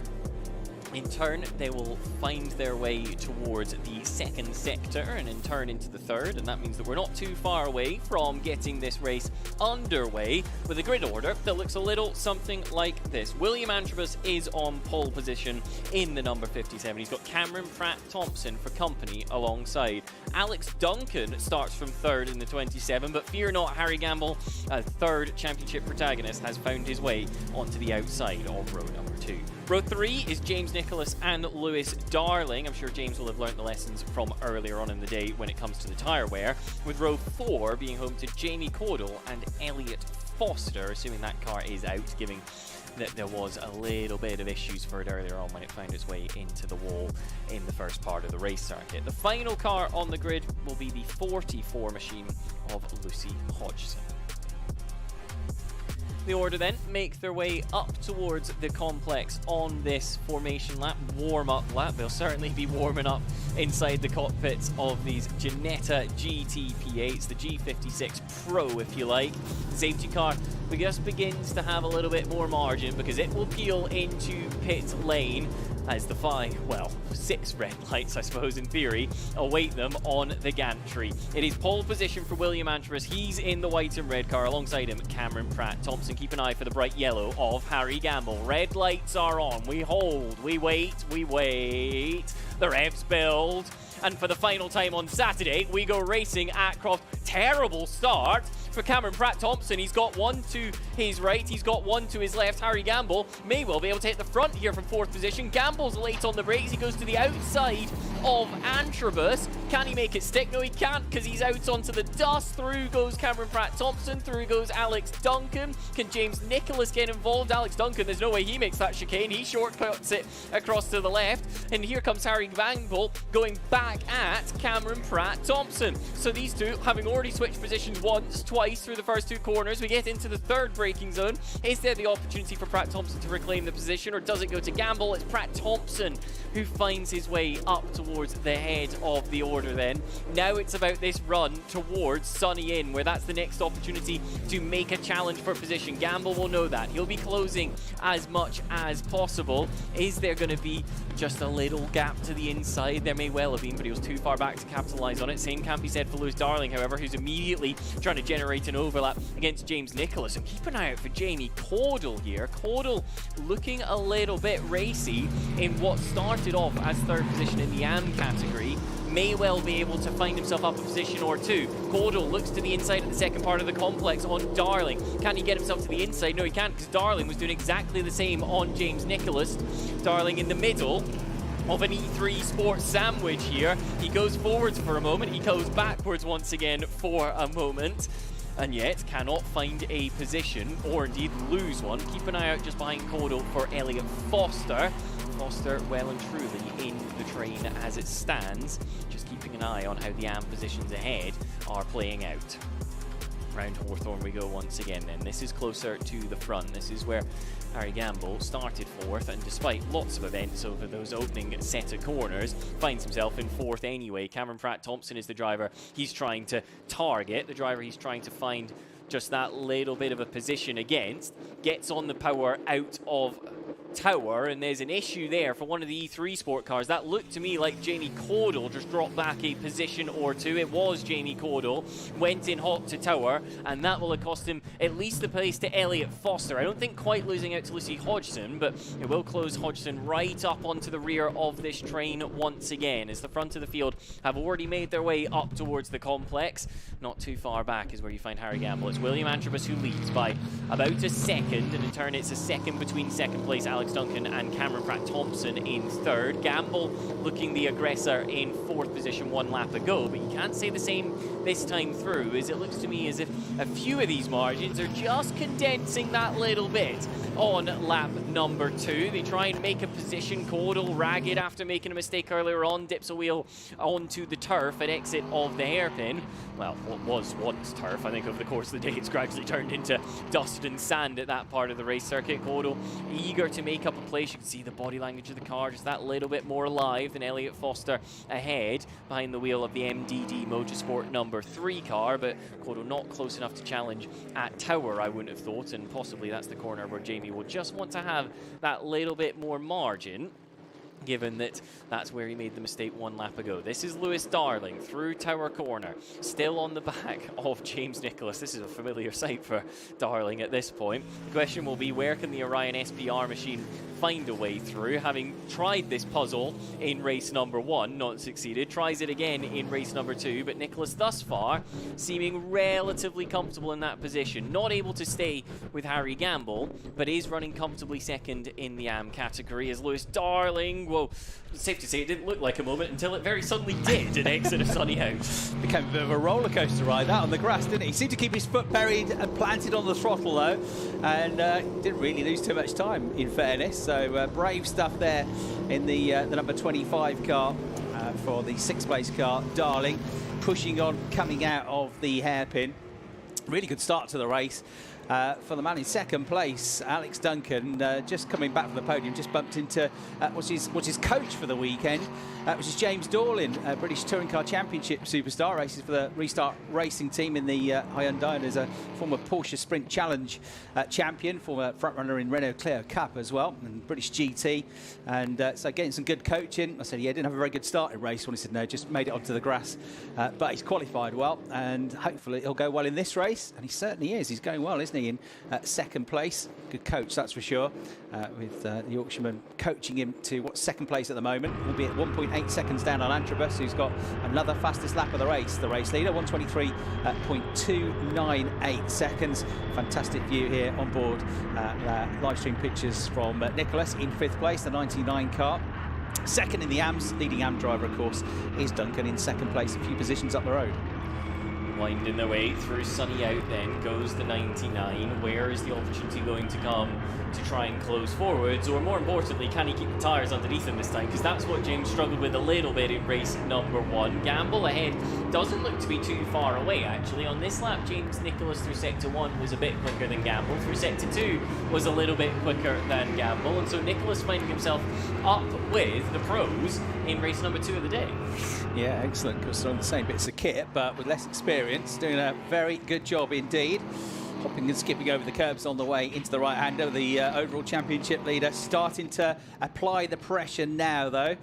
Duncan just did his best lap of the race, though. Shows he's still going well here. 123.6 dead and a 123.490. Wasn't that much quicker, just over a tenth quicker for Pratt Thompson in that 37 car. You can see the AM drivers with the yellow strips and numbers in the windscreen, orange for the pros. And the AM driver still ahead of the pro, still frustrating him, but he hasn't really left an opportunity yet. Hoping that they hold each other up for a few laps at least will be Gamble, only in 4th place, number 23 car. His last lap time, 124.2. It's about 3/4 of a second slower than these two, so he's struggling at the moment. But maybe he's got the car better set up for the second half of the race, because he really struggled with the tyres, didn't he, for the last 4 or 5 laps of race 1. Making their way in towards the complex once again then. Duncan still ahead of Cameron Pratt Thompson. Pratt Thompson, whenever he gets a good run at a sector, is very, very quick. The problem is just he's bottled up here, and maybe this is the chance. Super close as they approach the hairpin. Does Pratt Thompson go to the inside? There was a gap, but he simply didn't go to it. Doesn't want to be that aggressive, given there's still 13 minutes left on the clock. Yeah, and wait for the right moment if he can. He won't try anything rushed and untoward. He's got points to think about here. And yes, he'd like second place. Yes, he'd like some more points. But he knows Harry Gamble's behind him as well. Although, as I said, Antrobus got to within 7 points of the championship lead with that win earlier on today. And he's got another 36 points coming his way at the moment, hasn't he? He's leading the race. He's got the fastest lap point. Pratt Thompson in second place is at the moment, sorry, third place is on for 26 points. So that gap coming down all the time at the top of the championship table. He looks the quicker of the two at the moment, but he hasn't really, again, had half a chance. Probably his best chance is into Tower Bend, isn't it? But he's not quite close enough coming out of the chicane. If he could be half a car length closer, then he could have a dive at Tower Bend. But by the time he closes that gap under braking, he's only just underneath the rear wing and they're already into the corner. I wonder if the opportunity presents itself potentially into the hairpin, because he was clearly better in the slow speed, was Cameron Pratt Thompson. Now he knows it's possible, having been so close a lap ago. Maybe that's the little bit of confidence that the man from Nantwich needs as they once again reach this part of the circuit. It slows up through complex 1 and 2. Now he's close into the hairpin. Does the pass come? Again, there was just a moment where the steering opened up there for Pratt Thompson, but thought better of it for attempt number 2. Yeah, it's always a bit of a lunge into that hairpin. You know there's a fairly high chance that it's going to end in contact, maybe end in tears as well, because you're always springing a surprise. You have to, by the nature of the corner, because you're coming straight out of a right-hander directly into a left-hander. There's no build-up to that corner. It's literally flick left, dive up the inside, and the driver ahead doesn't necessarily see you coming, turns into the corner, and you know, I'd say probably 7 times out of 10, somebody tries to move there, it does end up in contact. So he's weighing up the move, the options, but also knowing that it could be a big risk. He shows his nose now on the way to Tower Bend, though. That's a big, long, hard stare down the inside for Pratt Thompson. He got halfway alongside, but in fairness, Duncan doing a superb job hanging it on around the outside, still in second place in the 27 car. Now it's all about the momentum once again. We know that Pratt Thompson is good in this part of the circuit. The question is just where can you force an opportunity? Worth noting that this battling isn't actually dropping them any closer to Gamble behind. I did have a thought in the back of the mind, does it bring Harry back into play? But they're lapping effectively the same as each other, despite this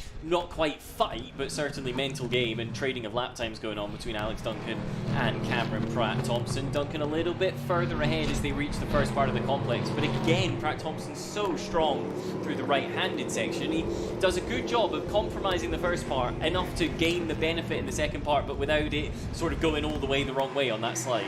No, you're right. And Gamble is kind of matching their pace now, but he's definitely not closing up to them. At least he didn't on the previous lap. Let's have a look at the lap times that come through. Duncan does a 1:23.9, a 1:23.8 for Pratt Thompson. Gamble does, 1:24.2. He actually loses out a bit on that lap. So they're doing well. They're not holding each other up, but he's trying to weigh up the options now, and there's a big battle going on into Clervaux as well, which is involving the 51 car of Cordell, who's got ahead of the number 3 car of Foster. Foster had set his personal best lap on the previous lap as well, but Cordell retaliates with his personal best lap, and they're just making their way out onto the back straight. So it's Cordell, the 51 car, the turquoise car, ahead now of the number 3 car of Foster and into 7th place. The battle for second continues to rage on through the high-speed stuff now, out through into Barcroft and down into Sunny. Hard on the brakes. Again, you're still kind of turning right out of that corner when you go into the braking zone there. So it's the car's unsettled as you hit the brakes through Sunny. Not that much speed off either. That double apex, little link between the 2 corners, and then straight back out you come on the exit to Sunny. So, nose to tail again, coming into the complex. It is tightening up as well, I reckon, a bit further back in the battle for 5th place between 99 Nicholas and 25 Darling. That looks closer than it did before. It is closer. They're coming to the hairpin, almost nose to tail, and running wide. Coming out of the turn is Nicholas. That allows Darling to show his nose. He's not there yet, but you can see the background of the picture. The black and turquoise car coming under fire now from Darling in the white and orange car. The question will be, again, where do you make that little bit extra of a gain? I reckon, again, a lunge somewhere that's unexpected seems to be the way. Cameron Pratt-Thompson on screen at the moment hasn't been able to find that way through. Same too goes for that battle between Darling and Nicholas, who are in the back of shot there, exiting the chicane. They now, both pairs, in fact, make their way towards Tower Corner, and it's, again, a tighter line from Cameron Pratt-Thompson. He looks as if he just got a little bit more front end available to him. That would explain why he's good in the slow speed section. Takes a peek to the inside through what will become the Jim Clark S's, but isn't able to make that one stick yet. Is there an opportunity now into Sunny? And he's closer than he's been for the last couple of laps, but washes out wide through Barcroft, and the lack of front grip there then means you can't brake quite as late until the car's back underneath you, and so you have to sit Linus Thurn once again. This is going to be potentially Alex Duncan's best result. He had a 3rd in race 1 at Silverstone. He's had 2 5ths, 3 6ths in the remaining races at Silverstone Alton Park and earlier on today. He's never had a 2nd place finish, but he might not get one now. Down the inside into the hairpin goes Cameron Pratt-Thompson, and just as you said, Tom, he fancied that as his best opportunity to overtake. Pulled it off perfectly. He'd been weighing up that move for a few laps, hadn't he? He got through. He did it without any contact as well. And in fairness to Duncan, he gave him the room. Once he realised that he was alongside, he didn't try and turn into him. He thought, oh, fair enough, you got through. But really good driving from Duncan to hold off the championship leader for so many laps.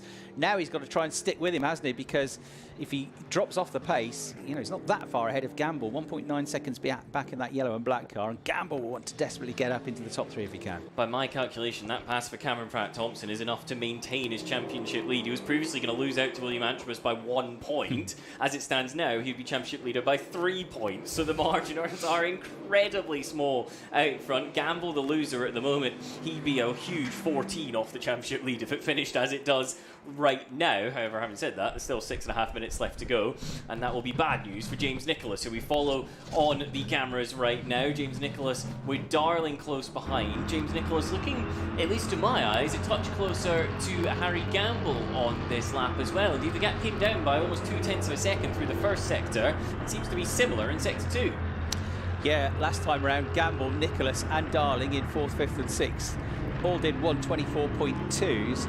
And low 124.3, so it's less than 1/10 of a second between all 3 of their lap times. So it takes one slip, doesn't it? And you're going to get sucked back into the path of that battle. The next 3 over the start-finish line.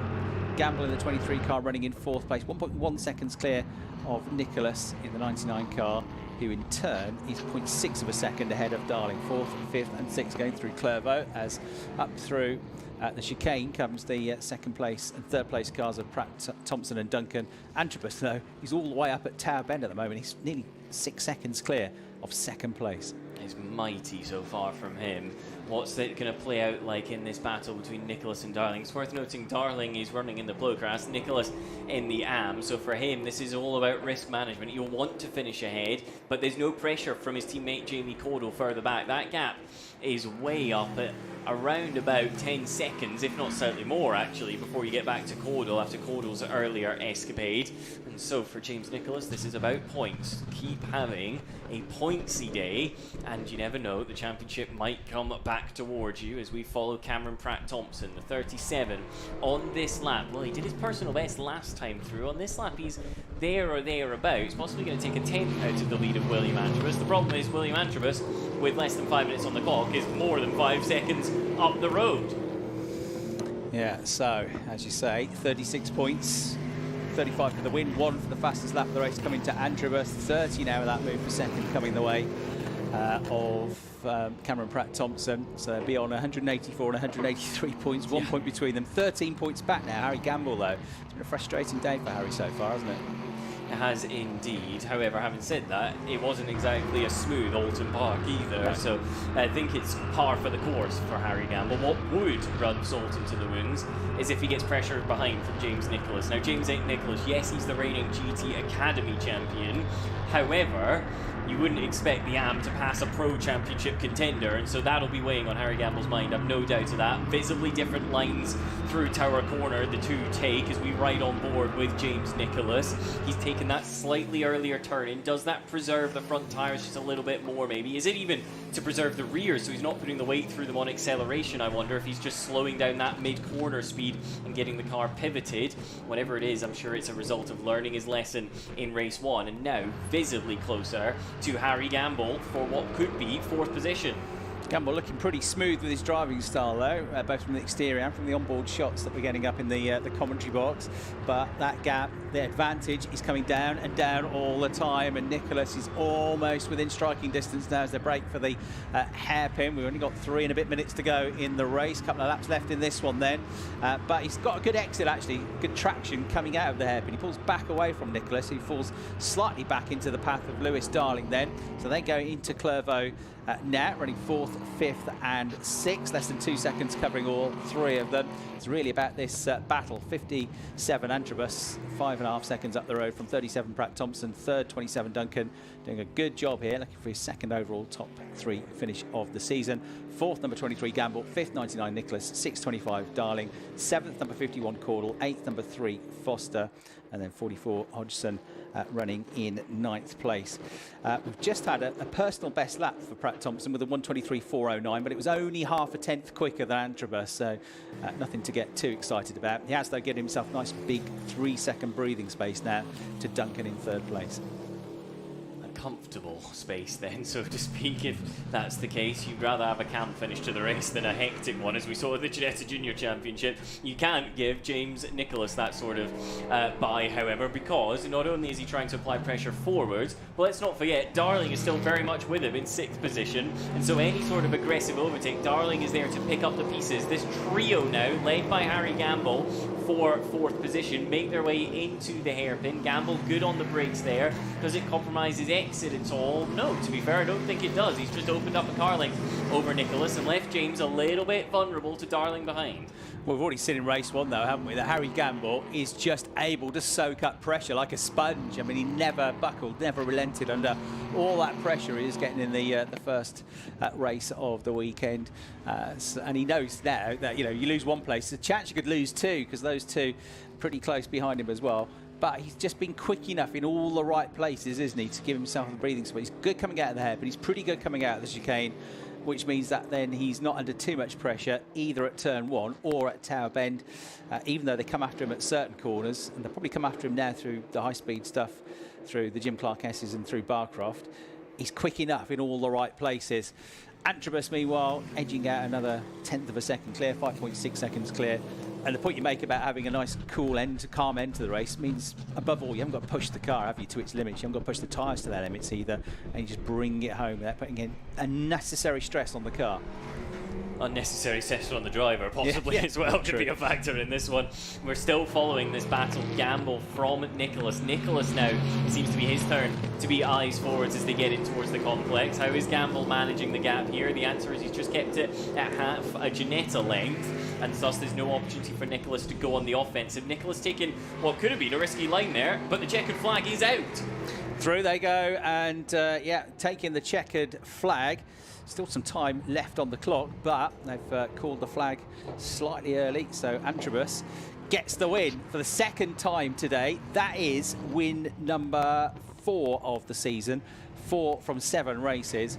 It's just had that one retirement at the start of the season, but Will Antrobus now to within a point, we reckon, of the championship lead. Cameron Pratt-Thompson with, this is unofficial, but with 184 and 183 points respectively. Harry Gamble with 171, dropping a little bit of points to them this weekend so far. He's 13 points adrift. But Antrobus, when we spoke to him after race 1, was very much switched on, very focused, I thought he was when I spoke to him, and absolutely thinking, well, this is my weekend where I am going to move into the championship lead. So yeah, he's confident of the way things are going. He certainly has got belief, and he's right to have it, because he's pretty much nailed it today, hasn't he? And really comfortably won race 2 there with a 5.5 second advantage in the end. So 57 Antrobus taking the win from 37 Pratt-Thompson, 27 Duncan though. Very good drive, 3rd place overall for the second time this season, and that's another AM class win for him to extend his advantage in the AM class points. They don't have separate points in the pros and the AMs, they'll have a single point system, but he is the highest placed AM and leads the AM class championship standings, and is 4th in the overall table as well. So well done to Alex Duncan in the 27 car. 4th place, number 23, Gamble. 5th, number 99, Nicholas. 6th, number 25, Darling, Cordell, Foster and Hodgson, all taking the flag at the end of the final race of the day. Race 2 for the Protyre Motorsport Ginetta GT Championship complete. And there'll be lots of head scratching tonight from the others to try and think, what can we do about William Antrobus, because he has been the class of the field so far today in this championship.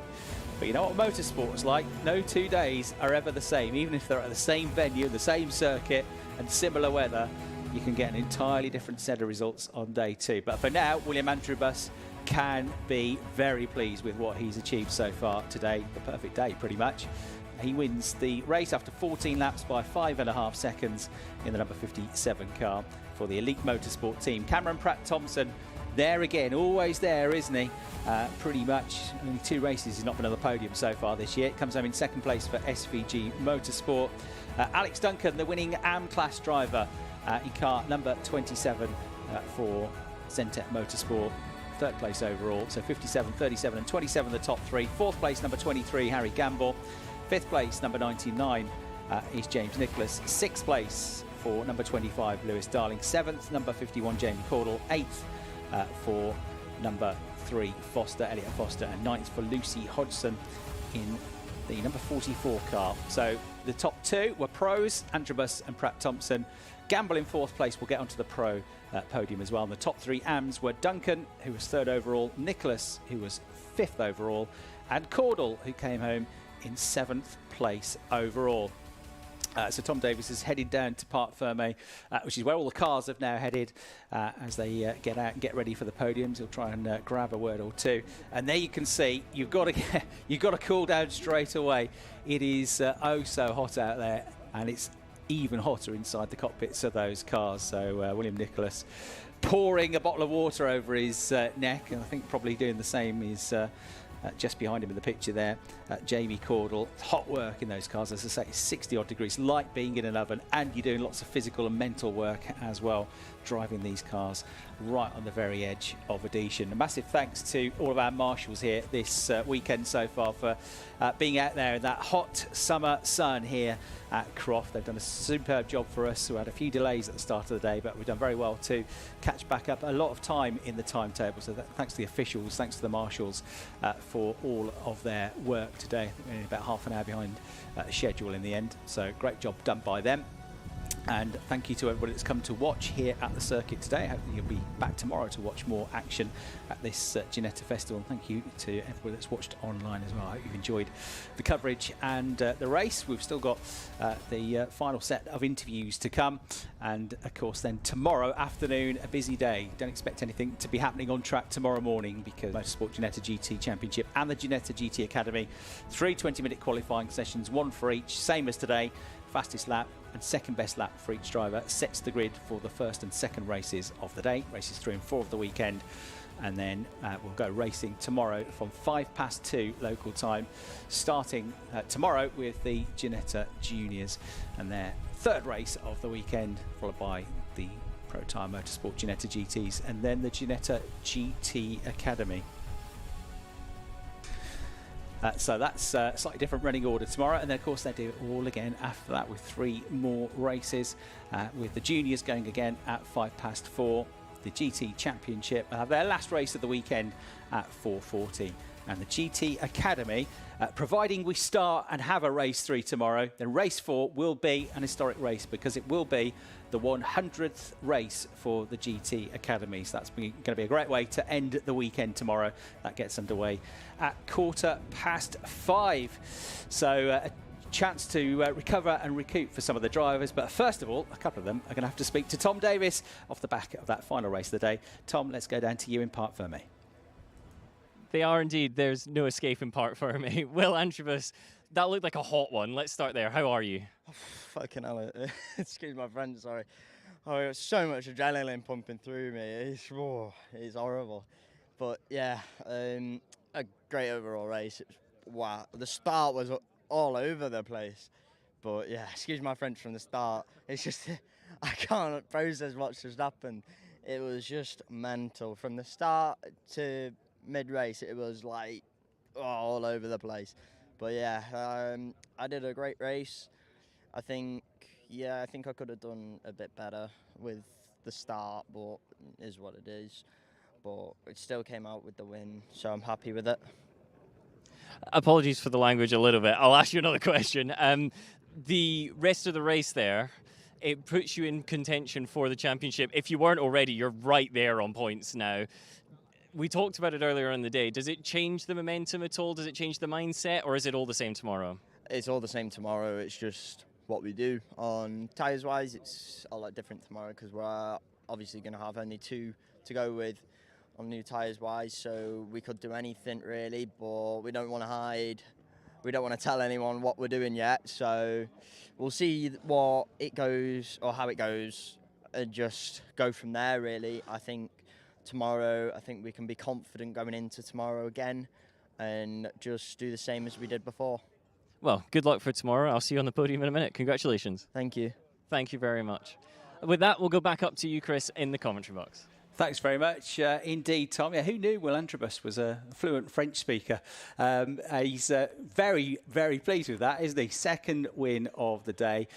He's still pretty switched on and focused after race 1 when I spoke to him, because of course he's still, middle of the day. He's still got to fixate on the race to come, and there's not much turnaround between them. But now, you see a bit of a relief has come out there, and he was absolutely overjoyed with that perfect day and to get within a point of the championship lead now. He was very, very pleased indeed, and a worthy winner, the man from Warrington. Well, we take a look back at some of the highlights of that second race of the day for the Protyre Motorsport Ginetta GT Championship. And in very hot conditions, the race got underway once again from a rolling start. Once again, it was William Antrobus on the pole position that led the charge into turn 1. It wasn't the perfect start though, and he came under a bit of fire. And running through the gravel trap, a couple of drivers, including the championship front runner Harry Gamble, who lost a bit of time there. So too did Lewis Darling. And the 99 car getting through there, as you can see, was James Nicholas, who's had a pretty solid day today as well, finishing in the top 5 in both of the races. But once he got into his stride, Antrobus was away, wasn't it? It was all about the battles further back, trying to come back up the order and recover from his slightly sketchy moment through the first turn. That was Lewis Darling trying to catch back up to one of the onboard camera operators this weekend in the 99 car, James Nicholas, who we saw covering himself with water after that race, and a hot job that he's had today. But the start of the race was Alex Duncan, who got himself up to second place, and for lap after lap after lap in the 27 car, the AM driver, the AM championship leader, was able to keep behind him. The overall championship leader in the 37 car, Cameron Pratt-Thompson. Cameron tried the inside line, he tried the outside line at Tower Bend. He had a lot of long hard lucks up the inside into the hairpin, but he was still being frustrated. There was a good scrap further back with the 51 car of Jamie Cordell eventually finding a way past Elliot Foster. But the decisive move in that battle for second place coming about 3/4 of the way through the race, down the inside at the hairpin for the number 37 car of Cameron Pratt-Thompson, who'd shown a lot of discipline and a lot of patience up until that point. The checkered flag came out long since before for Antrobus, who took the race win. Second place going to Pratt-Thompson, another visit to the podium for him, and third place and the AM class win going to Duncan, with Gamble in fourth position, Nicholas in fifth, and then Darling rounding out the top six, and all cars finishing the race, which on a weekend where you've got all these races squished together in a pretty tight timetable, you've got to keep getting the finishes as well, because if you miss one race, you damage the car, there's a chance that you are going to miss another race later in the day, or maybe later in the weekend. The rain held off this morning. I want to dark clouds around now, but it is set to be another dry day tomorrow, famous last words.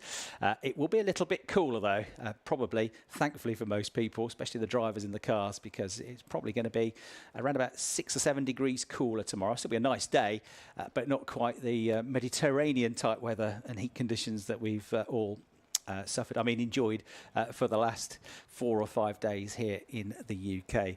So a great start to this Ginetta Festival, great days racing. And lots more to come tomorrow. That later start, the drivers and the teams will be working till quite late on, but they can have a bit of a breather tomorrow morning and do it all again. So I hope you've enjoyed our coverage here at the circuit and online. Thanks for your company. From Tom Davis and me, Chris Hartley, we'll sign off for today. Take care, enjoy the football tonight, and we'll see you all again tomorrow for day 2 here at Croft.